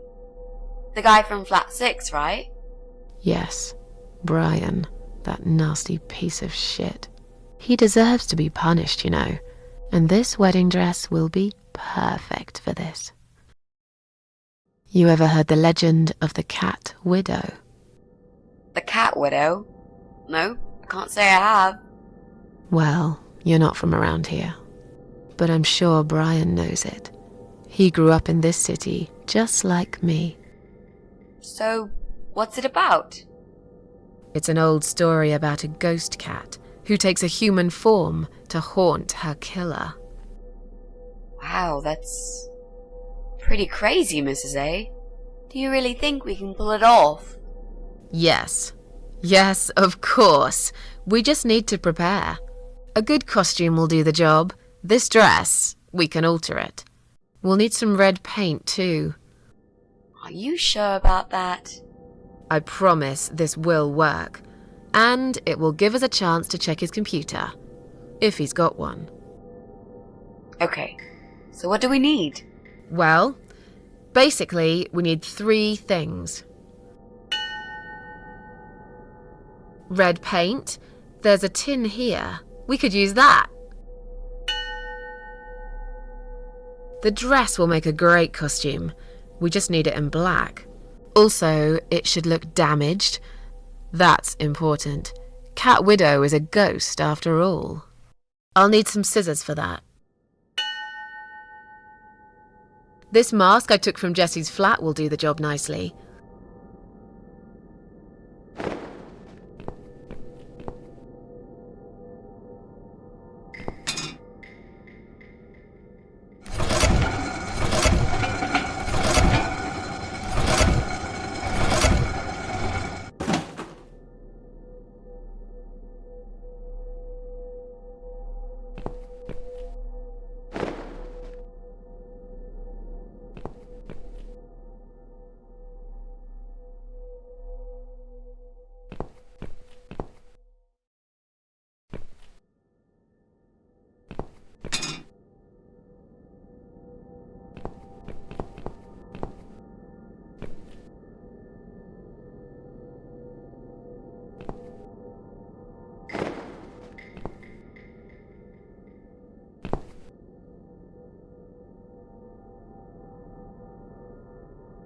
We need to make some adjustments.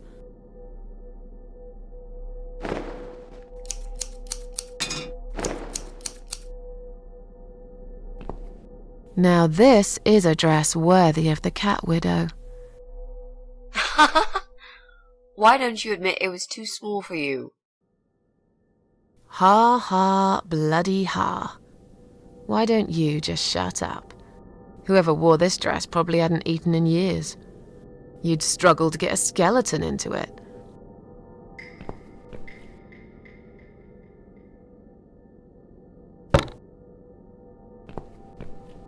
This is it. We've got all we need. Great! Are you going to tell me about the Cat Widow now? Yes, it's story time, Mitzi. The legend says there was once a bad man who hated cats. He hated his neighbours too, and his job. And when it rained, he'd curse and smash things. He hated his bald head and his weak, ugly body. He probably hated himself the most, although he would never admit it. I think I see where this is going. One day, out of pure hatred for the whole world and everything that lives, he captured a family of cats and drowned them all in the river. That day, the sun turned black and all the birds went silent as the 6 kittens struggled for life. But trapped in a strong canvas bag, they never had a chance. They all died that day. All but one. The mother cat, in a desperate fight to set herself free, by pure luck clawed her way out of the bag and swam to the shore. She lost everything that day, her beautiful children and her proud husband. Her heart crashed into pieces as she watched their limp dead bodies stolen by the current. Running after them, she followed them for days, for as long as she could. Then, eventually, she lost sight of them. She stayed on the bank of the river for a while. The world stopped turning for her, her eyes empty and blind. And then, one day, she slowly slid down the bank and into the cold, dark water. She gave in to it. She let the river take her away too, cover her mouth, her ears, her eyes. But as the water filled her lungs, and she started slipping into darkness, there was another strange feeling that burst in her mind like a ball of flames. Anger, rage even. Her last craving, before she drowned, was for revenge, for blood. And so she returned, reborn and changed, a cat widow, veiled in black, mistress of the cats. Her body of a young woman, but her eyes of a cat, and her face, white, rotten, face of a corpse. Those who saw it rarely lived to tell the tale. She would get her revenge on all cat killers and cat torturers. But there was someone she had to see first, someone special, someone she really hated the most. As the evening came, it was strangely quiet in the man's flat. As he lived alone, he usually liked to fill the silence with the sound of radio or TV shows. But that night, he switched them all off, feeling anxious and tired after work.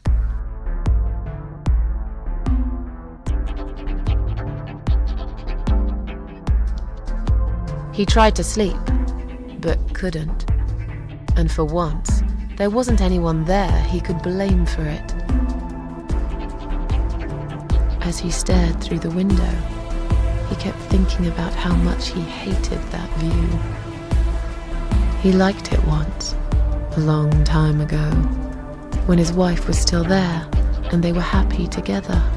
Suddenly, he heard knocking on the door. Some part of him was glad, because that meant he could take it out on whoever decided to bother him.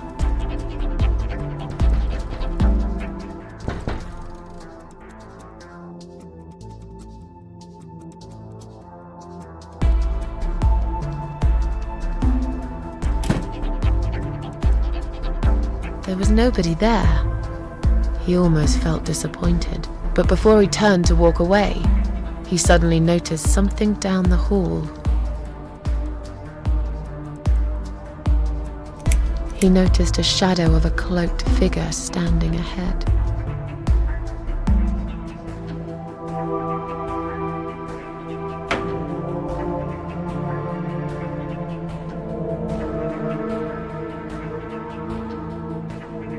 He stopped again. He couldn't believe his eyes.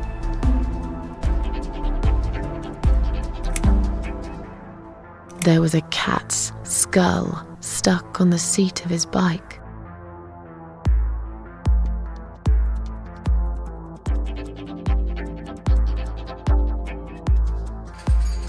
He had a passion for trains. Although he hated being a train driver, he had always enjoyed watching them move. But now, his train model was moving all on its own. He was absolutely certain he'd left it switched off. And yet, there it was, running at crazy speed, remote control missing. Something was seriously wrong, and that something had entered his home now too.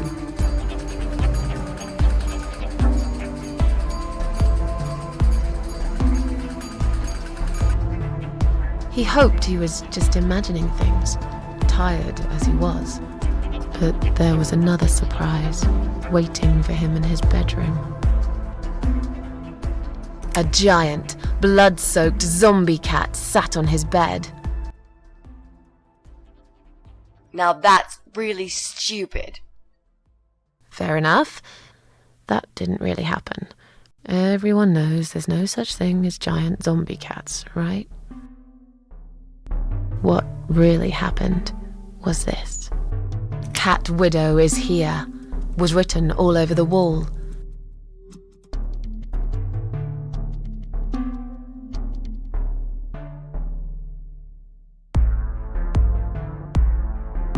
As in a dream, he went to the kitchen to get a drink.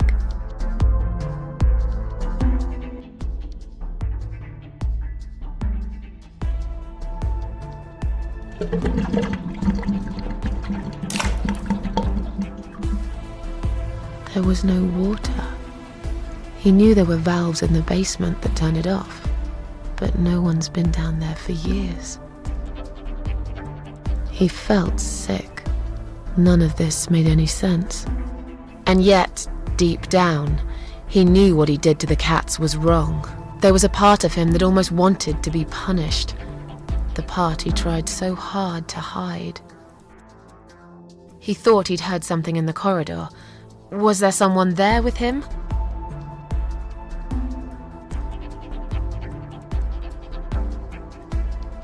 His head was spinning. He felt ambushed, trapped, like an animal. He had to get out of there. Getting really scared now, he decided to call the police.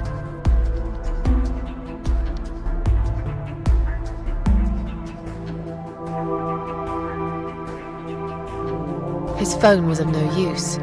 The SIM card had been removed, and that wasn't even the worst part. There was a photo of a black cat set as screensaver.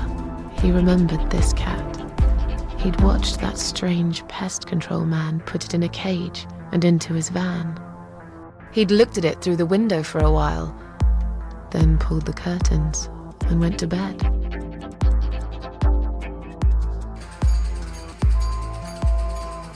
He stopped, paralyzed. He'd heard something right in front of him. A whisper. More like a purr. She was there, in the dark corner of his living room, waiting. Black veil covering that pale, dead face. And yet, he could almost feel Cat Widow's eyes piercing through him. She came closer, like a ghost, and swiftly removed the veil.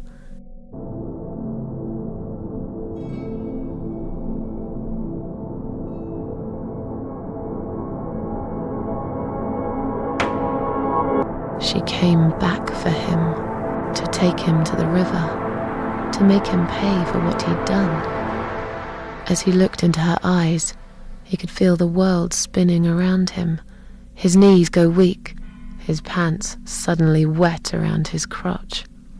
As much as he hated life, he didn't want to die either. Inside, he was just a big, stinking coward.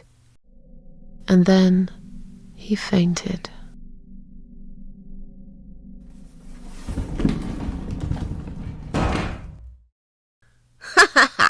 Did you see his face?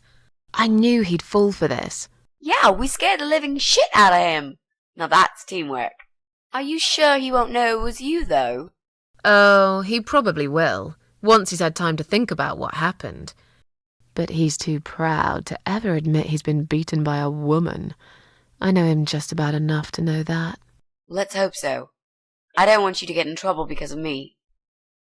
No. That was something I had to do for myself. And I feel much better for it. The only problem now is that we still haven't found Eye of Adam.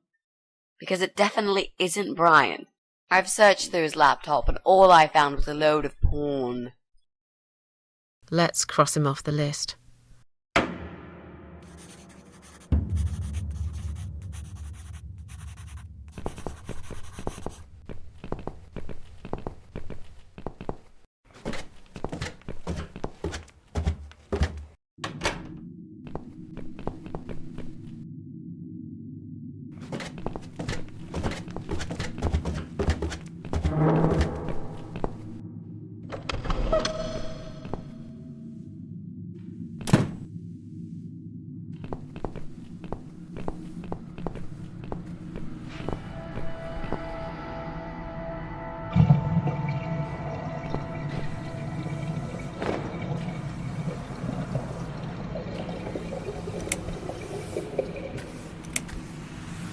So, who's got windows over this side of the building?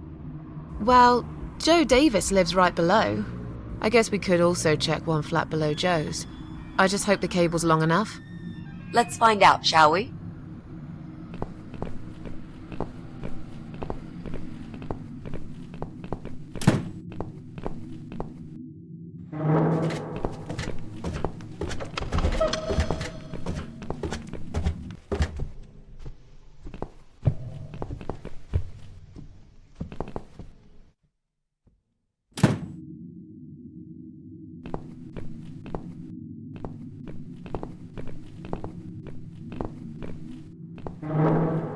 Mrs. A?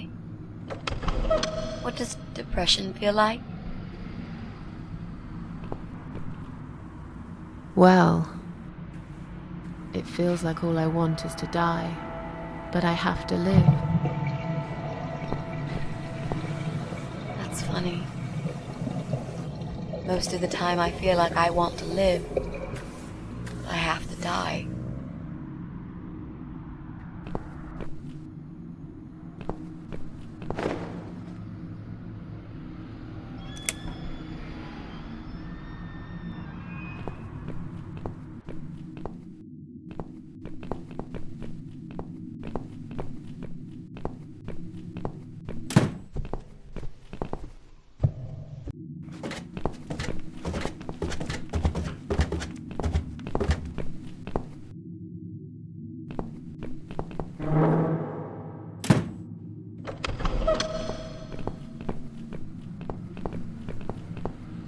Right. I should be able to use that computer now. Could you give me 5 minutes, Mrs. A? Sure. Why not? I'll keep an eye on the door.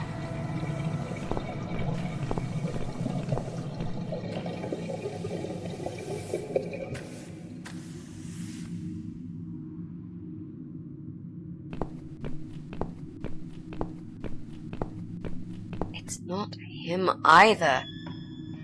God damn it!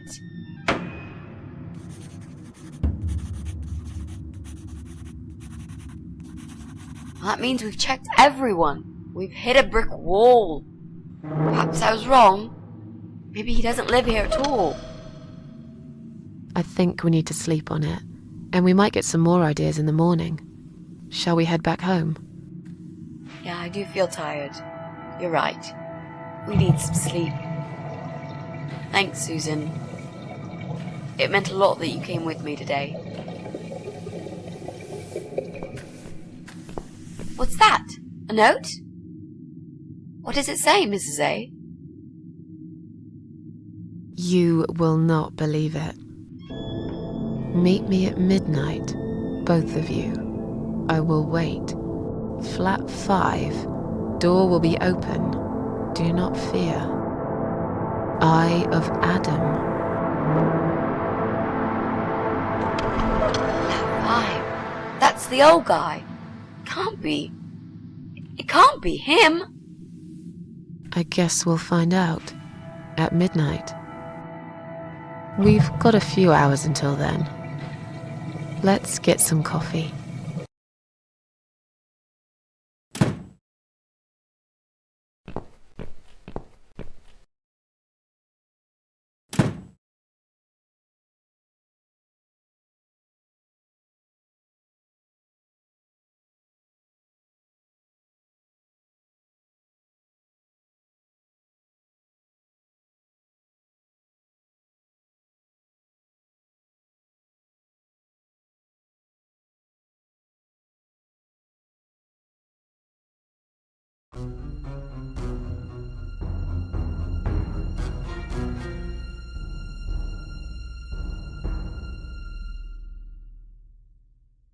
It's just you and me, my love. No one will find us here.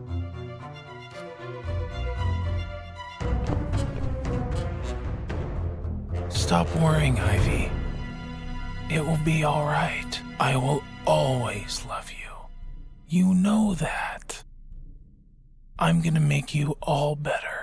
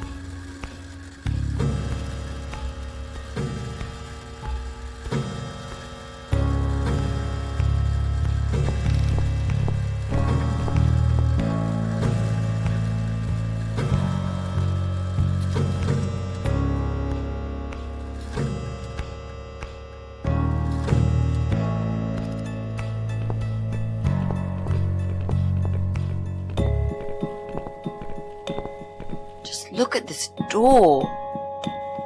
Crazy son of a bitch. That's not gonna stop us. I think there's someone in the kitchen.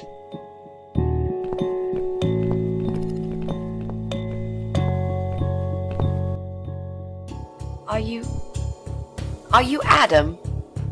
Me? No, of course not. I don't have anything to do with all this foolishness. Never have. It's my son. I've told him time and time again, but he never listens.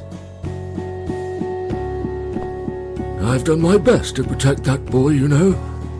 I'm all he's got left in the world since his mama died, but it just wasn't enough. Where is he then? Where's Eye of Adam? He's in his room. Where else would he be? He's always in his room, staring at that screen for as long as he can. Look, I've made up my mind about this. I want to help you. This mess he's in, it's gone too far. I can't be part of this. What are you talking about? Oh, you don't understand. He's watching us. Right now, he can see us on his camera. He's very clever with this stuff. I never got my head around it. Just as much as I needed to, I guess. But not a lot. Give us the key to his room. I want to talk to him. Look, it's a trap. He knows why you're here, and he will kill you. Both of you.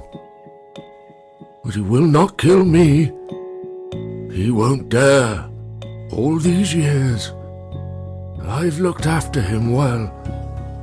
He owes me everything. It breaks my heart to do this now. What choice do I have? He left me this. I was supposed to keep it for myself, but I want you to take it. He won't dare to kill his own father, and I won't let 2 innocent lives be lost because of him. What is it? Just take the damn thing. There's not much time. Didn't you hear me? He's watching.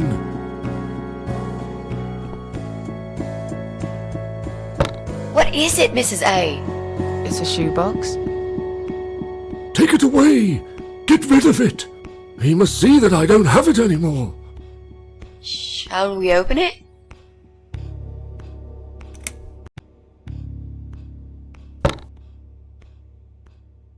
Oh God. Mitzi, we have to get out of here.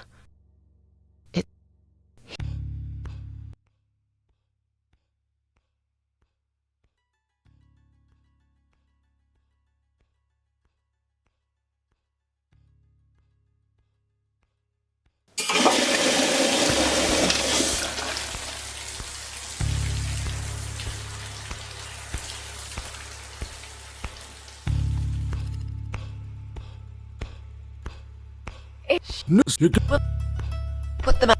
What about It's mine, darling. You've got you've been a... No. You and that.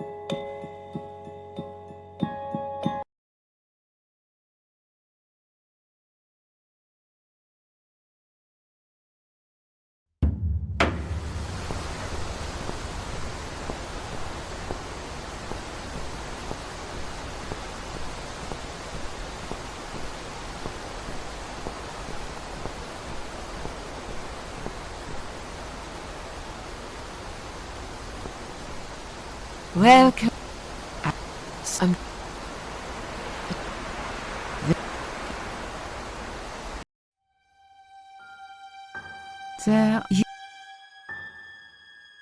And that's it. Isn't that's no. And so what?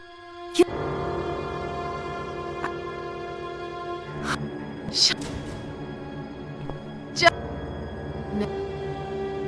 All that. You all. But the no. I am. I hit. You.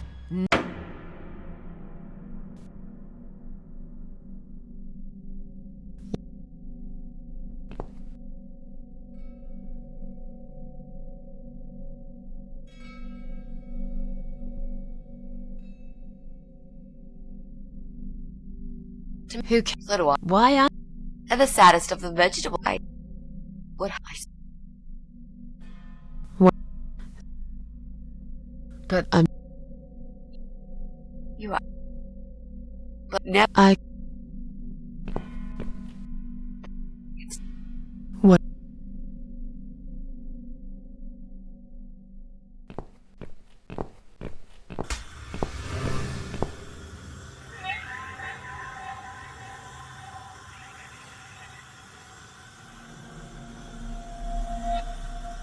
You're the Eye of Adam? A pathetic, wheelchair-bound invalid? Is this a joke? Do you know who I am? Do you know what you've done to me? You fucking murderer!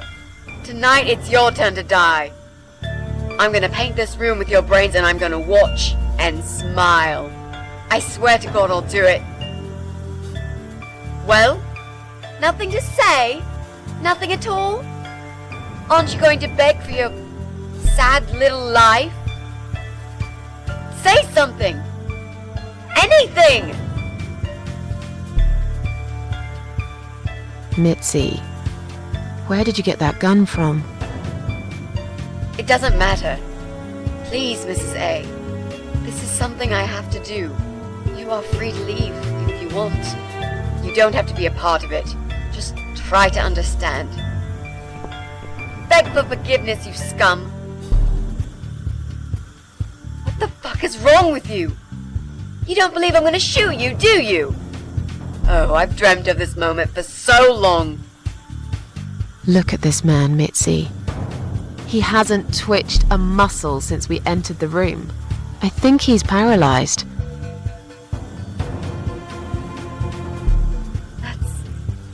That's impossible. He's lying to us. He's faking it. Do something. Talk for God's sake. I need you to answer me. I need to know. He won't answer you. He can't talk. Then, how did he post all that stuff online? What the?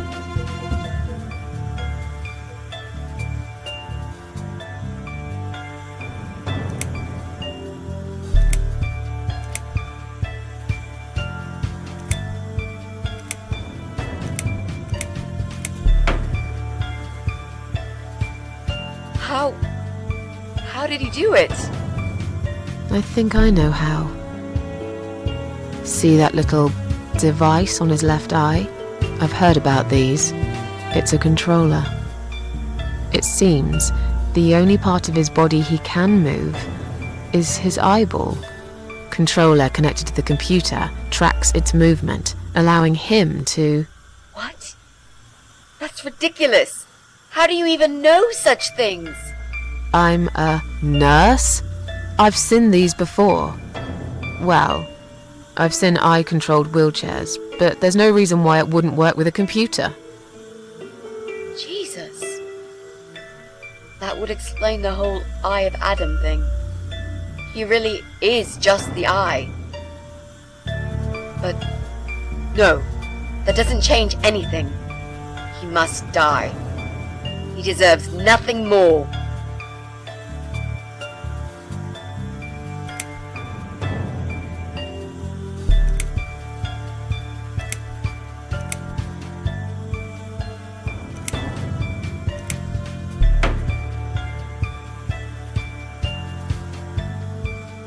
What? You arrogant shit! I will fucking do it! Just tell me one thing. One thing. Why? Why did you make Jack kill himself?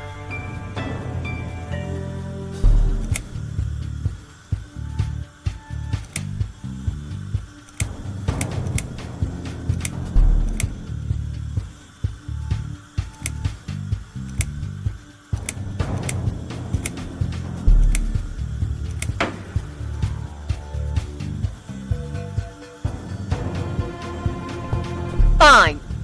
It'll be a pleasure. Ready to die, scumbag? Look at these oxygen tanks. I don't think it's a good idea. What? Why not? I'm the one holding a gun here. And I will blow this bastard's brain out as soon as he looks at me. You hear me?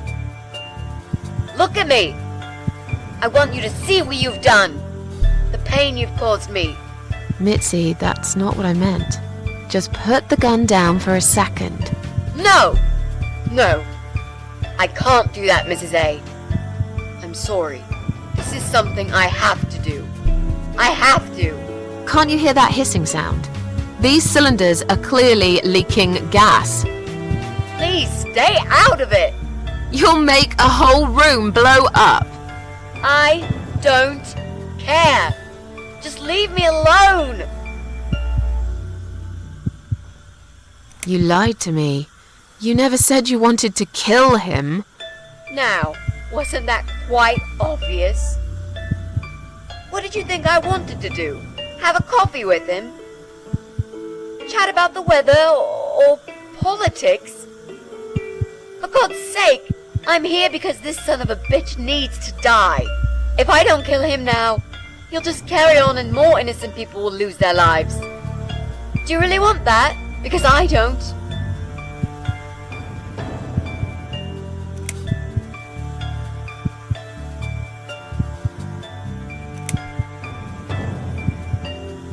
Think about it for a second. Would Jack really want this? This bastard messed with Jack's head. He tricked him. That's what he does. He fucking tricked him. But would Jack really want you to become a murderer? No, he wouldn't. He wasn't violent at all. He was the kindest, sweetest guy I ever knew. Exactly. Now, put that gun down already. But what about me? No, I'll do it. I know Jack will forgive me.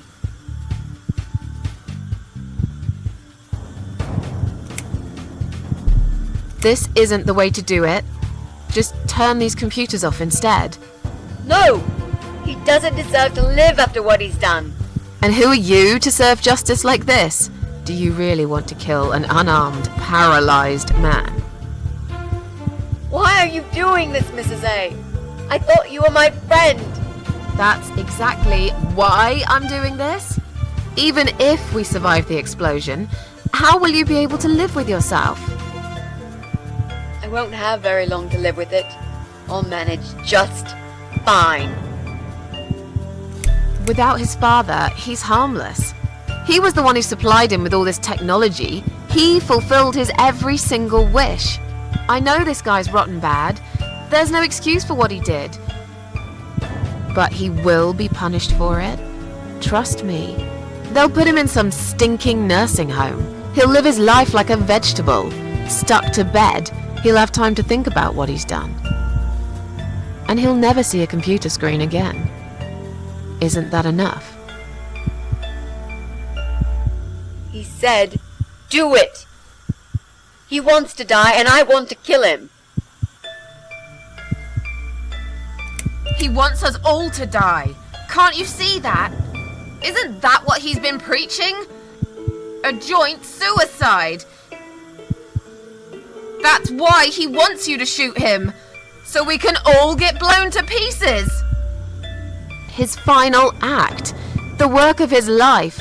Are you really going to give him that satisfaction? Remember what you said about feeding the troll? That's exactly what you're going to do if you kill him now. No. Maybe you're right. You should leave, Mrs. A. I'd never wanted you to get hurt. But I'm not going away without this fucker dead. Even if that means I die too. Mitzi, have you lost your mind? You're going to sacrifice your life for this scum? He's a parasite! A worthless, evil piece of shit! It's not like I've got anyone to live for, is it? What?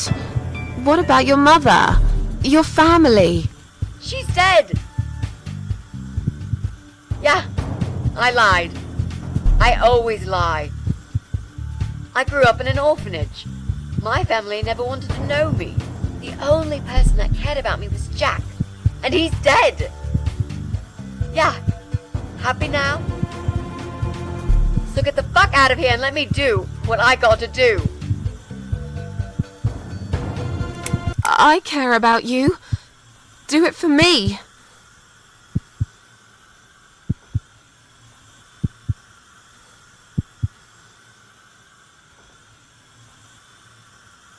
Come on, mate.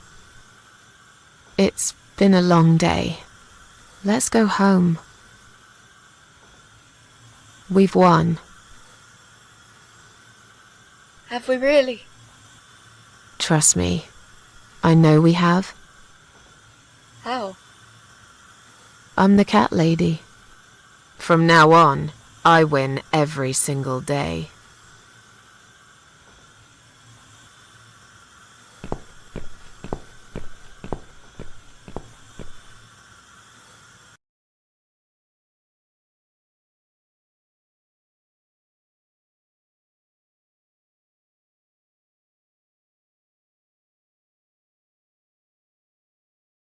It's me, again, talking about my ordinary little life, as usual. I'm still surprised anyone would want to read this at all. The ramblings of a cat lady.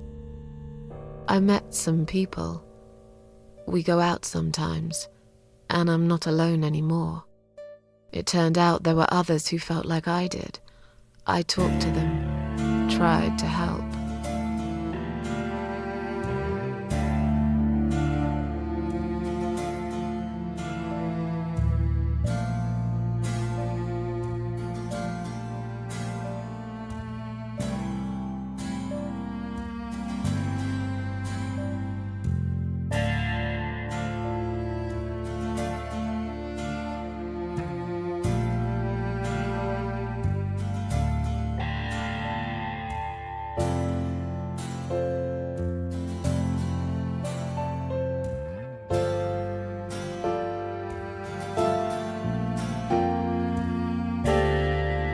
And now, I'm writing this blog.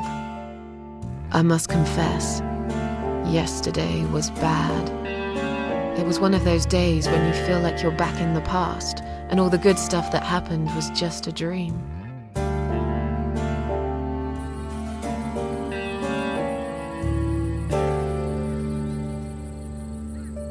But I woke up today, feeling better. Maybe I can never get rid of it. This invisible illness. Maybe it will always be living somewhere deep inside me, asleep, waiting, and when it'll hit me hard.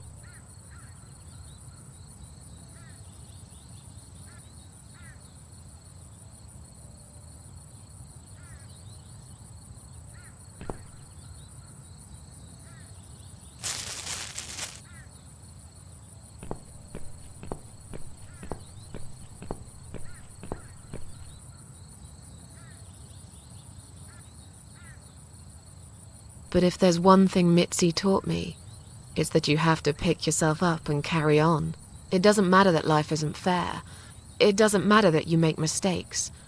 You fall and rise again. And speaking of Mitzi, well, I don't know what happened. I guess I never will. But against all odds, she just got better. Maybe it's because of that last candle. Or some other things I did that year. I don't really care. She's still here. That's all that matters to me. Every time I visit my daughter's grave, she comes too. We don't have to talk. It's just nice to have somebody there with me. Worlds full of liars, traitors, cowards. But every now and then, you meet someone like Mitzi, who will just smile at it all. Now, I've forgiven the world and myself too. I teach myself to smile again. One day I'll get there. I know I will. Even if it takes me not 9.